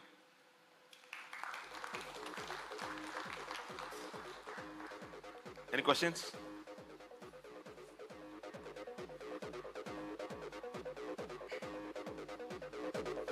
Do we have any questions, please? Yes, we have one question. Can we please pass on the mic to him? So please give us your name, introduce yourself before you put forth your question. Okay, we'll take your question as well. So. Here. Yeah, I have a question. Have you made any comparison of the ROI while having your previous database to the present database? Yes, we were able to do I think we were able to at least save by 50%. Okay, thank you. In terms of the hardware cost. Because it was an open source TiDB which we used. So it was, both the sites it was open source. We were able to reduce the hardware cost. Hi. So the point where you mentioned that you are extracting data out of the bin log and then forwarding it to TiDB. So it's kind of an in-house tool you developed to parse it out of the bin log. Correct. Can you explain? So we had written an application on Golang, which that is what we were calling it as Extreme, which does CDC, which can do the CDC not only on MySQL, it can do from MySQL, Postgres, Mongo, or anything that exposes a CDC layer, we could do the aggregation and push it into any destination. It can be TiDB or any other platform you could push it across. Or you can tell, I want 2 columns from MySQL database, another 2 columns from Postgres database, join it together and create another table on TiDB. That also is possible. So just like the open source tools like DBGM, CDC, it's kind of the same. Yeah, so instead of DBGM, we created our own, CDC layer. So that, we were able to read a lot of events parallelly. We were able to do batch processing on the extreme. And we were able to do whatever, based on customer's requirement, even we can read out of a flat file and we can push it into another S3 bucket or, wherever we want, we could push it. Sure.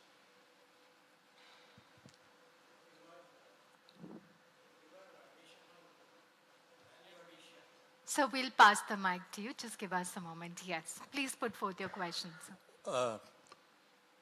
With your approach and value addition, what was the improvement in real-time analytics? So we were able to serve 1 lakh transaction in a single second. Compared to, we were taking almost like 16 minutes for a report to be completed. And this can be run a number of times. Because we already created a denormalized complete schema, which was nothing but a result set. So I just need to scan it and throw it out. It was the algorithm development or the hardware? It is both, because the data is stored in type flash. I have the advantage of storing it in memory. So that is also an advantage. Because I have the result set stored, that is again, I don't have to do the aggregation again. So it's a very good improvement in real-time analytics. Yeah. Thank you. We have one more question, which we will take from behind. Yeah. Somewhere you mentioned regarding the archival of data and no need to do it on the master. Can you just clarify it on a bit? I mentioned the other way around, So we were doing archival on the master, but we did not want it to be replicated on the TiDB instance. Because TiDB, we wanted to have the historical data on the TiDB. And so we were ignoring the truncate queries on TiDB. So that we were able to do through the DM itself. So this prevention was done how? Like not? No. TiDB has a feature of a DM. So where you could customize what all to be replicated from MySQL to TiDB. What all, as in, is it statement based or object based? So these are all DDLs. Which all DDLs should be traversed, that you could configure. Okay, so at a DDL level, you can define that can it be passed on or not? Correct, yeah. Okay, thanks. Thank you, ladies and gentlemen, and a big thank you, Mr. Chandru, for being here, for sharing your time, your thoughts and experiences with us. So I request you to please be with us just for a minute. May I please invite Mr. Nitin Baghulde on stage to present a token of our appreciation to Mr. Chandru for being here with us, for sharing his valuable experiences with us and truly enlightening us on how TiDB improves database performance. Can we please have a huge round of applause for Mr. Chandru?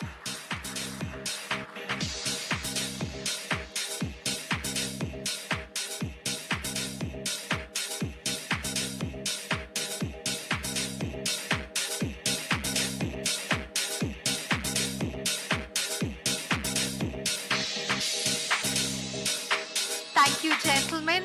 And now, ladies and gentlemen, we will quickly break for a refreshment break. This break is just for 15 minutes, but before you leave, once again, I would like to remind you about our social media game that we are playing. And this is a challenge that we are doing, and we've already briefed you about it earlier today, but please do not forget to share your thoughts, your insights, your pictures on LinkedIn using the hashtag TiDB User Day Challenge, User Day India. Please do not forget to share your thoughts using this hashtag on LinkedIn. TiDB User Day India. And we are going to give something truly special. We have a lovely gift, very exciting gifts that we will give to the most creative posts that are put up on LinkedIn. So don't forget to share your thoughts with us. Additionally, I'm reminding you to please share your feedback. Take a moment to share your feedback with us. All you have to do is scan the QR code on your badges. take a moment to share your thoughts and tell us what we can do to make this experience even better for you. And by the end of today, as I've already mentioned, we have a small giveaway for everybody who takes part and shares your feedback with us. After you come back from this refreshments break, a little later towards this evening, we have a very exciting quiz that I would love all of you to take part in. Once again, we will have some lucky winners who will take home some exciting prizes if you do take part in the competition. And once again, I would like you all to please test your reflex, test your strength, your agility by taking part in the Batak Pro game that has been arranged outside. I'd like to quickly know how many of you already tried your hand at the game today? Wow. And how are the results? Good? Yes? Okay, but let's see who's the best. Who's the best and who is truly, got a good presence of mind and who's got a very good reflex. And that we will see by the end of this evening, because we have only a few winners for the Batak Pro contest. Don't forget to take part in it. Now, ladies and gentlemen, I request you to please go ahead, step out of the hall, refresh yourselves, and please return to your seats within 15 minutes. We have another incredible session lined up for you post the break. So please come back soon. Thank you.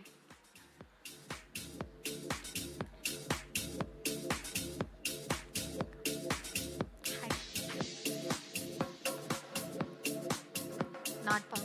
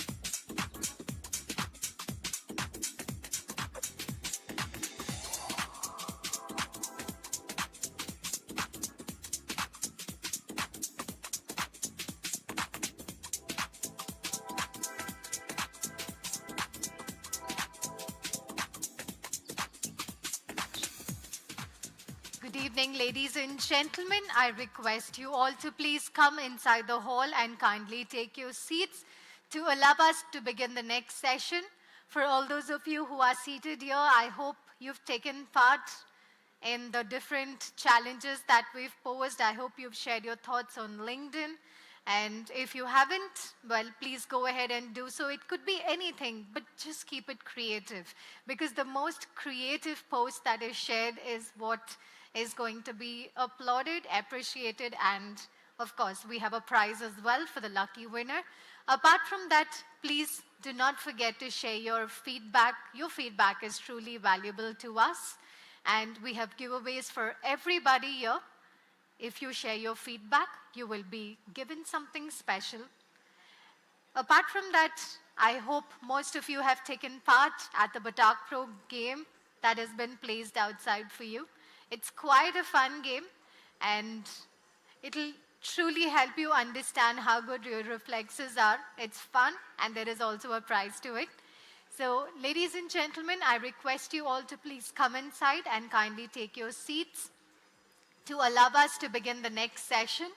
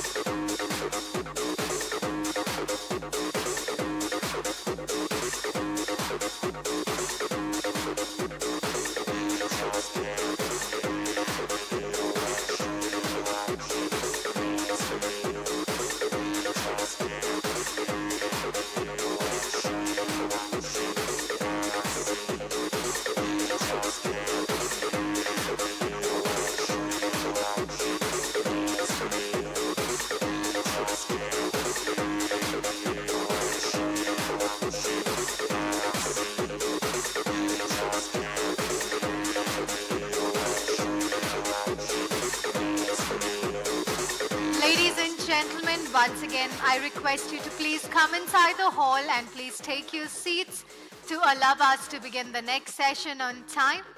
I request everybody to please quickly come inside the hall. Please take your seats. Thank you.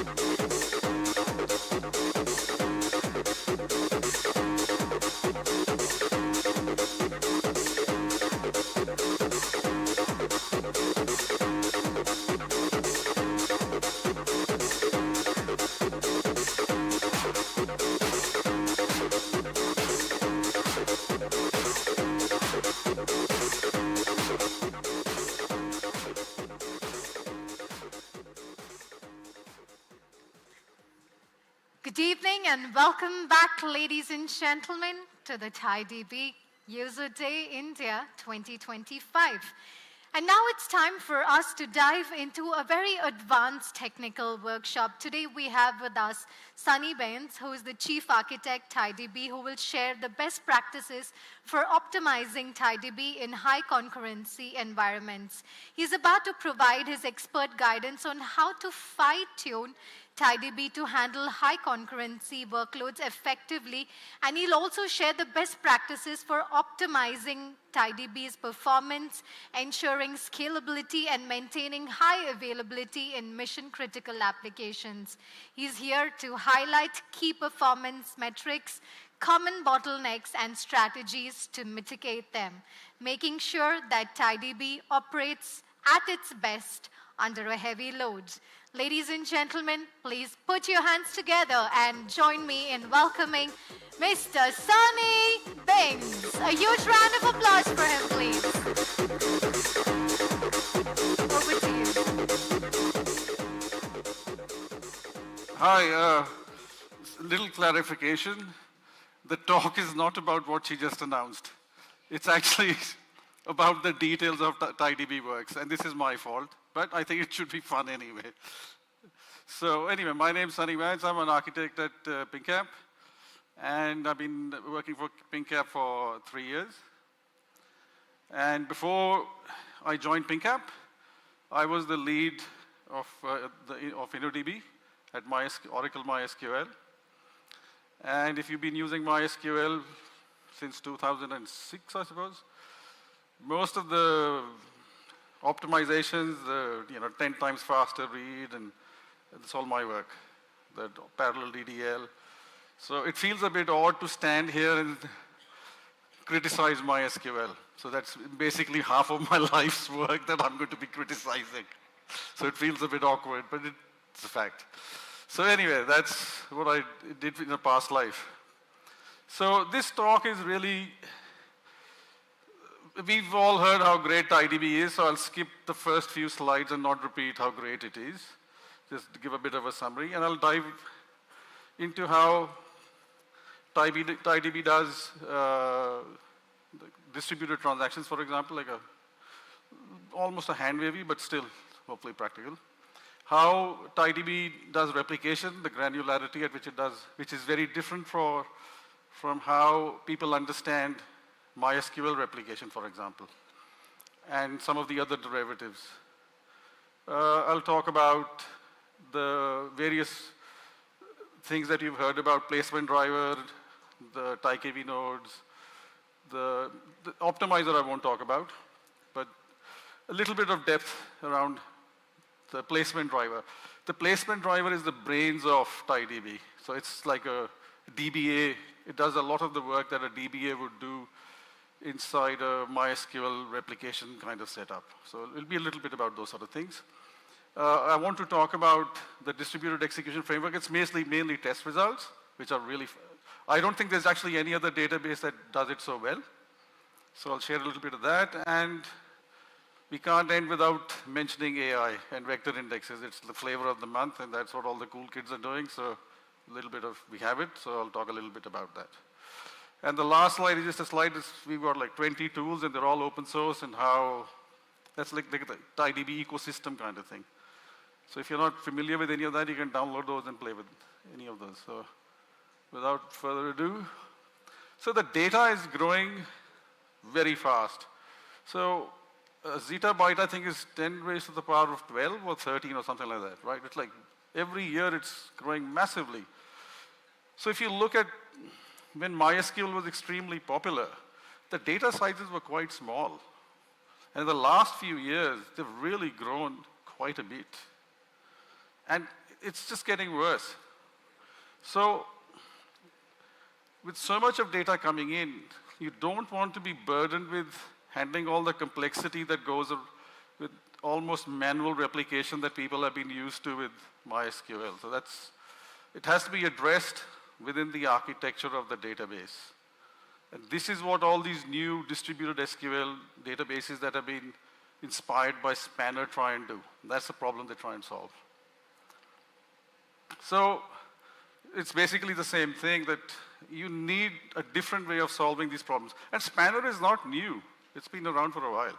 It's just that it started as a key value store, and slowly they started adding SQL to it and started adding other things, because that is what most developers liked to work with. NoSQL was a good experiment, and its most successful product is MongoDB. And it's got its place under the sun, It's useful, but it's not a general purpose database. That's what a SQL-based database does for you. It gives you a lot of freedom and flexibility to develop your apps. And one of the big challenges and why the NoSQL movement started was that schema, MySQL was very popular then. It still is very popular. It was much more popular. And changing the schema has always been a challenge in databases. And as the data grows, it has become more and more challenging. Academia claims that it's a solved problem, but it's not. They don't deal with the kind of sizes that people have been dealing with in the last 10 years. 10 terabytes, 40 terabytes, 100 terabytes. So the Google guys came up with the F1 online schema change, which TiDB implements for its DDL, and I'll show you the numbers. They're actually amazing, really, really good numbers. So why do we do this? So the innovation was all these replications, split the reads and writes and stuff like that, and people created specialized solutions. They worked. People were desperate. Nobody really cared about having a clean design or the perfect solution. It worked. It solved the problem. You made money. You handled the growth. Sharding was the divide and conquer, basically that's what everybody used. Then these were mostly the kind of models that sort of evolved. There was a caching, then there was sharding, then there was a primary, secondary. Most of these were DR solutions. That's how they started. And then eventually, as the scale grew, then they sort of evolved. DR became read, write, then read scalability. But write scalability was not solved by anyone.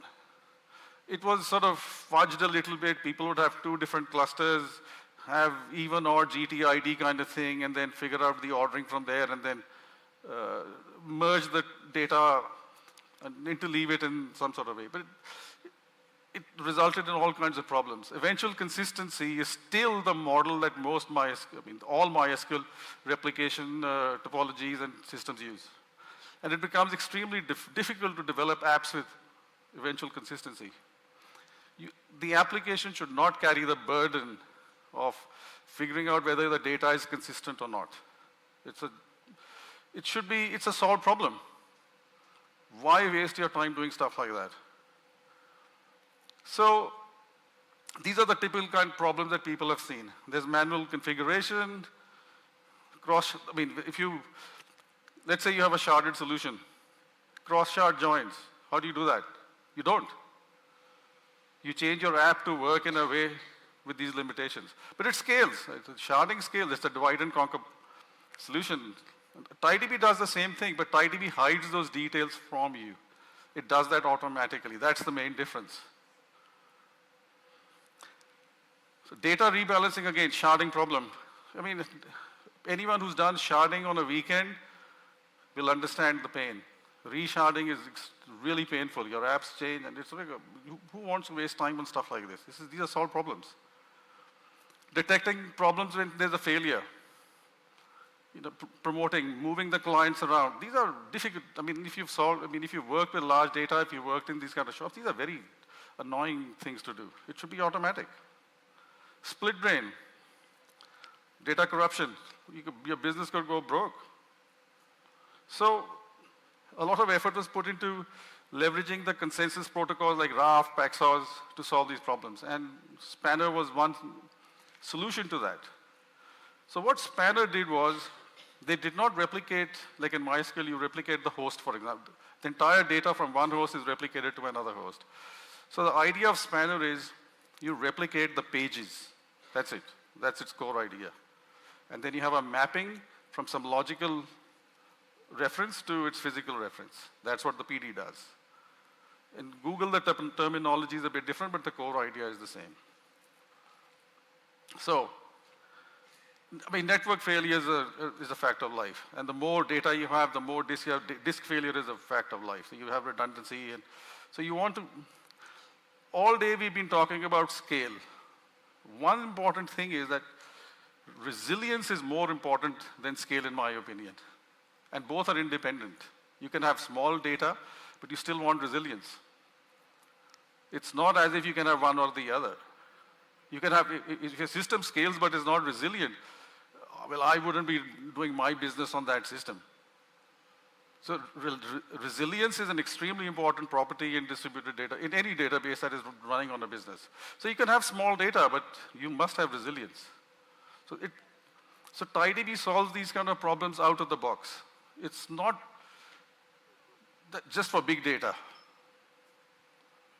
Okay, so this is essentially the TiDB kind of thing. So you have one database that's like in the center, and then you have clients. And also, these days you can meld the two, OLAP and OLTP. And the advantage is there's no ETL. The disadvantage is that purpose-built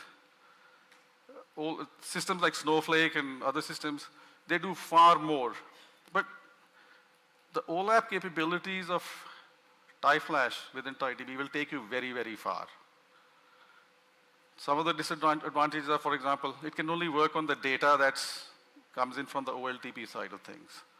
You can't do a data lake kind of thing where you get TiFlash to point to some data outside. So it has those kind of limitations, but it'll take you very, very far. So it simplifies your life a lot. And some of the things that weren't mentioned, so what the TiDB optimizer is actually smart enough. So if you have a query like select something on some column, and there's a where some condition, the optimizer, if you have TiFlash enabled, the optimizer will do the sum on TiFlash because it's a column store. It's lightning fast to scan the data, and the where clause, that fragment of the query will go automatically to the OLTP because it's a row store. It'll do let's say, a point lookup or something. So the optimizer is capable of doing all this because it's written as an optimizer for a distributed store. TiDB is from scratch. It doesn't reuse any component or anything like that. So everything is written as a distributed SQL database. These are very powerful things in today's world. So this is our canonical sort of diagram. There's a TiKV nodes, TiFlash nodes, TiDB. There's a bit of history why it's called TiDB, those SQL nodes. So TiDB originally had HBase as a backend.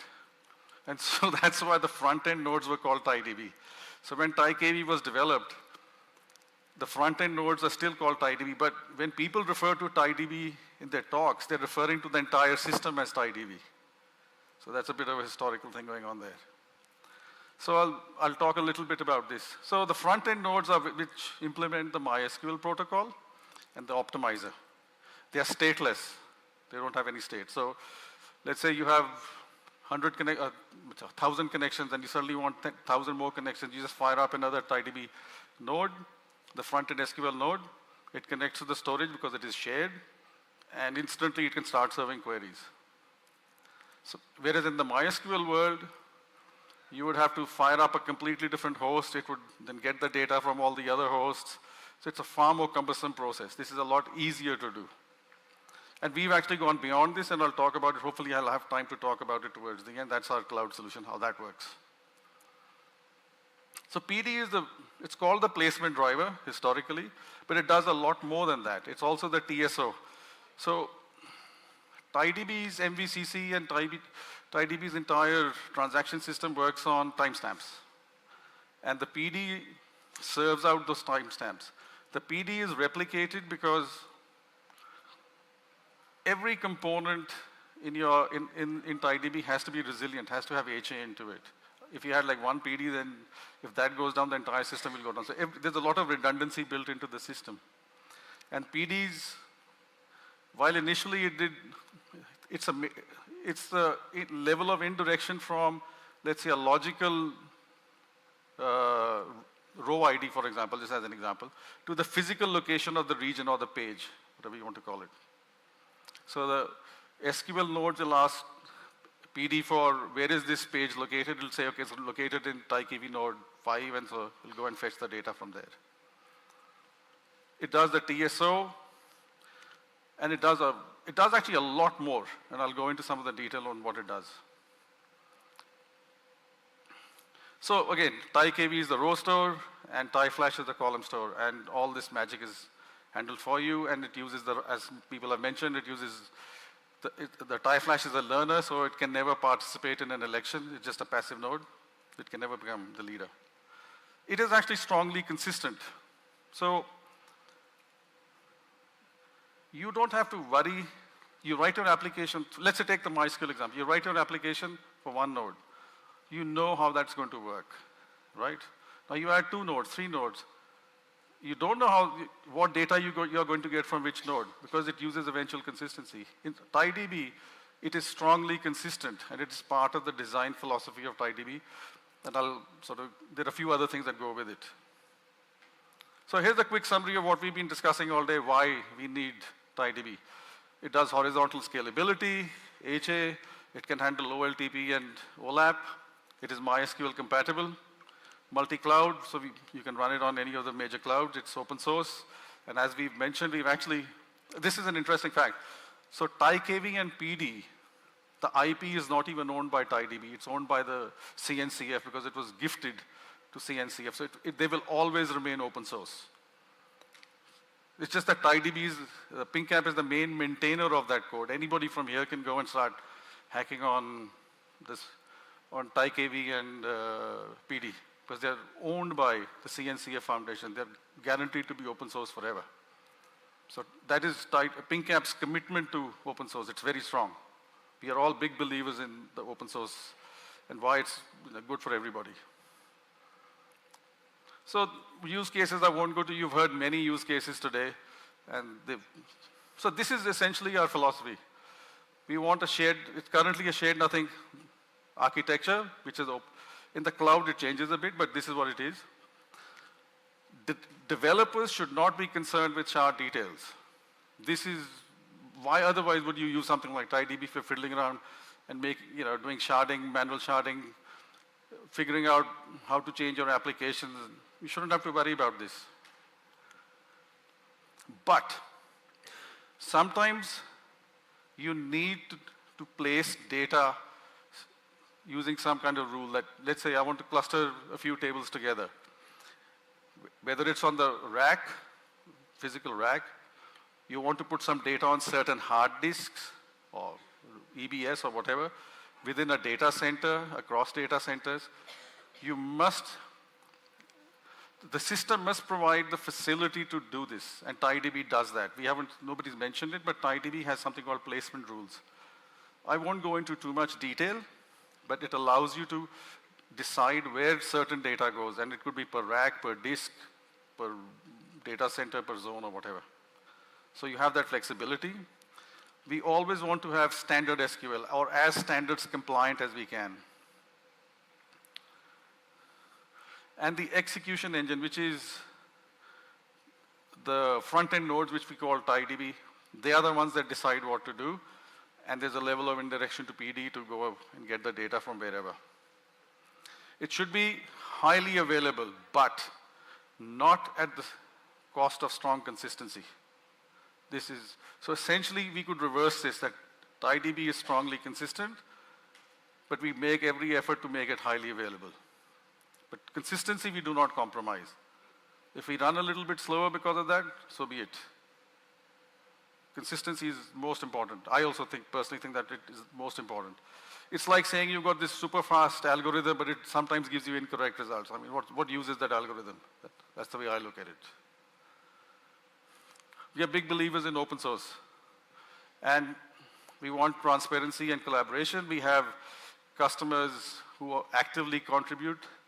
Not just contribute. So one very interesting thing that I've noticed, which I didn't see at Oracle, is that the size of the data and infrastructure required to run TiDB is our customers are willing to test for us because it's difficult for us to test at that scale. So we have contribution not just from code, but also help in testing on their systems. This is very useful for this, and I think this is all part of this open source spirit, which is very important.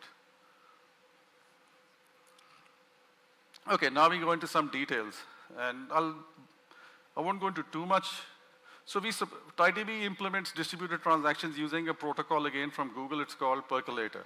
Percolator originally was written for their search engine, for batching, and it wasn't written for OLTP actually. So at PingCAP, this algorithm was modified so that it can be used for OLTP. And TiDB's MBCC is also built. So the way roughly it works, so if you understand the details of InnoDB, for example, MySQL, in InnoDB in particular, all locks are in memory. In TiDB, the locks are persistent just like normal data. So what are the ramifications of that? So if the locks are persistent, when you lock something, it is a regular write, and the raft will then do a regular data write and send it across your cluster, which means that any node in your cluster, any of the front-end nodes, if they want to check a lock, they're guaranteed to get a consistent view of the state of the locking of your system. So that's how that data is shared. So because of that, you don't need a distributed lock manager. Like if anyone use Oracle RAC, I think, they have a distributed lock manager. That doesn't scale. This will scale, but it doesn't come for free. There will be a little bit of latency involved. But as long as it's constant and the performance is consistent, it is a price worth paying. So if you think about it, you need a start timestamp and a commit time. The commit timestamp is essentially when the data from a transaction is externalized, where other people can view your transaction. So if you have this little window, you know exactly what's visible to the transaction. And I won't go into the details of the way Percolator does this, but at a high hand-waving level, each row can have multiple versions at multiple timestamps, but they can only have one lock at a time. So when a transaction commits, let's say, as an example, 2 rows, randomly it will select one of the rows and make it into the primary lock. The secondary lock will point to the primary lock. Now imagine now we have, let's say, 3. We acquired the primary lock, then we try and acquire the secondary lock point.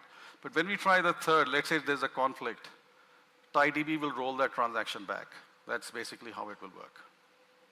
So the lock conflicts are also checked at commit time. It uses 2-phase commit, for which I hope everyone sort of knows what that is. But it optimizes the commit to 1-phase commit if the transaction touches rows only from one region or one page. It'll use 1-phase commit. So the way that works is, the way Percolator works is it has 2 phases. First phase is the pre-write phase, where you say, okay, this is the data I'm going to write, and then asynchronously it is applied. The first phase is where you acquire the locks into everything else, right? If that passes, you can tell the client, yep, I think this will work. And then you go and you do the second part, which is make it persistent and send it all across. And remove, and basically externalize your changes. Okay. So I won't go into the rest. So essentially, this is what a TiKV node looks like. So it uses RocksDB. We've heard this like 20 times today. So you can think of a TiKV node as basically a replicated RocksDB cluster. So when you write something into TiKV, it uses the raft protocol. Raft requires that you get an ACK from the majority of the nodes. So if the default is 3, so if 2 of the nodes say, yep, we've got the data, it's safe, then it says, okay, the data safe, the result is okay. So it's essentially a replicated RocksDB. Think of it like that. It's then easier to sort of get your head around it.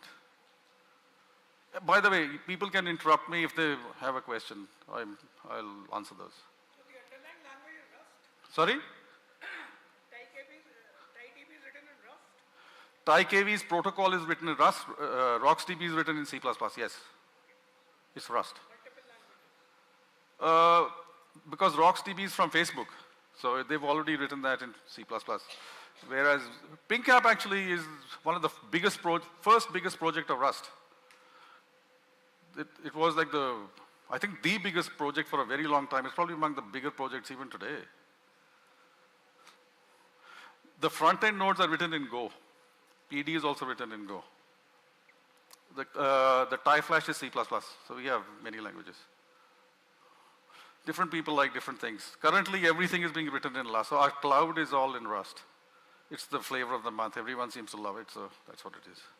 So what's the region is like a page. It's a logical unit, and here, this is one interesting point. So you will hear it once you start using TiDB, you'll hear this thing about multi-raft, and each page is replicated. So let's say with 3-way replications, each page is replicated 3 times. And each page is a raft group, an independent raft group. So what are the, I'll explain it when, trying to explain when a node crashes what happens. So in a region, the rows are always ordered. So that's the other thing. And so RocksDB is a key value, so just assume that the key is where the page is and the value is the region. Okay. So if you look at that, you'll see on the extreme, I hope you can see it. The extreme left has like key 1, value 1. So assume that's your data. Imagine it's split into 3 pages. So they're ordered. So they should look like 3 pages. That is divided into 3. So that's a logical view, and that's a region divided. So imagine you have 4 hosts. And if you follow the arrows, they will be pointing in a particular direction. So where the arrows end, that's the leader node. So that the orange, then you have the blue, then you have the green, right? So let's say we do a write to the green and the orange one. So the green, I think, is also, on TiKV1. So let's say it sends a raft says persist this data. So let's say region TiKV1 and 2 say, yep, we've got the data. Third can do it later. It is considered committed and it works fine. So who controls all this? That is the job of the PD. That's the brain that I was talking about. That's the intelligence of the whole cluster. So PD is stateless. But so then you say, okay, then where is this data stored for doing the mapping? So the PD nodes themselves are stateless, but underneath it uses etcd. So the state is stored in etcd, which we usually don't mention, but that's how it works. So in this cluster, each node is sending a heartbeat to PD. This could also be a bottleneck where you have millions of pages. Imagine millions of those pages are now sending their heartbeat to PD. So usually the way we solve it is we increase the page size. So that reduces the number of pages, so that sort of keeps it stable. So why is this? Each page is about 100 megabytes. So why is 100 megabytes is not some special figure. 5-6 years ago when TiKV was being designed, 100 megabytes was in like an AWS data center. I think the calculation was it'll take a certain number of seconds to transfer the data on whatever the network throughput or latency, whatever it was. And so it was a good size. Networks have become much faster, latencies have decreased, so the size can be bigger. For TiKV itself, the size doesn't matter so much. It was mainly for this reason that the size was chosen as 100. It is still configurable, but the default has been increased to 256 megabytes in the latest version. So PD will then collect a lot of information, which we'll go over next, and then do the splitting, merging, scheduling, detecting hotspots. This is what people would do in the past. It can do this for you automatically. So I'll skip this slide. So it really doesn't really add so much at the moment. So now let's say PD doesn't get a heartbeat from TiKV4, that node. Let's say the host crashes. So what does it do? So it knows that this node has crashed. There's a timeout, of course. So it doesn't do blind polling.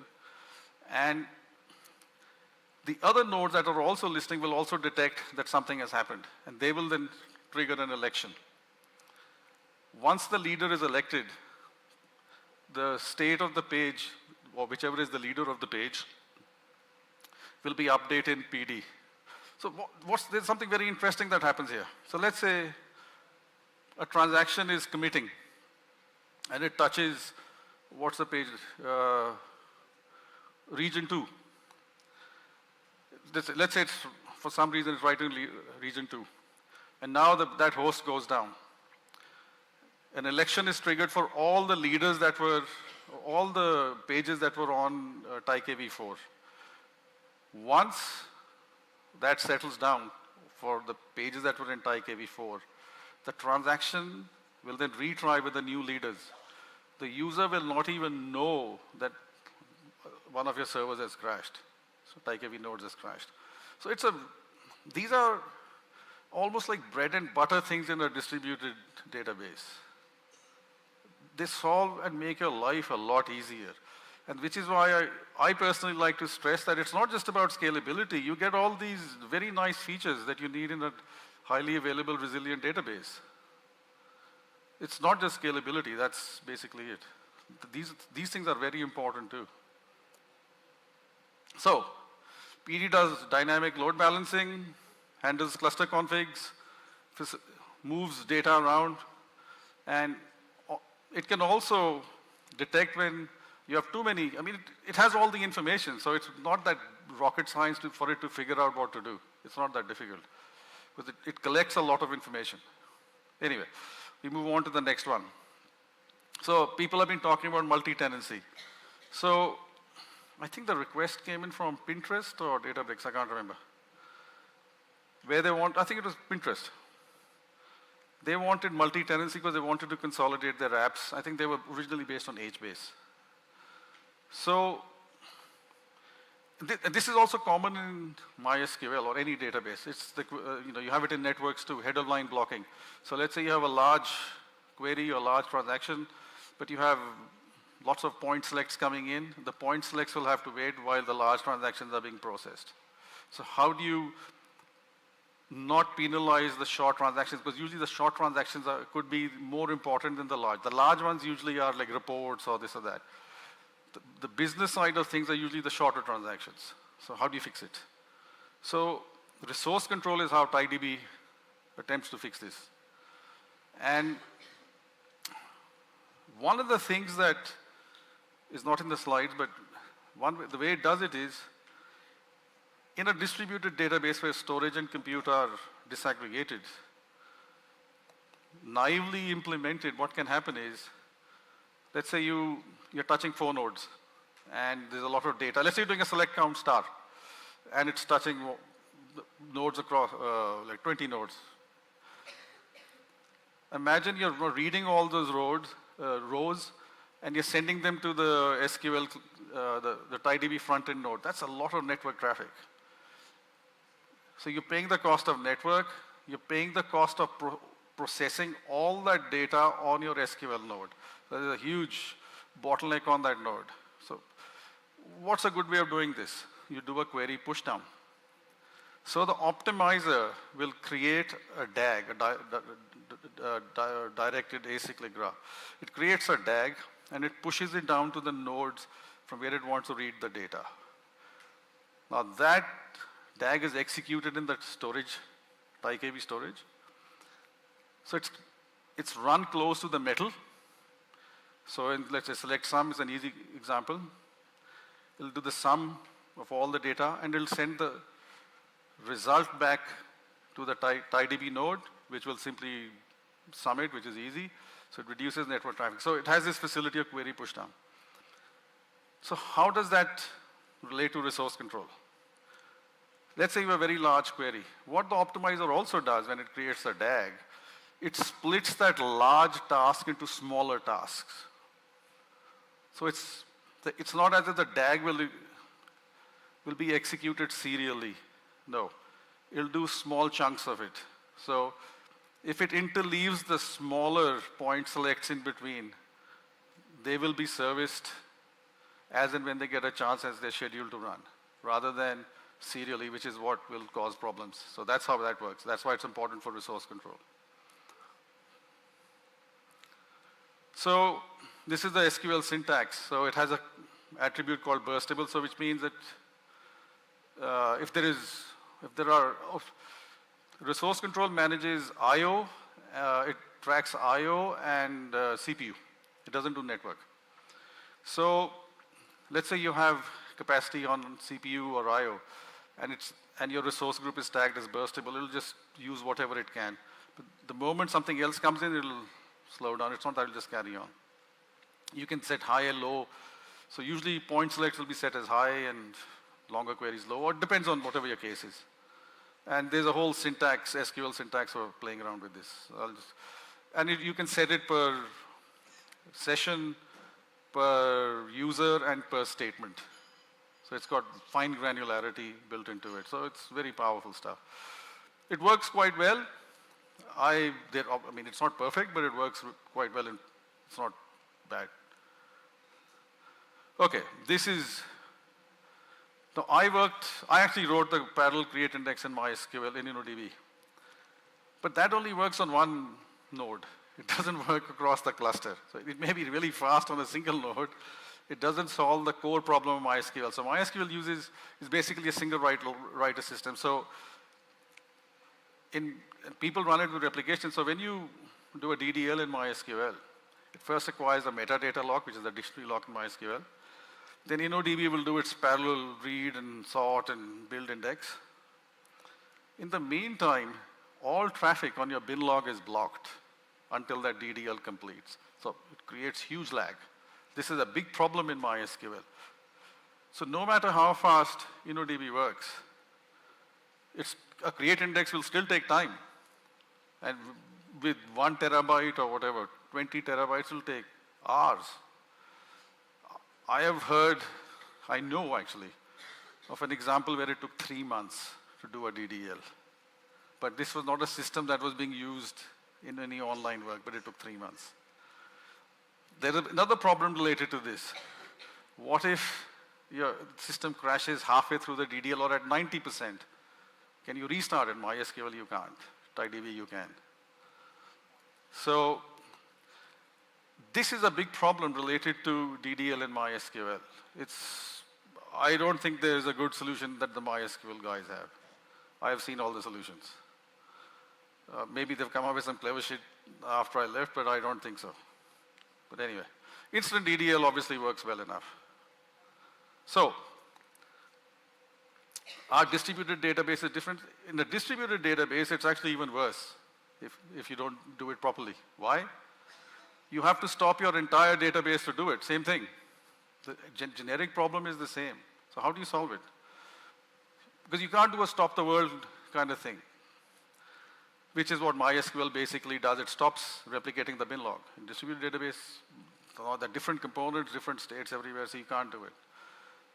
Here, TiDB uses an algorithm again from Google, the F1 asynchronous schema change.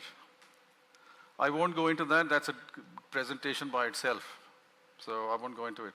But at a hand-wavy level, it basically has 2 states, and depending on whether you're doing an insert, update, or delete, you can do certain things at certain states in certain versions.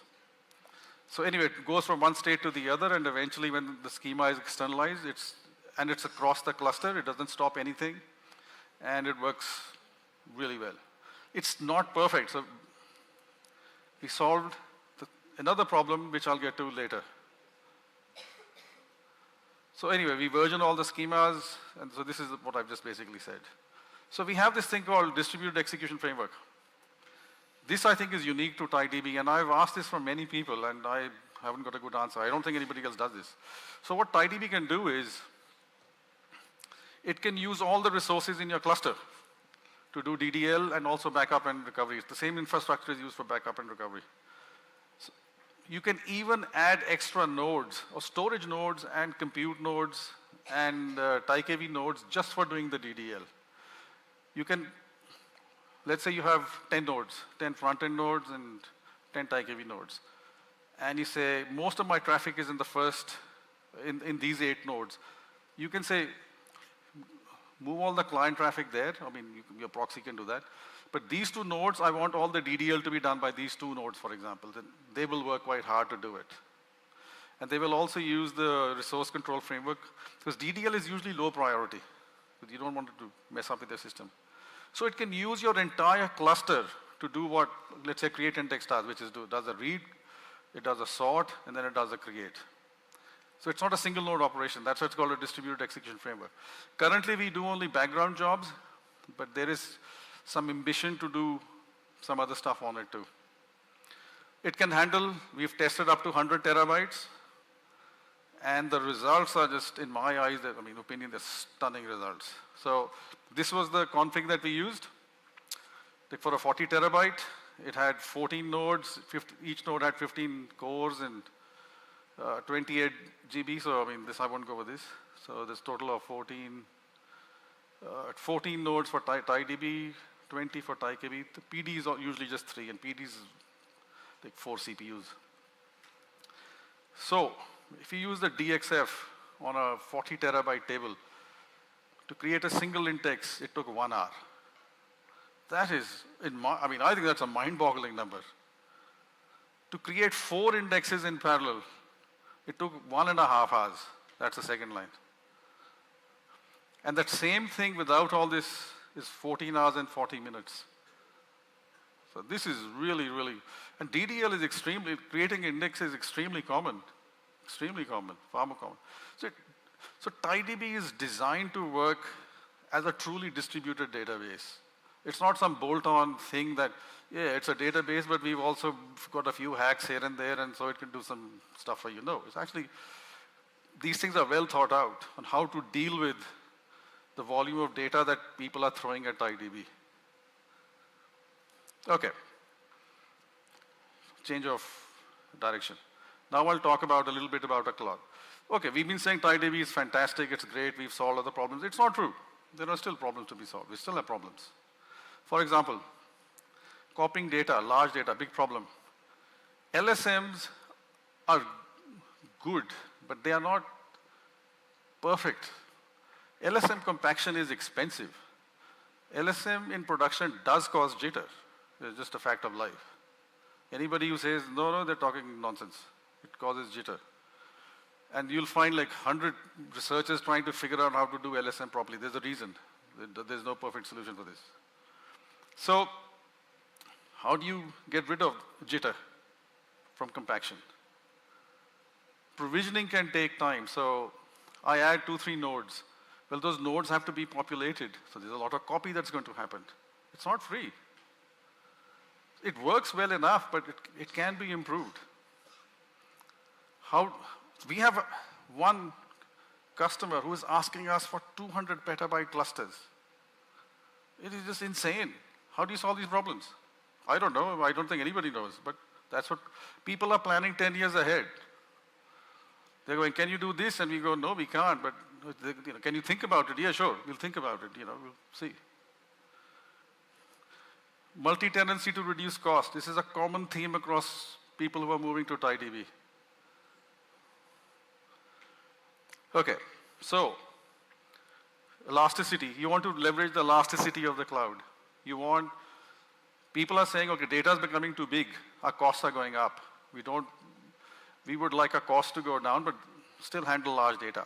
So in most, I would say, almost 100% of the applications, there's about 20% hot data and 80% is cold data. Can you store cold data in cheaper storage and hot data in more expensive storage? Usually, anything that has lower latency is usually more expensive, and anything that has high latency is usually cheap. So, can you solve these problems? Okay. You leverage the cloud infrastructure. So you want a developer to start small and scale infinitely, or in theory, whatever infinite is in this world. You get, one of the things, let's take S3. S3 is a great piece of technology. Do you want to write your own S3? No. Can you simplify your database and other things and leverage S3? Because it's cheap. It has, it's not cheap for everything, but it's cheap to store. It hides a lot of complexity that you would have to write on your own to run at that scale. It's done for you. Why can't you use it? If you're running on the cloud, well, may as well leverage everything on the cloud. Well, leverage S3 too. And then people want to attach to all kinds of other services on the cloud. Anyway, so the only cost you should have in a database then is that if all the compute nodes shut down, you should only be paying for storage, and hopefully most of your data should be on cheap storage, so you're only paying for the cheapest storage, and only 20% or whatever it is should be in the expensive part. So your cost should be as low as possible. Oops. So let's look at S3 and let's say EBS as an example, right? S3 or any kind of objects or Google or Oracle's OCI object storage. Storage cost is low, storage limit, you can store as much. Durability high, latency is high. In a database, you want latency to be low. And also in S3, request cost is very high. I won't go into the different kind of S3s, Express or whatever, just assume that's just like a general rule for those kind of systems. Block storage has no request cost. You don't pay anything extra for accessing your NVMe, but it's still very expensive. Latency is low. How do you get the best of both of these worlds? So the way TiDB does it is, in the TiDB cloud, it's what we call the serverless architecture. Serverless means different things to different people. In this case, serverless simply means you don't care about how many front-end nodes there are, how many back-end nodes there are. You just tell it, okay, let's say, I don't know currently how it works, but let's assume in theory you say, this is my cost limit. Within that, whatever nodes you need to start up, you start them up and just serve the request. If there's a surge coming, just fire up the nodes as you can. That's what, in this context, serverless means. But it means different things to different people. We want multi-tenant architecture. So, like I said, you want to leverage the local storage as a cache and S3 as your canonical store. So, some of the mechanisms that we use, so we use hotspot instances in the cloud. So you can say, okay, there's a resource VM kind of manager that keeps a bunch of hotspot instances, and suddenly you need some front-end SQL node to fire up. Within milliseconds, it can fire up. And here's where the provisioning side becomes interesting. And because it's stateless, it starts up. It can connect to S3 because the data is already there. You don't need to copy it around. You don't need to do any provisioning extra. You'll start reading it. It'll be a bit slow because it hasn't got a cache yet. But architecturally, we haven't done this, but there is nothing stopping us for doing something like what Facebook does. Have a distributed memory cache, which is shared across all these compute node instances. In theory, there's nothing wrong with it. We haven't got it because this stuff takes time and our current EBS solution works well enough. But there's nothing stopping us from doing it. Architecturally, this is a perfectly good solution. Also, in this particular, our implementation, we've got rid of RocksDB. RocksDB is great, but it has a lot of stuff that we don't need. And one of the other things that we get for free, some of the things that I said, that these are like compaction, we can use spot instances that work directly on S3. Front-end nodes don't even know that compaction is taking place. So one of the biggest problems of LSMs is solved using this kind of architecture. So these machines, and you can even vertically scale those instances. There's nothing stopping you. So that you can use more CPUs, use better bandwidth, just read, use some temporary disk, do the compaction, and they can work directly on S3 to write out the new data over there, because LSM is immutable. So there are other optimizations in the way that we've written this. We've got rid of the LSM write-ahead log, and the raft log is the only log. It can recover the entire system. So one interesting thing I don't think is mentioned here is we also use EBS for the raft log, because we want low latency. Because if we were writing directly to S3, the latency would be very high. So we use EBS as the raft log, and then in the background it goes to S3. And we have an abstraction layer that's like a distributed file system abstraction layer that's used as a write-through cache to write to S3. So this is what it looks like. So some people like looking at pictures like I do. So the second blue thing from the bottom, the storage cache layer, that is the EBS or memory or whatever. And they all store their data. So one other interesting point here. We do not have a separate column store storage for TiFlash. What TiFlash does is it converts this new format, it converts it on the fly into column format. So our storage cost, which is double in the regular TiKV and TiFlash, is also halved. So it does this on the fly, the conversion. So you can see the resource pool. There you can have these hotspot instances that can do all kinds of other stuff.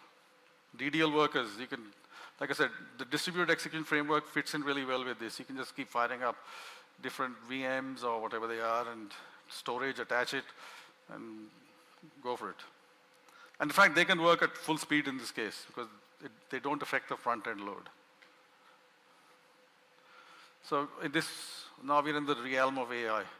Oh, I've taken out the examples. Okay. I skipped a slide I shouldn't have, but it's fine. Anyway, so we actually have real customers. So they've been using AI to manage their 300,000 databases and improve their life. So I'll just skip this. This should be the last slide.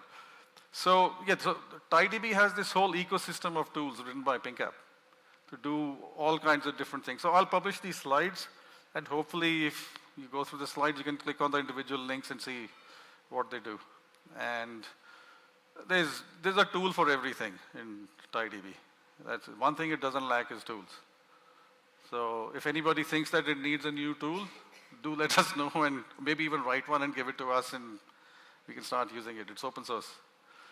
And with that, I think I should be finished. So thank you. Any questions? Can we have the mic, please, for all those who want to ask their questions? So I request you to please introduce yourself. Tell us your name before you put forth your question. Hey, I'm Kaustav. I was with Flipkart until recently, working on the TiDB solution that Flipkart has. A little bit louder, I can't hear you. I'm Kaustav. Okay. I've been with Flipkart, working on Flipkart's internal... Oh, okay, so you're part of that crowd. Yeah. Okay.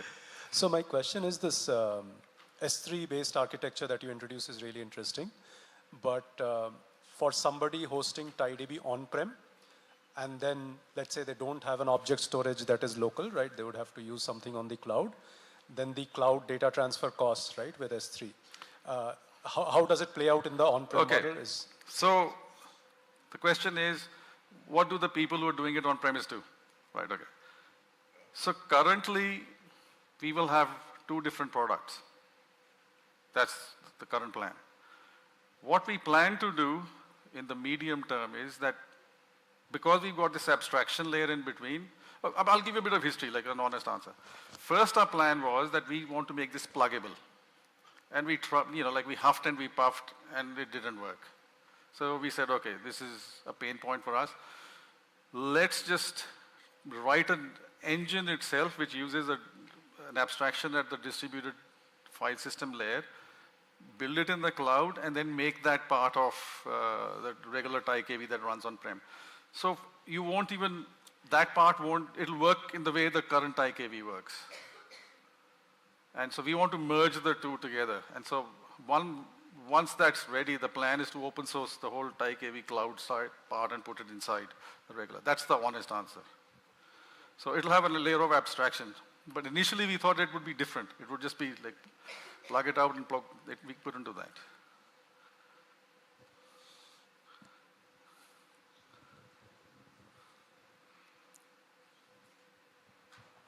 Sir, in one of the slides, you had put... Which slide? No, not that. In one of your slides... I'm pressing this button aggressively, but I'm not seeing the slides. Which one? Put this is all open source. Yes. Then you had also put robust security. Security features. So how does it work? I mean, if it is open source, somebody can easily hack it. So how security is provided? So your question is that open source software is vulnerable because people can hack your code and hack the source code And so therefore they can introduce. In reality, that has happened, not in TiDB. This was the case from last year where some zip utility, there was a patch pushed and nobody bothered checking it. And so in our case, when we build the binary and distribute the binary, we do our checksums, we know exactly what we have, and we know that how to prevent that. But if you're blindly relying on some code that is maintained by X, Y, or Z on GitHub, well, that's your problem. But if it's a binary that we build and distribute, we have our checksums, we have our whatever is required to make sure that it is signed and it's all kosher. Thank you. Anybody else? I can see a hand being raised behind towards the left extreme of the room. Yes. So could you please stand up so we can see you while we listen to your question? Yeah, my name is Kishore. I had a question about, like when you said that when you moved it to S3, you don't have to worry about compaction anymore. Why is that? Okay, so because S3 can handle massive amount of throughput without adding any jitter, right? So you fire up Spot node that does compaction directly on S3. S3 handles all the throughput side of things without impacting people accessing the data that is live until the compaction has taken place. That's basically it. I see, and it's also because this is cold data, which, and it's also because the data in S3 is cold data, which. The canonical data is in S3, and S3 can take a lot of punishment. So when you're reading from the same bucket or whatever it is and writing it out elsewhere, the front-end nodes don't notice that there's somebody else reading from the same node and writing it elsewhere, because S3 has that capacity to absorb that kind of throughput. Whereas a file system, normal file system, doesn't. Or a local disk or your bus or whatever doesn't. Yeah, makes sense. Thanks. Sir, I have a question. So this is not specific to TiDB, but rather a reference to InnoDB while you're explaining certain things. So you're mentioning that while adding an index, the metadata lock and things like that, the bin log gets logged and which causes the replication delays. So is it something, because in the recent times, Oracle has brought in features like online DDL, where while you're running these alters, you can still have your read writes and your bin log stream. So that has worked since 5.6. Yeah. That's not, so that is only on the local host. It is when the DDL is externalized is when it can be replicated. Otherwise, imagine that those statements are being replicated. And now when it's externalized, the new, those are before the DDL that is gone.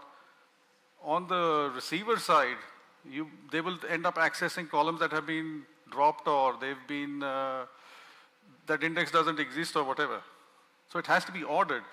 The bin log in MySQL is ordered because it's a single writer. That's it. So your statements have to be ordered. Yeah. And that's the problem. Okay. Thanks. Thank you, ladies and gentlemen. Thank you, Sunny, for a very comprehensive presentation. Oh, you're welcome, everyone. Your thoughts and all the guidance all your expert guidance that you have shared on TiDB has been truly exceptional. Okay. Let's have a huge round of applause for Sunny, please. Thank you, thank you. Okay, now ladies and gentlemen, it's time for an interesting quiz and it's time to have some fun. I request everybody to please take out your smartphones. Let me teach you how to play. All of you are going to be a part of this quiz. I'll take you through the rules first. So we will have a QR code out on the screens, which you will have to scan to play this quiz. You will get 20 seconds to answer each question. And as you answer your question, the right answer to that particular question will be highlighted. So by the end of this quiz, let us see how many of you get as many questions as possible right. We will have only 3 winners. We will give away a third, second, and a first prize. Are you ready? Keep your phones ready, and the QR codes are going to come up right about now. All you will have is 20 seconds, so please be quick with your fingers. It's basically like the fastest finger first. So get your answers right, and just as you answer them, your names will be put out on the screens to see how many of you have got it right. And in the order that you will be able, as quickly as you will be able to answer these questions, your names will come up. I hope you're just as excited as I am in bringing this quiz to you. But apart from yes, I think we are ready to go in moments from now. Can we begin the quiz? All of you, are you ready with your phones? Please scan the QR code, join in. Let's see how many of you are joining in. We will see your names coming right up here on the screens. Quickly, join the quiz. Write your name. Kishore, Kushi Jain, let's do this. Rishabh, Mrinal. Yes, yes, yes. Keep going, keep going. We have so many of you seated here.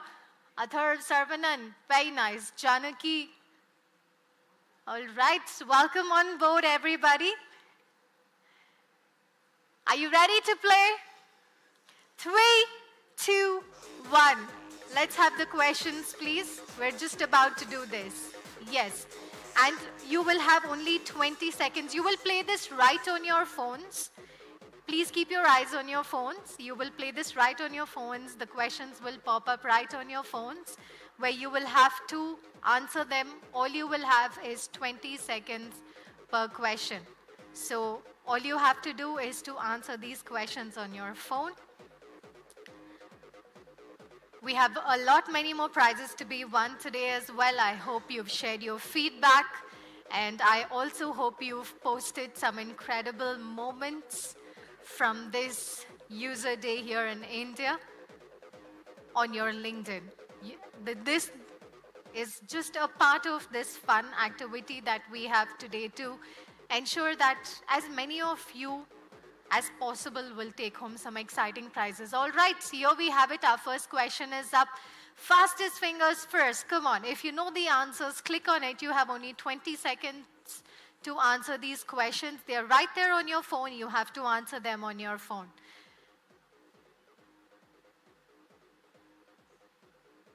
We have 15 questions, 20 seconds per question.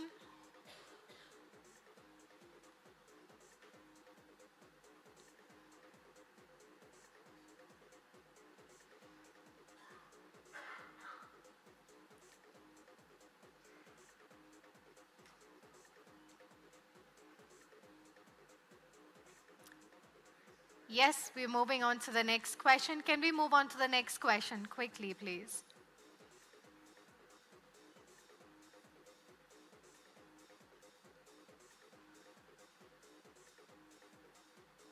Wow.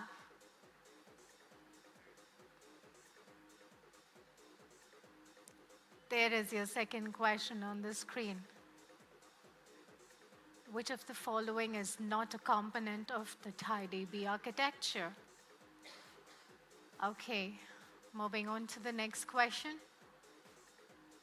We have 103 participants right now. Incredible.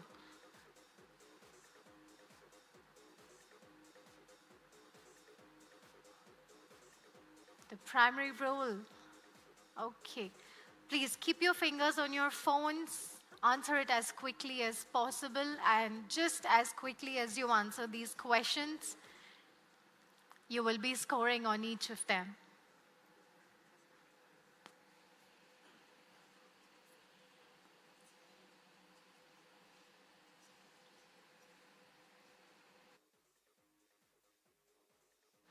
We will have only 3 lucky winners from the quiz. I hope you're getting your answers right. Wow. Okay. On to our fourth question.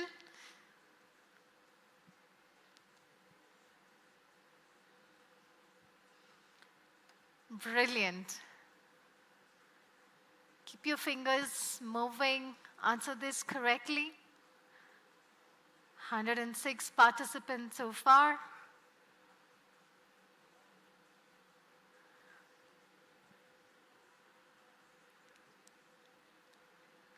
All right, Harita is leading. Harita, I've seen your name come up in the last 3 questions. Incredible. Okay, moving on to the 5th question. Quickly. We have 10 more questions to go, but only 3 lucky winners this evening. I hope you're able to get as many of these questions right and do it fast. What an incredible day. We're testing your speed, your reflexes.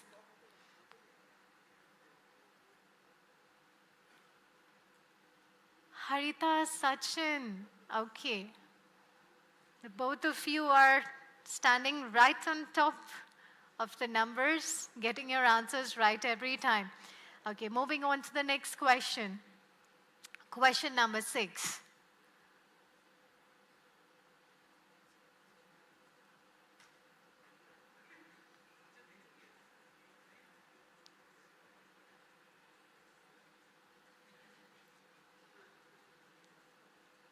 Are you doing the answers based on how fast this is moving? Versus, are you playing Inky Pinky Ponky and answering this? No? Well, the correct answer, 89% got it right. And then the others are looking at the screens to see which answer is gaining traction before they answer. I hope you remember that I said it's not about getting the answer correct, it's about getting it correct and quickly. Yeah, you have to get it correct and get it fast. Again, we have the same names leading, getting their answers right every time. Okay, we're moving on to question number 7. We have only 15 questions today, and you're over halfway there. Give us your best answers going forward and keep it quick.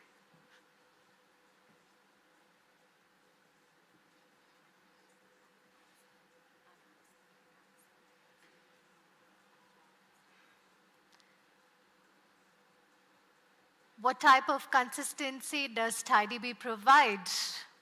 Strong consistency. Well, that's a pretty obvious answer. I'm sure many of you got it right. Okay, nice to see some new names coming up on the curve now, but Harita is leading at number 1 all the time. Wonderful. Let's move on to the next question, please.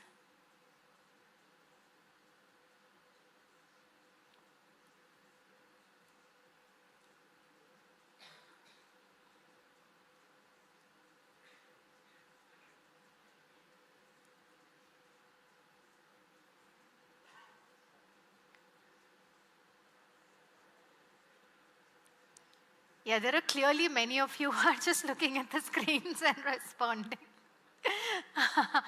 Online analytical processing. Lovely. All right. Let's move on to our next question, question number 9. Let's play this quick. Only 15 questions. Harita, this game is yours. Surely. Nice. TiDB uses which protocol for communication between components?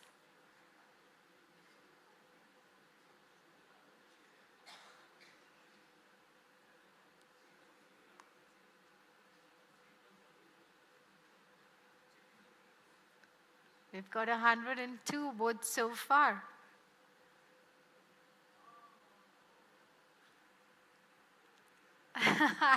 I'm enjoying your expressions over the answers.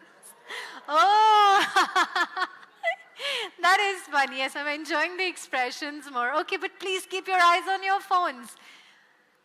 We have Kaustav, Kishore, Rishabh Raj. Very nice. Great. So we have so many of you leading, and I hope to see your names again and again. Let's move on to the next question, please. We're down with 5. We have hardly 6 questions left. Give it your best.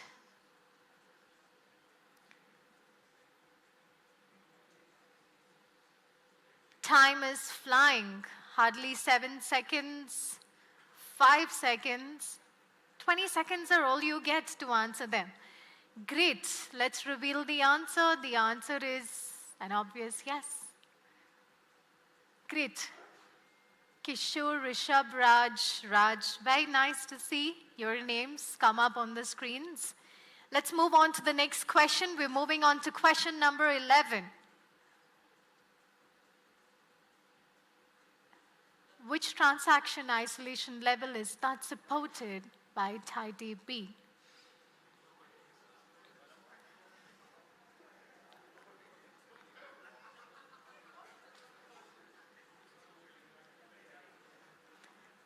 I think it's not about the correct answer anymore. Everyone's trying to take chances and answer something. Well, let's see. Whoa, not many people got this correctly, but let's see who did. It's just a 22%. Raj, Kishore, Mandy. Great. Okay, let's move on to the next question. I think the questions are just getting tougher by the moment as we keep moving on to them. Number 12. Okay, a tool commonly used for monitoring TiDB clusters. The answer is quite simple, but I hope you get it right. Nobody? It's going to lock in 20 seconds.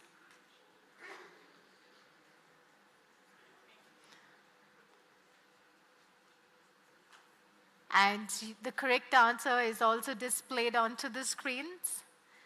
Let's have a look at our leaderboard. Kishore, Mandy, all of you are playing really well. Are you searching for your names on the screen? Great.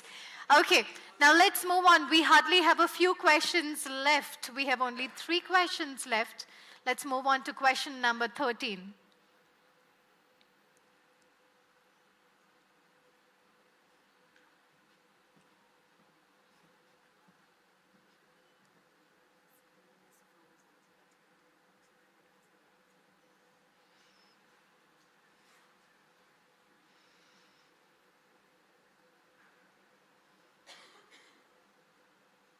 We're getting your answers nice and quick.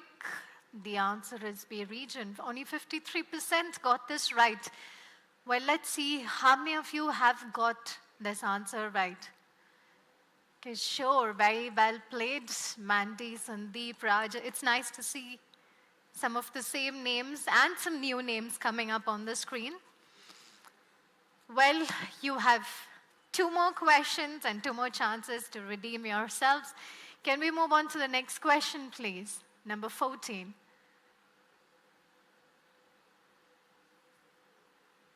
Okay, keep your fingers on your screens. I hope you get this one right.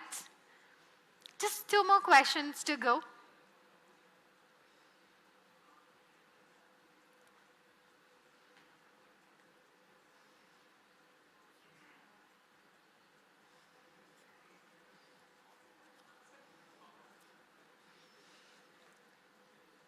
Okay.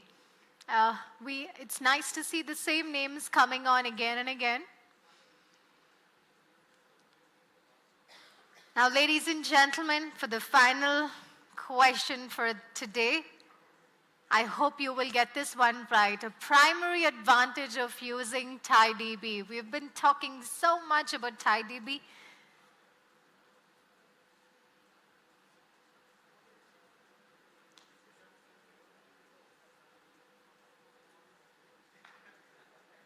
And the correct answer is all of the above. I'm sure many of you got it right after all the sessions that were conducted today and all the speakers you listened to. Most of you have got this right. I hope you're happy seeing your names on the screen. But now, we can have only 3 winners, and we will have to find, and we will have to see who are the lucky 3 who will be winning some incredible prizes today. We're just putting the winners together, and they're coming right on the screen. I hope you're ready. The results are just about to come on.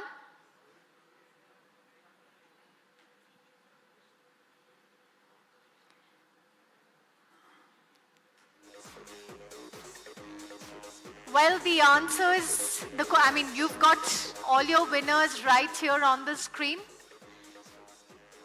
And as you can see, let's start at 3, 2, 1. But before we call the winners on the screen, I mean, before I call you onto this stage, and we need somebody who will give you your excellent and beautiful prizes.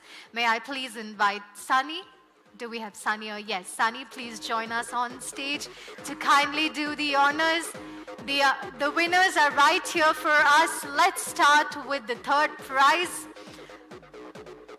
Can we please have Sandeep on stage?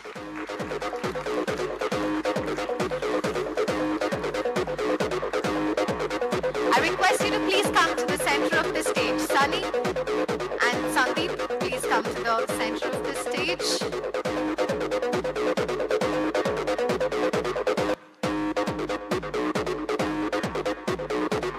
Well done and congratulations, Sandeep. Sunny, please remain with us. We have 2 more winners. Can we have Mandy from MyDB Ops join us on stage?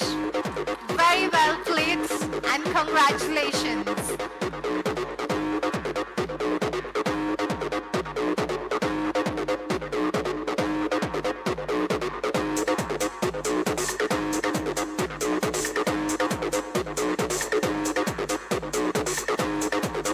And finally, where's Kaustav? A huge round of applause for him, please. Brilliantly played and very impressive that you got almost all the questions right. You've done this really well. I thank you all for the team spirit. Thank you all for playing this game. And I hope you had just as much of fun playing it as it was presenting it to you. Thank you, Sunny, and congratulations. Can we have a huge round of applause for all our winners, please? Now, if you were not a lucky winner at the quiz, don't lose heart. We still have, we're giving you more opportunities to redeem yourselves and to take some wonderful gifts home today. If you have not yet shared your thoughts on social media, and if you haven't taken part in the social media challenge, don't forget there is still time, but I request you to quickly share your thoughts on LinkedIn using the hashtag TiDB User Day India. And we just have very little time left towards we're almost coming towards the end of this event. So please go ahead, share a really creative thought on LinkedIn, and who knows, you might still take home an exciting gift. Apart from that, there is also an option for you to share your feedback, scanning the QR codes behind your badges. And of course, the winners of the Batak Pro game outside, I will be calling you a little later on this stage. Now, ladies and gentlemen, this brings us to our final session for today. And this is a success story from Ninja Van. Please join me in welcoming on stage Mani Kuramboyina, Head of Engineering India from Ninja Van, who will share how they scaled their databases from TiDB on Kubernetes. Mani will share this wonderful journey of how they've adopted TiDB to solve the challenges of scaling their logistic operations. And he'll also discuss the impact that TiDB had on improving database reliability and the performance in a dynamic, rapidly growing environment. Ladies and gentlemen, please put your hands together, make some noise, and welcome on stage our final speaker for today, Mani. Can we please have a huge round of applause for him? The stage is all yours. Thank you, Mani.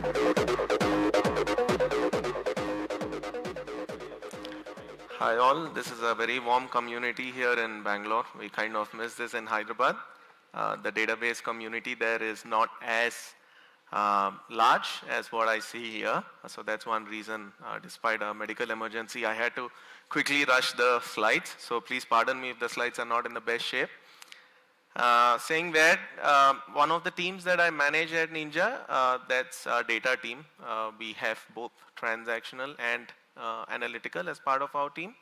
And I'm going to briefly just share the journey that we've gone through in the last 10 years. How did our data scale, and what kind of challenges did we experience? What prompted us to start looking at the next generation of databases?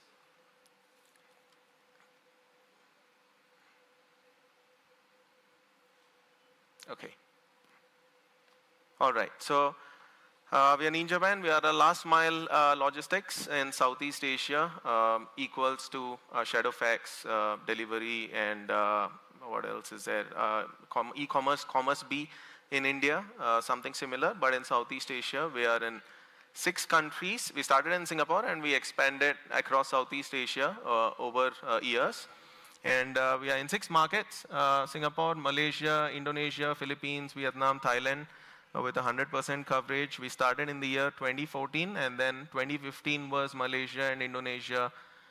Following year, the rest of 3 countries. So some of the well-known names of our shippers in Southeast Asia: Amazon, Lazada. You guys must be familiar with some of the names here. Right, so briefly going through our tech stack. So we've been multi-cloud mostly. We started off with AWS, then we are on GCP. We are also a little bit on Ali Cloud. We are on Huawei. Most of our workloads are containerized. They are kube native. We are completely on Kubernetes.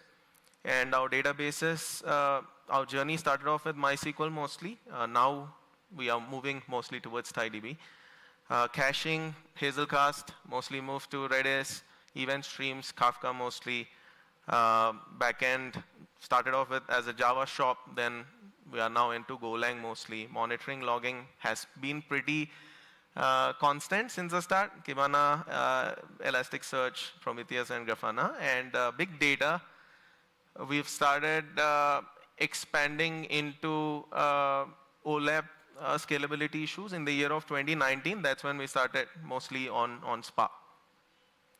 Right, so this has been our DB journey. 2015, we already started containerizing in production, right? So before Kubernetes, there was Fleet, and we first played around with Docker in production.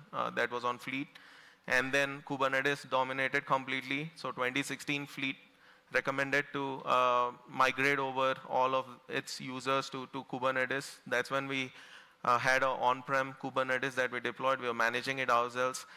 However, MySQL databases were still on VMs mostly, right? So there is always this taboo that deploying databases on an ephemeral cluster. It sounds a bit scary, especially if you've been operating on traditional VM instances. So we've been mostly MySQLs have been on VMs, and coming to the database tooling. We started off with Percona toolkit mostly. That was the most mature back then, whatever we had.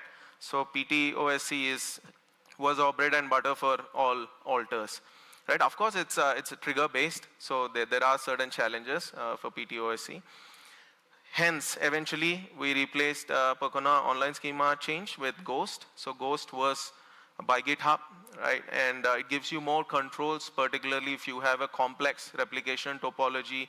You need to control the replication traffic. You need to throttle it based on certain parameters, CPU, memory, right? So we had those controls. I mean, nowhere close to what DXF offers, but I think back then that was one of the feasible solutions that we had. And of course, PMM monitoring, the first love for DB monitoring, still in production for MySQL. So fast forward from 2016 to 19, we've been pretty much on Percona Extra DB cluster. Galera cluster was our transactional database mostly. We started experiencing scale bottlenecks in the year of 2019, 2020. Hence, we had to resort to a stopgap measure for about a year while we were deciding which is the best distributed database solution that we could move forward with. Right, so that's when we started exploring alternatives for addressing our write scaling bottlenecks, and that was the humble beginnings of TiDB 4. Right, so 21 to 25, sorry, my slide is not fully updated. Together with TiFlash, we've also migrated TiDB 5 to version 7 and then 7 to 8. Most of it was TiDB operations. Right, so 16 to 19, what were we on? We were MySQL binary with Galera plugin. This was more for the replication setup, for the multi-master replication setup that we had. So the pros, obviously, it's easily read scalable. If you need to scale up your topology, you add in a new node. Of course, there are some performance problems to it. As soon as you add a new node, you have a state snapshot transfer that gets triggered, and there are certain performance implications to it. And the most important problem, it is not really fully write scalable. We've experienced a lot of flow control problems. If you guys have, any one of you guys have worked with Galera particularly, upon high write traffic, especially if the nodes are choked up on resources, you start experiencing write bottlenecks, right? So your commit starts to slow down and you start seeing a lot of performance issues. Hence the stopgap measure. Once we started seeing these performance issues in production because of the quick growth that we've experienced, as a stopgap measure, we started resorting back to a Pocona server, and we were using proxy SQL as a means to temporarily aid us with some of the challenges that we face, particularly with consistent reads, right? So let me just briefly show you guys how the configurations that we used to configure. So you can see the query rules that we've configured here. Most of these rules are managed by the DB ops team itself, right? So you can see for critical reads particularly, we are doing a sort of a regex within the SQL query. So the downsides to this, you're again moving a lot of this logic over to the application code base, and you have to maintain all of that. And even if you look at the way we've handled sharding, all of these sharding rules start to become very complicated, but we knew it. We knew that these were the downsides. We were just using it as a stopgap until we quickly figure out either we go with Vitess, which was also something that we've explored, which I'm going to talk about in the subsequent slides. Now, while this was the transactional processing side of our functions, there was also a bigger problem that was brewing. With the quick growth that NinjaVan has gathered with respect to the data needs, we started experiencing bottlenecks and choke points on building products for our operational intelligence users. So a quick solutions, all the ops users, they are comfortable with SQL, so they've asked us a solution while they wait for the product builds to be shipped out quickly. And something that we thought of, which is not a very clean solution, but we exposed some of the operational data to them that is needed in the form of MySQL slaves, right? So this is what I refer to as the mid-OLAP. It's not really fully OLAP because the nature of data here is not completely analytics. There is data retrieval, you're doing lookups, sometimes you're pulling out specific rows within a table. So it's not completely just for aggregates, right? So this makes it very challenging for us to pick one particular data solution because you cannot educate the users that, okay, you have to use a different database for a specific set of SQL queries. All they're aware of is what's their operational use case, and they come up with a very complicated SQL query that includes a little bit of lookups, a little bit of analytics, and that made it a little challenging for us. So most of our business intelligence and operational intelligence at this point of time in this period was powered by MySQL slaves. It's a cluster of slaves. We've set up certain automation for it to scale up, scale down. So there was a lot of automation around DB operations. So that's to support the agility and sudden growth. And we also have employees who are very comfortable with SQL, quickest way to do the business operations without waiting for product, need for near real-time data plus aggregates. And all they needed was a front-end tool, an open source one, Redash or Metabase for them to query an back-end array of sleeves. So this was our initial ODS architecture that survived for 4 years, surprisingly. So the source masters, which are MySQL, we set up a multi-channel replication to a single ODS. And very clearly in the architecture, you can see the choke point is in the multi-tier one. What if the microservices start scaling up, right? Whether the traffic can be handled there. We've used very selective filters for these multi-channel setups. So we were regulating the traffic that goes into the tier one ODS. So that helped us for about 3 years. And the tier 2 is basically the worker nodes, which is an auto-scaling group that we have configured. And we expose this workloads to the users through a proxy SQL that is basically fronting the redash. Right, and then what happened? In 2020, 5 years after we've deployed this solution, we started seeing very, very complicated SQL queries, 900 lines of SQL queries that users keep bombarding the DB clusters. No matter how much of metal you throw into that auto-scaling group, it was not really working out for us. I don't have an explain plan for the MySQL, so I've taken one for what we have today, which is a TiDB cluster. And you can see from the explain plan, that's about 46.3 mil, right, approximately? Yeah. So you can see these queries can get quite complicated, and it is absolutely not possible that we run them on the MySQLs.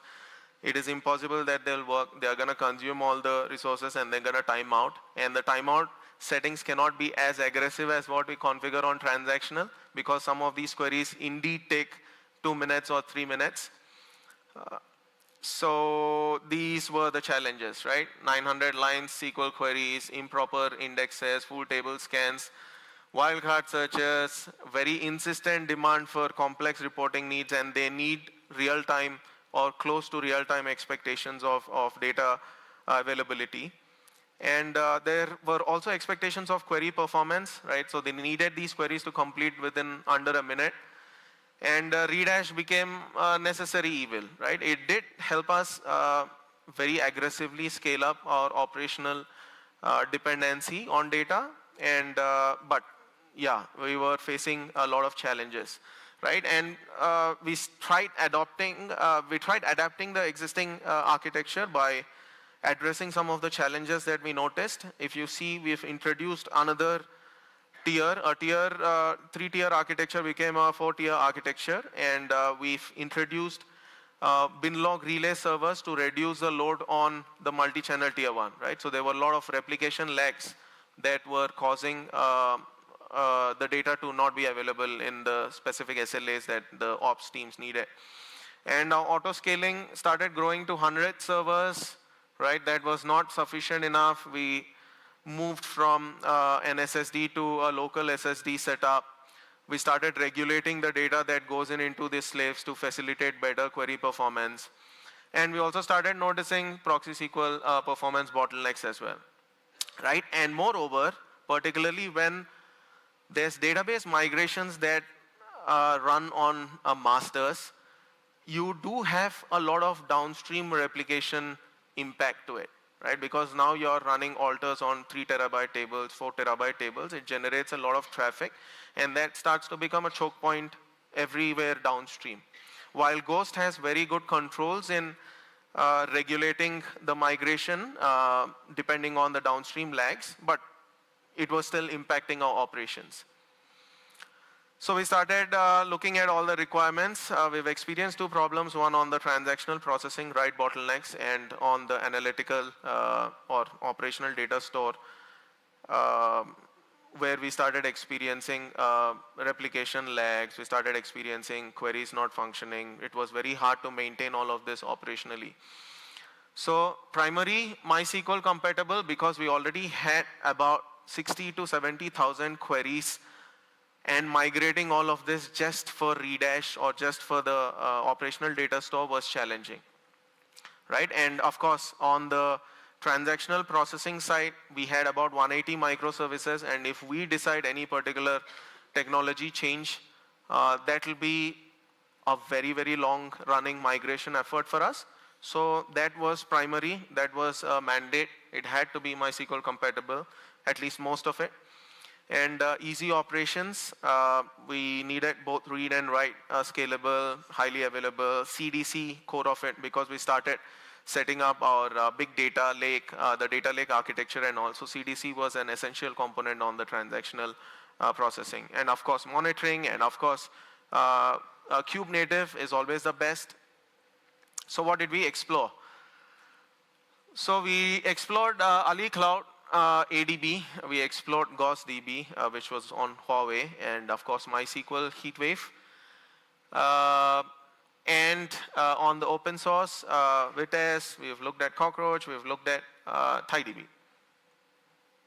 Right, and that's when I think we started playing around with TiDB, humble beginnings, version 4.0.7, we started just deploying small clusters, scale up, scale down, how do we take backups, right? Everything was a breeze. We had a lot of manual tooling that we custom built in-house with respect to our MySQL clusters. But with TiDB, a lot of this was already catered to as part of the ecosystem. So ODS was a perfect case study, or a guinea pig for us to test hybrid workloads. And it's slightly less critical for us. We could take a shot at it. Once we are confident, we thought that we would plan to adopt it on the transactional processing as well. So Redash, not a very large data set. If you can see, it's about 25 terabyte. Traffic varies from simple data retrieval to complex analytical queries. Supports 10,000 plus users. We needed very strong resource control setup because this common cluster was shared amongst all the countries, right? So all these 10,000 plus users were running from various locations, and we needed to be able to regulate and control how much capacity of the cluster can each country utilize, so that we avoid the noisy neighbor problem, right? So that one country doesn't impact the cluster workload. And TiFlash was something that perfectly fit this use case. So when TiDB has this smart logical routing layer that decides whether this query executes optimally on TiFlash, whether it should, right? So and this is also a guinea pig to test any new TiDB upgrades. So this is how we've been keeping ourselves up to date on TiDB upgrades. We first tested out on this cluster, and if things go well, then it goes to production on the transactional processing. Right, so this is briefly the architecture of our operational data store. So we do have MySQL. It is an incremental migration, and maybe some of the workloads they might be too less of a bottlenecks for us to even consider deploying them on TiDB. Very minimal workloads, right? Internal tooling, internal databases. So MySQL data also needed to be there on the TiDB cluster. So that was our consolidated data solution. So we set up replication through DM, part of the part of the TiDB ecosystem. And all of that data was consolidated in the TiDB cluster. And this was served through all of our visualization solutions and any other intense, data intense applications.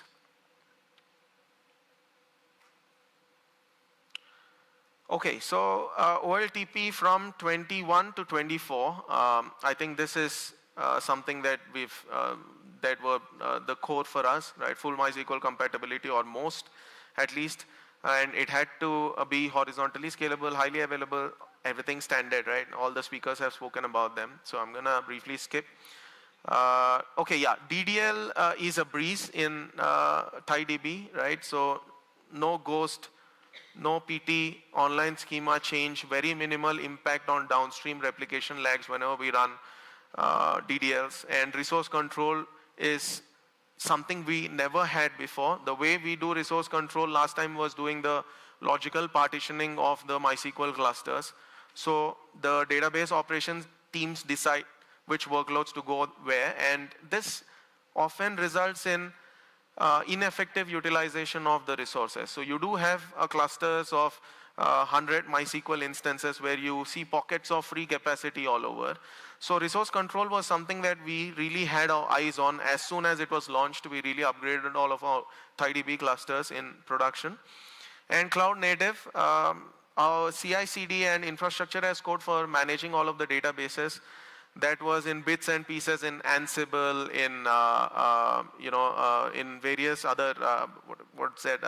Amazon's equivalent of Terraform. There's something, right? So we've had bits and pieces everywhere, and we've consolidated all of that into very good Terraform, TerraGrant, Kube manifest, and of course open source.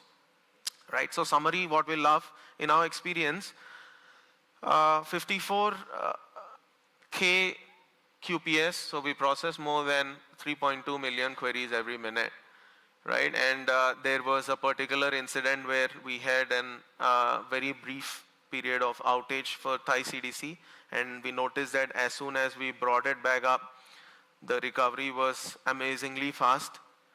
And backups, last time for backups, we used to have a lot of manual scripting, and we used to store all of these backups in S3, a lot of in-house scripting and automation that we've done. So everything pretty much seems out of the box. TTL, archival is always a challenge in MySQL, right? Because when you run archival, you have to take so many considerations downstream. Replication lags will be there, whether these events are being processed properly in your downstream data analytics stores. So TiDB gives us out of the box TTL controls and all of this. The impact is very minimal, and of course, again, credits to DXF. TiFlash, the real-time analytics use cases of Redash of the operational data store that I've shared, I think that's something that we also aggressively use. Resource control, which is the best. Right, so future, what are we looking forward to? So ARM migrations, we've noticed significant cost savings with ARM setups. So if TiDB clusters are heavily running on Intel or any other chipsets, I think ARM chipset seems like something that the industry is moving towards. Migration tooling, of course, for cluster operations from MySQL to TiDB, I think a lot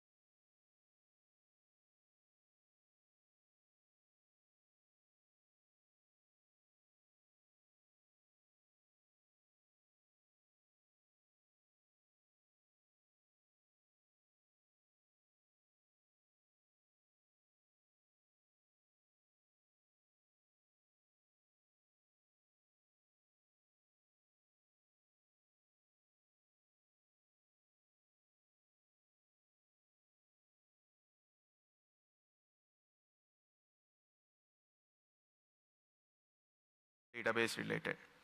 And 180 plus microservices and growing, 44K peak TiDB QPS, 130 terabyte of data growing at 200 GB per day, and 30 terabyte is our largest table. Right, so the awesome team behind this work, I think we have a 20-man team based in SG and IN. I'm just kidding, it's not 20, it's just 2 of them. So that's Kat, she heads our data infra team, and Srikanta is also here with me. So again, special shout out to PingCAP team. I think without their special care and support that they've given us, there have been days where we've reached out to them on GChat, on Slack, and then we immediately had new Docker images pushed out in the next 2 days. So I think the spirit of agility has been there since day one. And of course, documentation is awesome, right? So we love PingCAP's documentation. Yes, and shameless plug, we are hiring. So if there's link there on the deck that links you guys to our Medium blog post, and you can read some of the fun stories there. So please do join us, right? And thank you.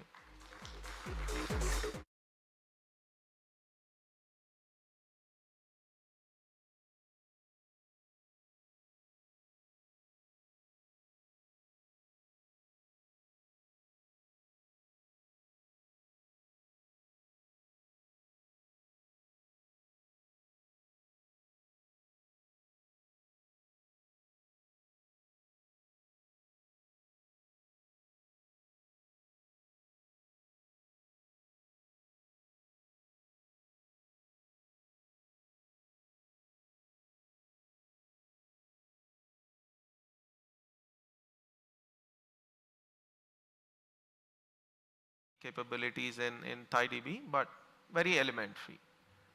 Thanks all for the clarification. Yeah, thank you. Thank you. Do we have any?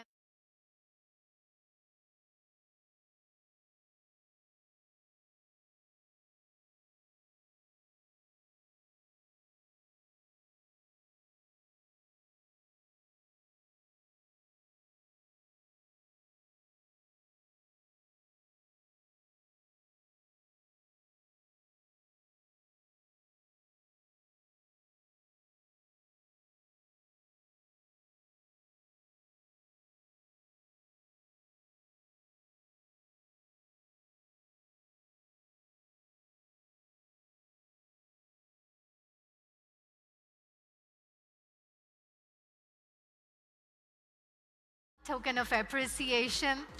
We're truly grateful for your time, your support, and your contribution to this event.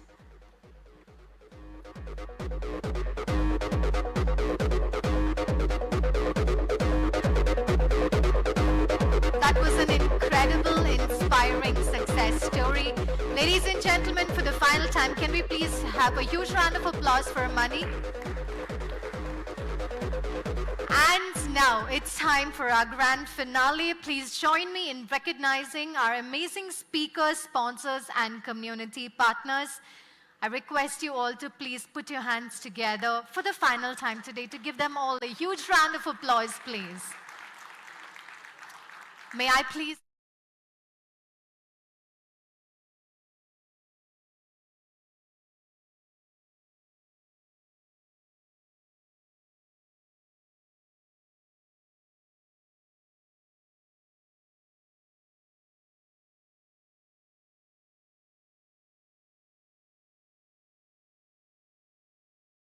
Awards.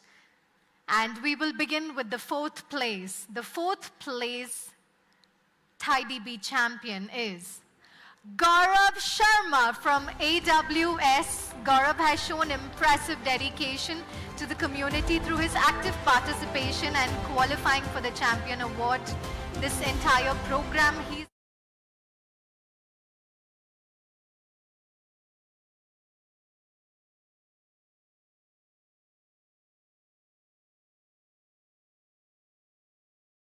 for him. Truly a TiDB champion. Please come to the center of the stage. The center stage is all yours.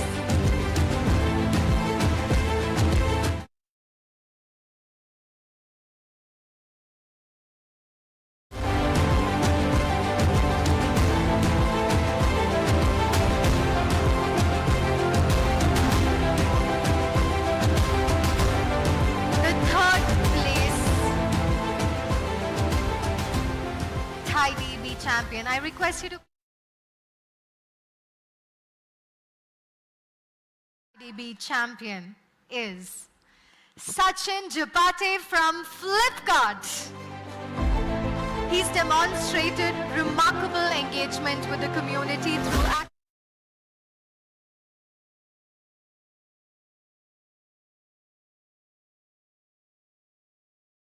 Please. He's our TiDB champion.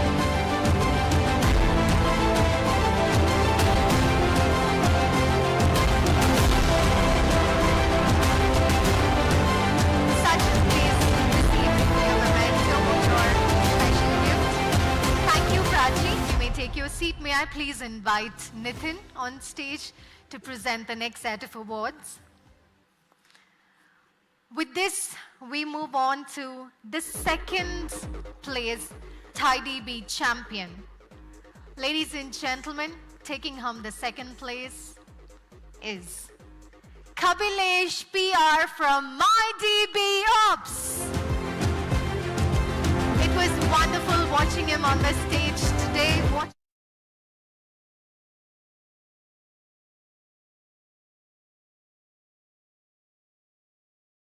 And qualifying for the champion program. Very well done, Kabilesh. Don't you think he deserves a huge round of applause? Come on, everybody.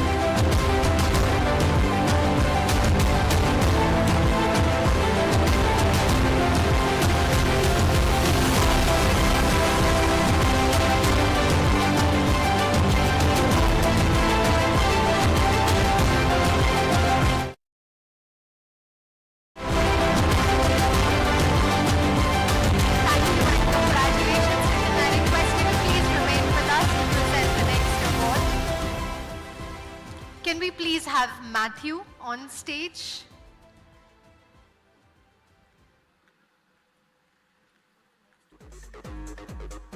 He'll come.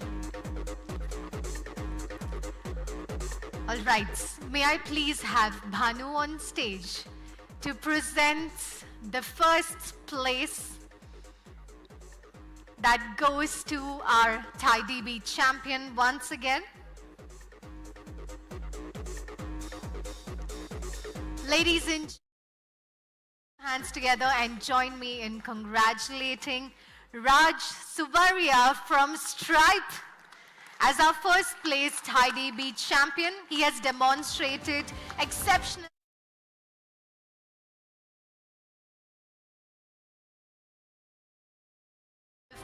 for the champion program. Congratulations, Raj. We saw your name come up a lot on the quiz as well. That truly shows your active participation.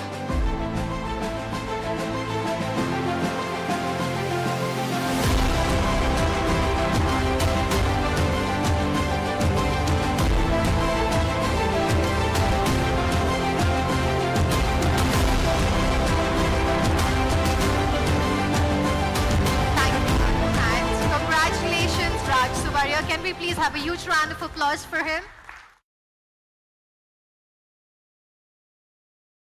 Request Nitin to join us on stage. With this, we move on to the next category of awards, which is the TiDB Trailblazer Award.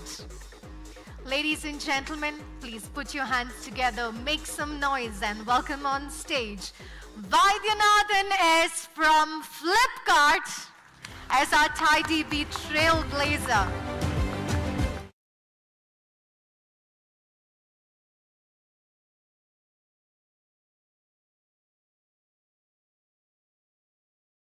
With TiDB. Congratulations, Vaidyanathan.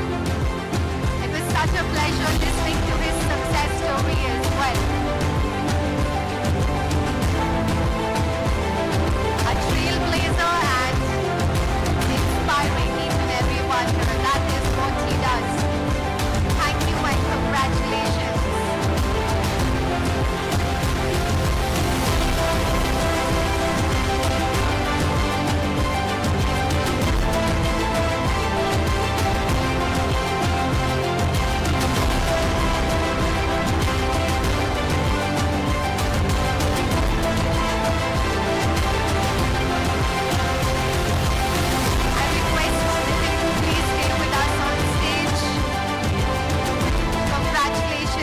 Vaidyanathan. You may take your seat, sir. Next, Anam M. He takes home the TiDB Innovation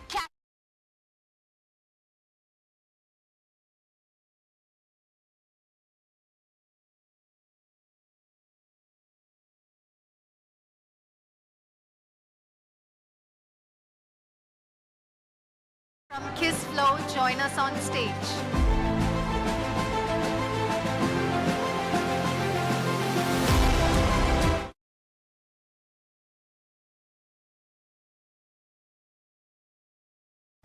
remain with us just a little longer. The next award is the TiDB Thought Leadership Award. And this award goes to Kabilesh PR from MyDB Ops. He is our TiDB Thought Leadership Award winner. This award recognizes individuals who have shared their expertise and insights on TiDB through public speaking, writing, and other forms of thought leadership. Congratulations to him.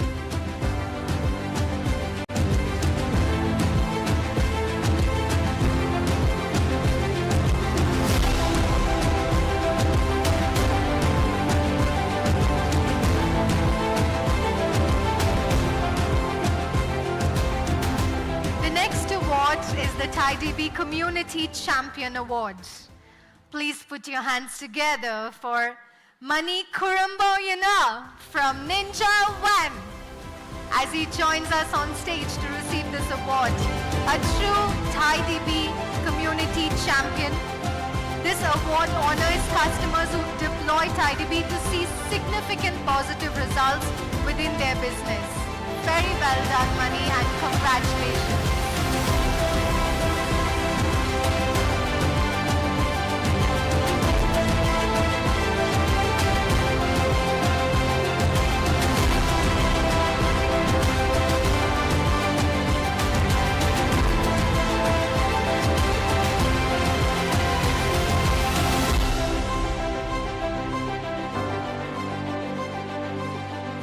Congratulations and thank you, Mani. Very, very well done.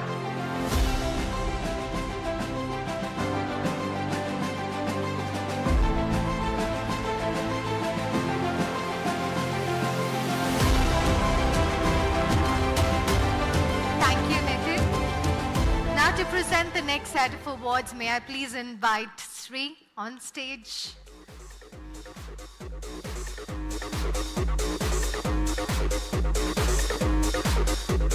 The next award this evening is the TiDB Data Migration Maestro Award. And this award goes to Manoj Tangaraj and Ajit Pense from Elastic One, our TiDB Data Migration Maestros. This award recognizes individuals who've shown particular skill in the complex task of data migration to TiDB. Congratulations, Manoj and Ajit. Can we please have a huge round of applause for both of them? Come on, ladies and gentlemen. A huge round of applause, please.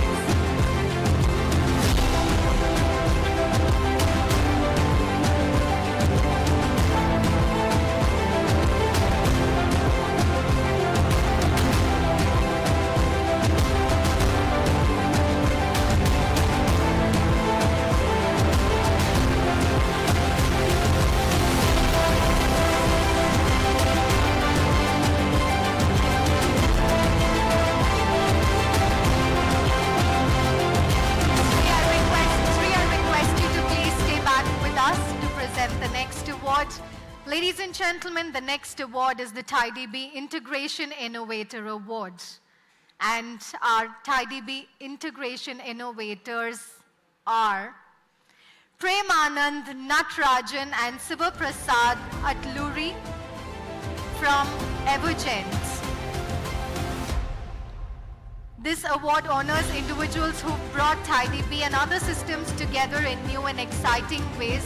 Congratulations to them, but unfortunately they're not here to join us and to accept their awards on this stage on their behalf. May I please invite Janarthana Kupaswamy to kindly accept the awards on their behalf.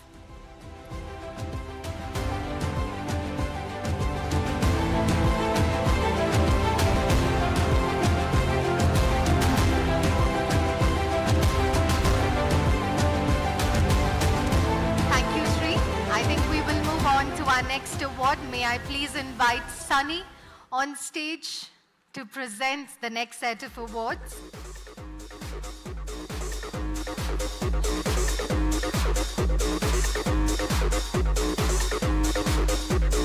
The next award this evening is the Postgres to TiDB Pioneer Awards. Ladies and gentlemen, the winner is Hari Kishan from Delivery. This award honors his dedication to the seamless migration from Postgres to TiDB. Do we have Hari here with us, Hari Kishan? Well, unfortunately, he's unable to join us today, but on his behalf, may I please request Ankit Kapoor to kindly accept this award. I request Ankit Kapoor to kindly receive this award.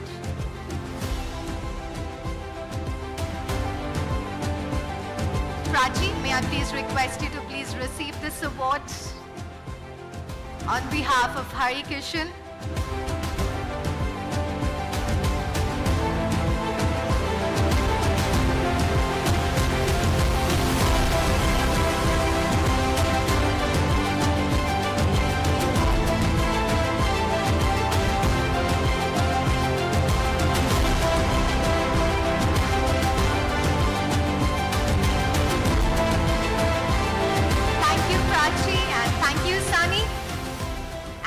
Now, may I please invite Bhanu on stage, sir, to please present the next set of awards.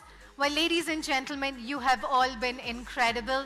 Firstly, a big thank you to all of you who took part in our social media challenge. We were very happy and truly delighted to see all your social media posts. But unfortunately, we can give away only 5 special prizes today, although we have 6 because one prize is being shared by 2 people. Okay, so the truly incredible and creative posts on LinkedIn are the ones that we had to pick. It was very difficult, trust me, but we would like to announce the winners. Taking home the 5th place in our social media contest using the hashtag TiDB User Day India is Soumya Ranjan Sahu. Come dancing onto this stage. Come quickly, you're a winner, come on. We enjoyed watching your thoughts and your insights on LinkedIn. Very creative and a lot of fun.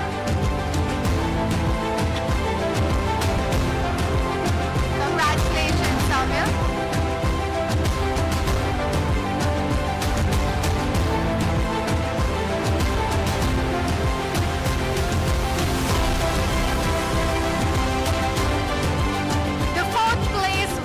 The contest is Anil Yera. I don't hear anybody clapping. Come on. We're almost at the end of this evening. You don't know, you might just be a lucky winner, but I really hope all of you have shared your feedback with us. If you have, don't forget to collect your special gifts before you leave home. Only if you've shared your feedback. The 3rd prize winner, well, we have 2 people taking home the 3rd prize in our social media contest. Firstly, can I please have Albert Levy on stage? Congratulations, Albert.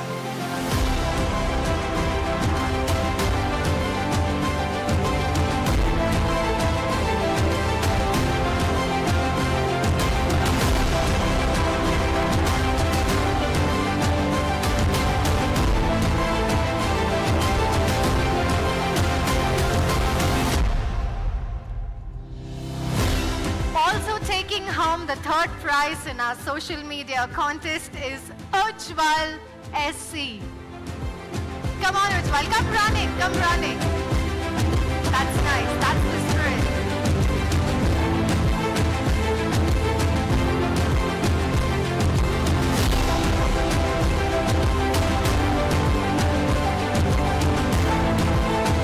Thank you and congratulations. I would like to thank all of you who participated in the social media contest. That was truly fun. The 2nd prize winner in the social media contest is Mrinal Dhar. You know, you can clap your hands, ladies and gentlemen. Clapping is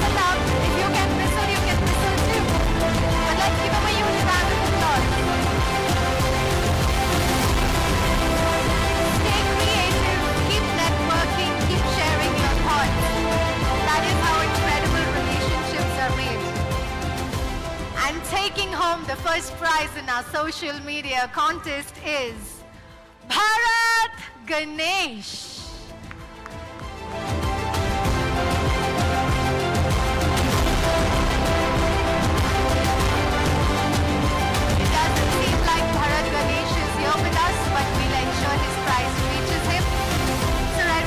To stay with us just a little longer. We've seen the winners from the social media contest. We had the quiz as well.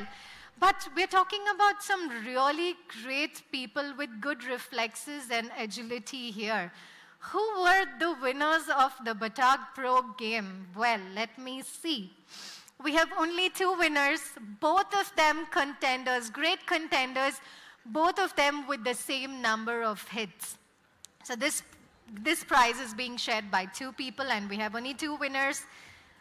Tied up with 27 hits each. Please put your hands together for Vineet Parimov from Kindrel.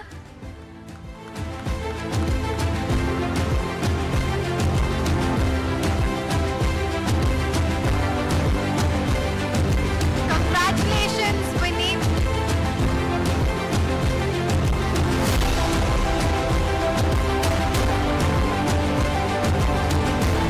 I hope you had fun being a part of the contest and participating in it. And the second winner of the Batag Pro game is Gautam Madineni from FICO.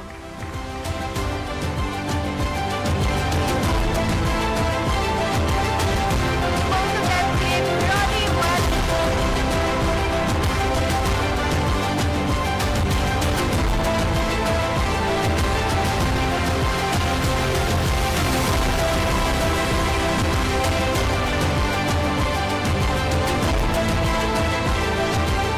Congratulations to all our winners, and thank you, sir. Thank you, Bhanu.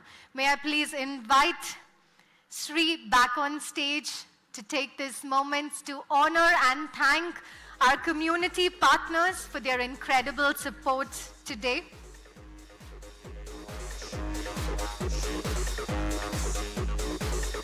We would like to present a token of appreciation to our community partners for their incredible support in making this day happen and in bringing this dream to reality. Can we please have Mr. Ayanar Jayakrishnan on stage from AWS, our community partner. Mr. Ayanar Jayakrishnan.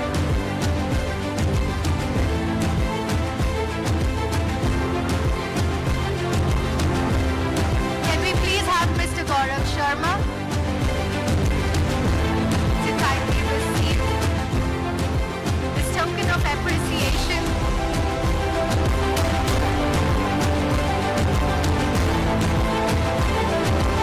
A big thank you to the entire team of AWS, our community partners, for your incredible support. Can we please have Jones from AWS?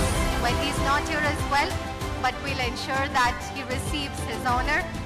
And next, we would like to thank our community partner, Databricks. May I please invite Abhishek Subramanian on stage to please receive this token of appreciation.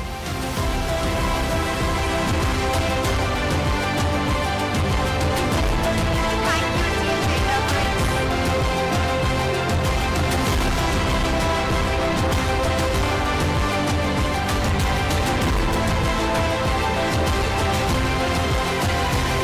I request all our award winners from this evening, all our award winners, to please bring your mementos and come forward. Sir, I request you to please stay with us. All our award winners, may I please have once again Sunny, Bhanu, Nitin, may I please request all of you to join us on stage, and I request all our award winners, please bring your awards along with you and please join us on stage for a group photo opportunity. I request all our award winners to please come together onto this stage for a group photo opportunity. We'd like to seal this moment on the lens of the camera. What a brilliant evening it has been. Please bring your mementos, your gifts along with you, and please join us on stage.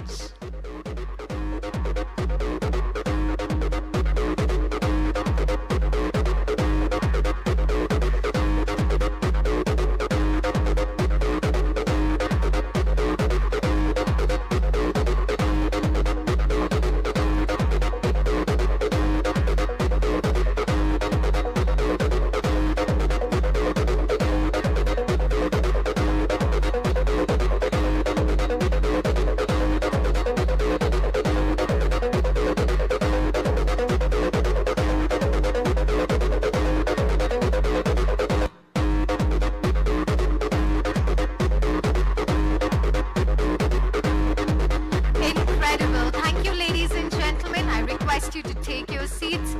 We're almost at the end of the event, but not yet done, because before we wrap up, there is one thing you absolutely cannot miss, and that is thanking the entire TiDB team who made this event possible and who brought this event to India and did it successfully.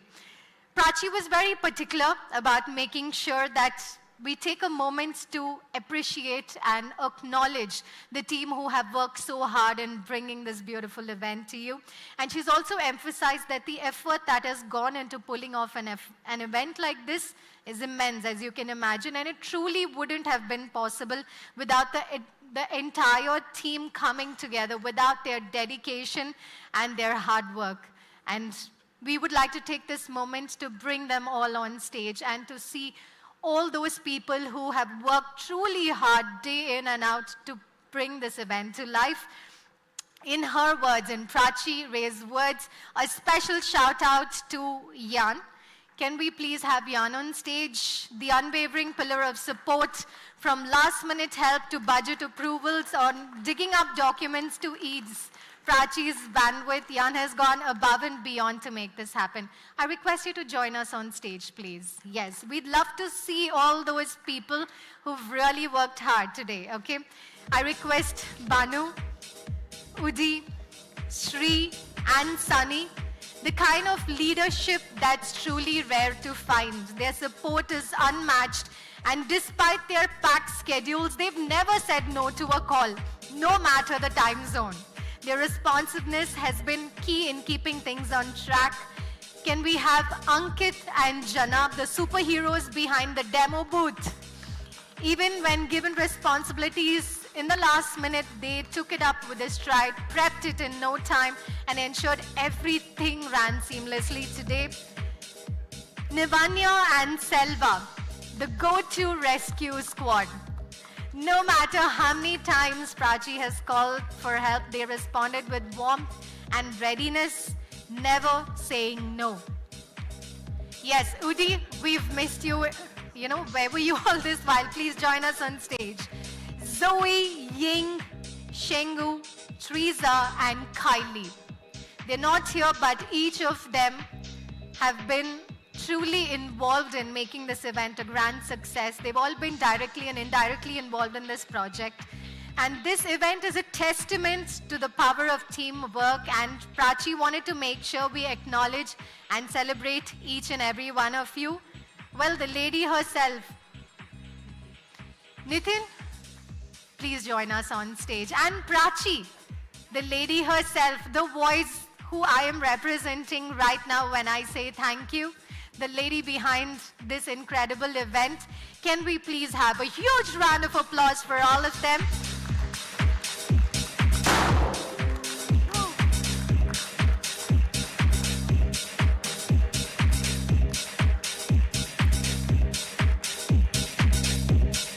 Last but not the least, Union's team, a huge shout out to them for making this event happening and ensuring that everything was up to the expectations. A big up to the Union team, and I would also like to thank the team for giving me this opportunity. Thank you so much. They were the organizing team putting this event to life, you know, bringing life to it, and Uber Solutions for their incredible support as our swags and logistics partner. Well, Let's take a moment to celebrate this together. We've already had the confetti and we have our camera person clicking away. Please take a brilliant picture of the entire team on stage. And can we please give the TiDB team a huge round of applause? To everybody who is still here, come on, a huge round of applause for them, please.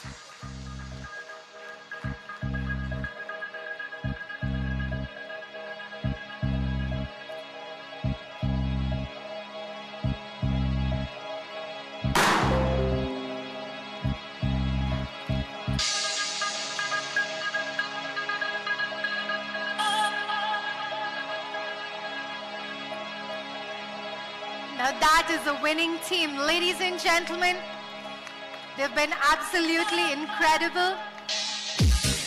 I would like to remind you to please don't forget to scan the QR codes on your badges, fill out your feedback form. You'll not only help us improve, but also don't forget to take your lovely gift at the registration desk after you fill your feedback form.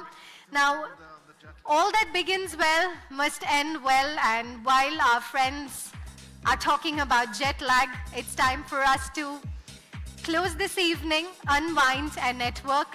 Ladies and gentlemen,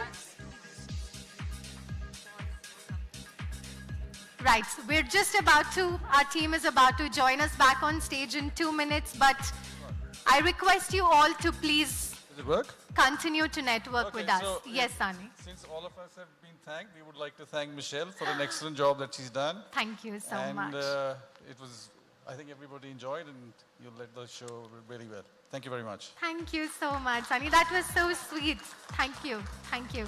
It's been such an honor being your host. Now, ladies and gentlemen, don't forget to fill your feedback forms. Please head over to the networking area for cocktails, snacks, and more conversations. Thank you once again for being a part of the TiDB User Day India 2025.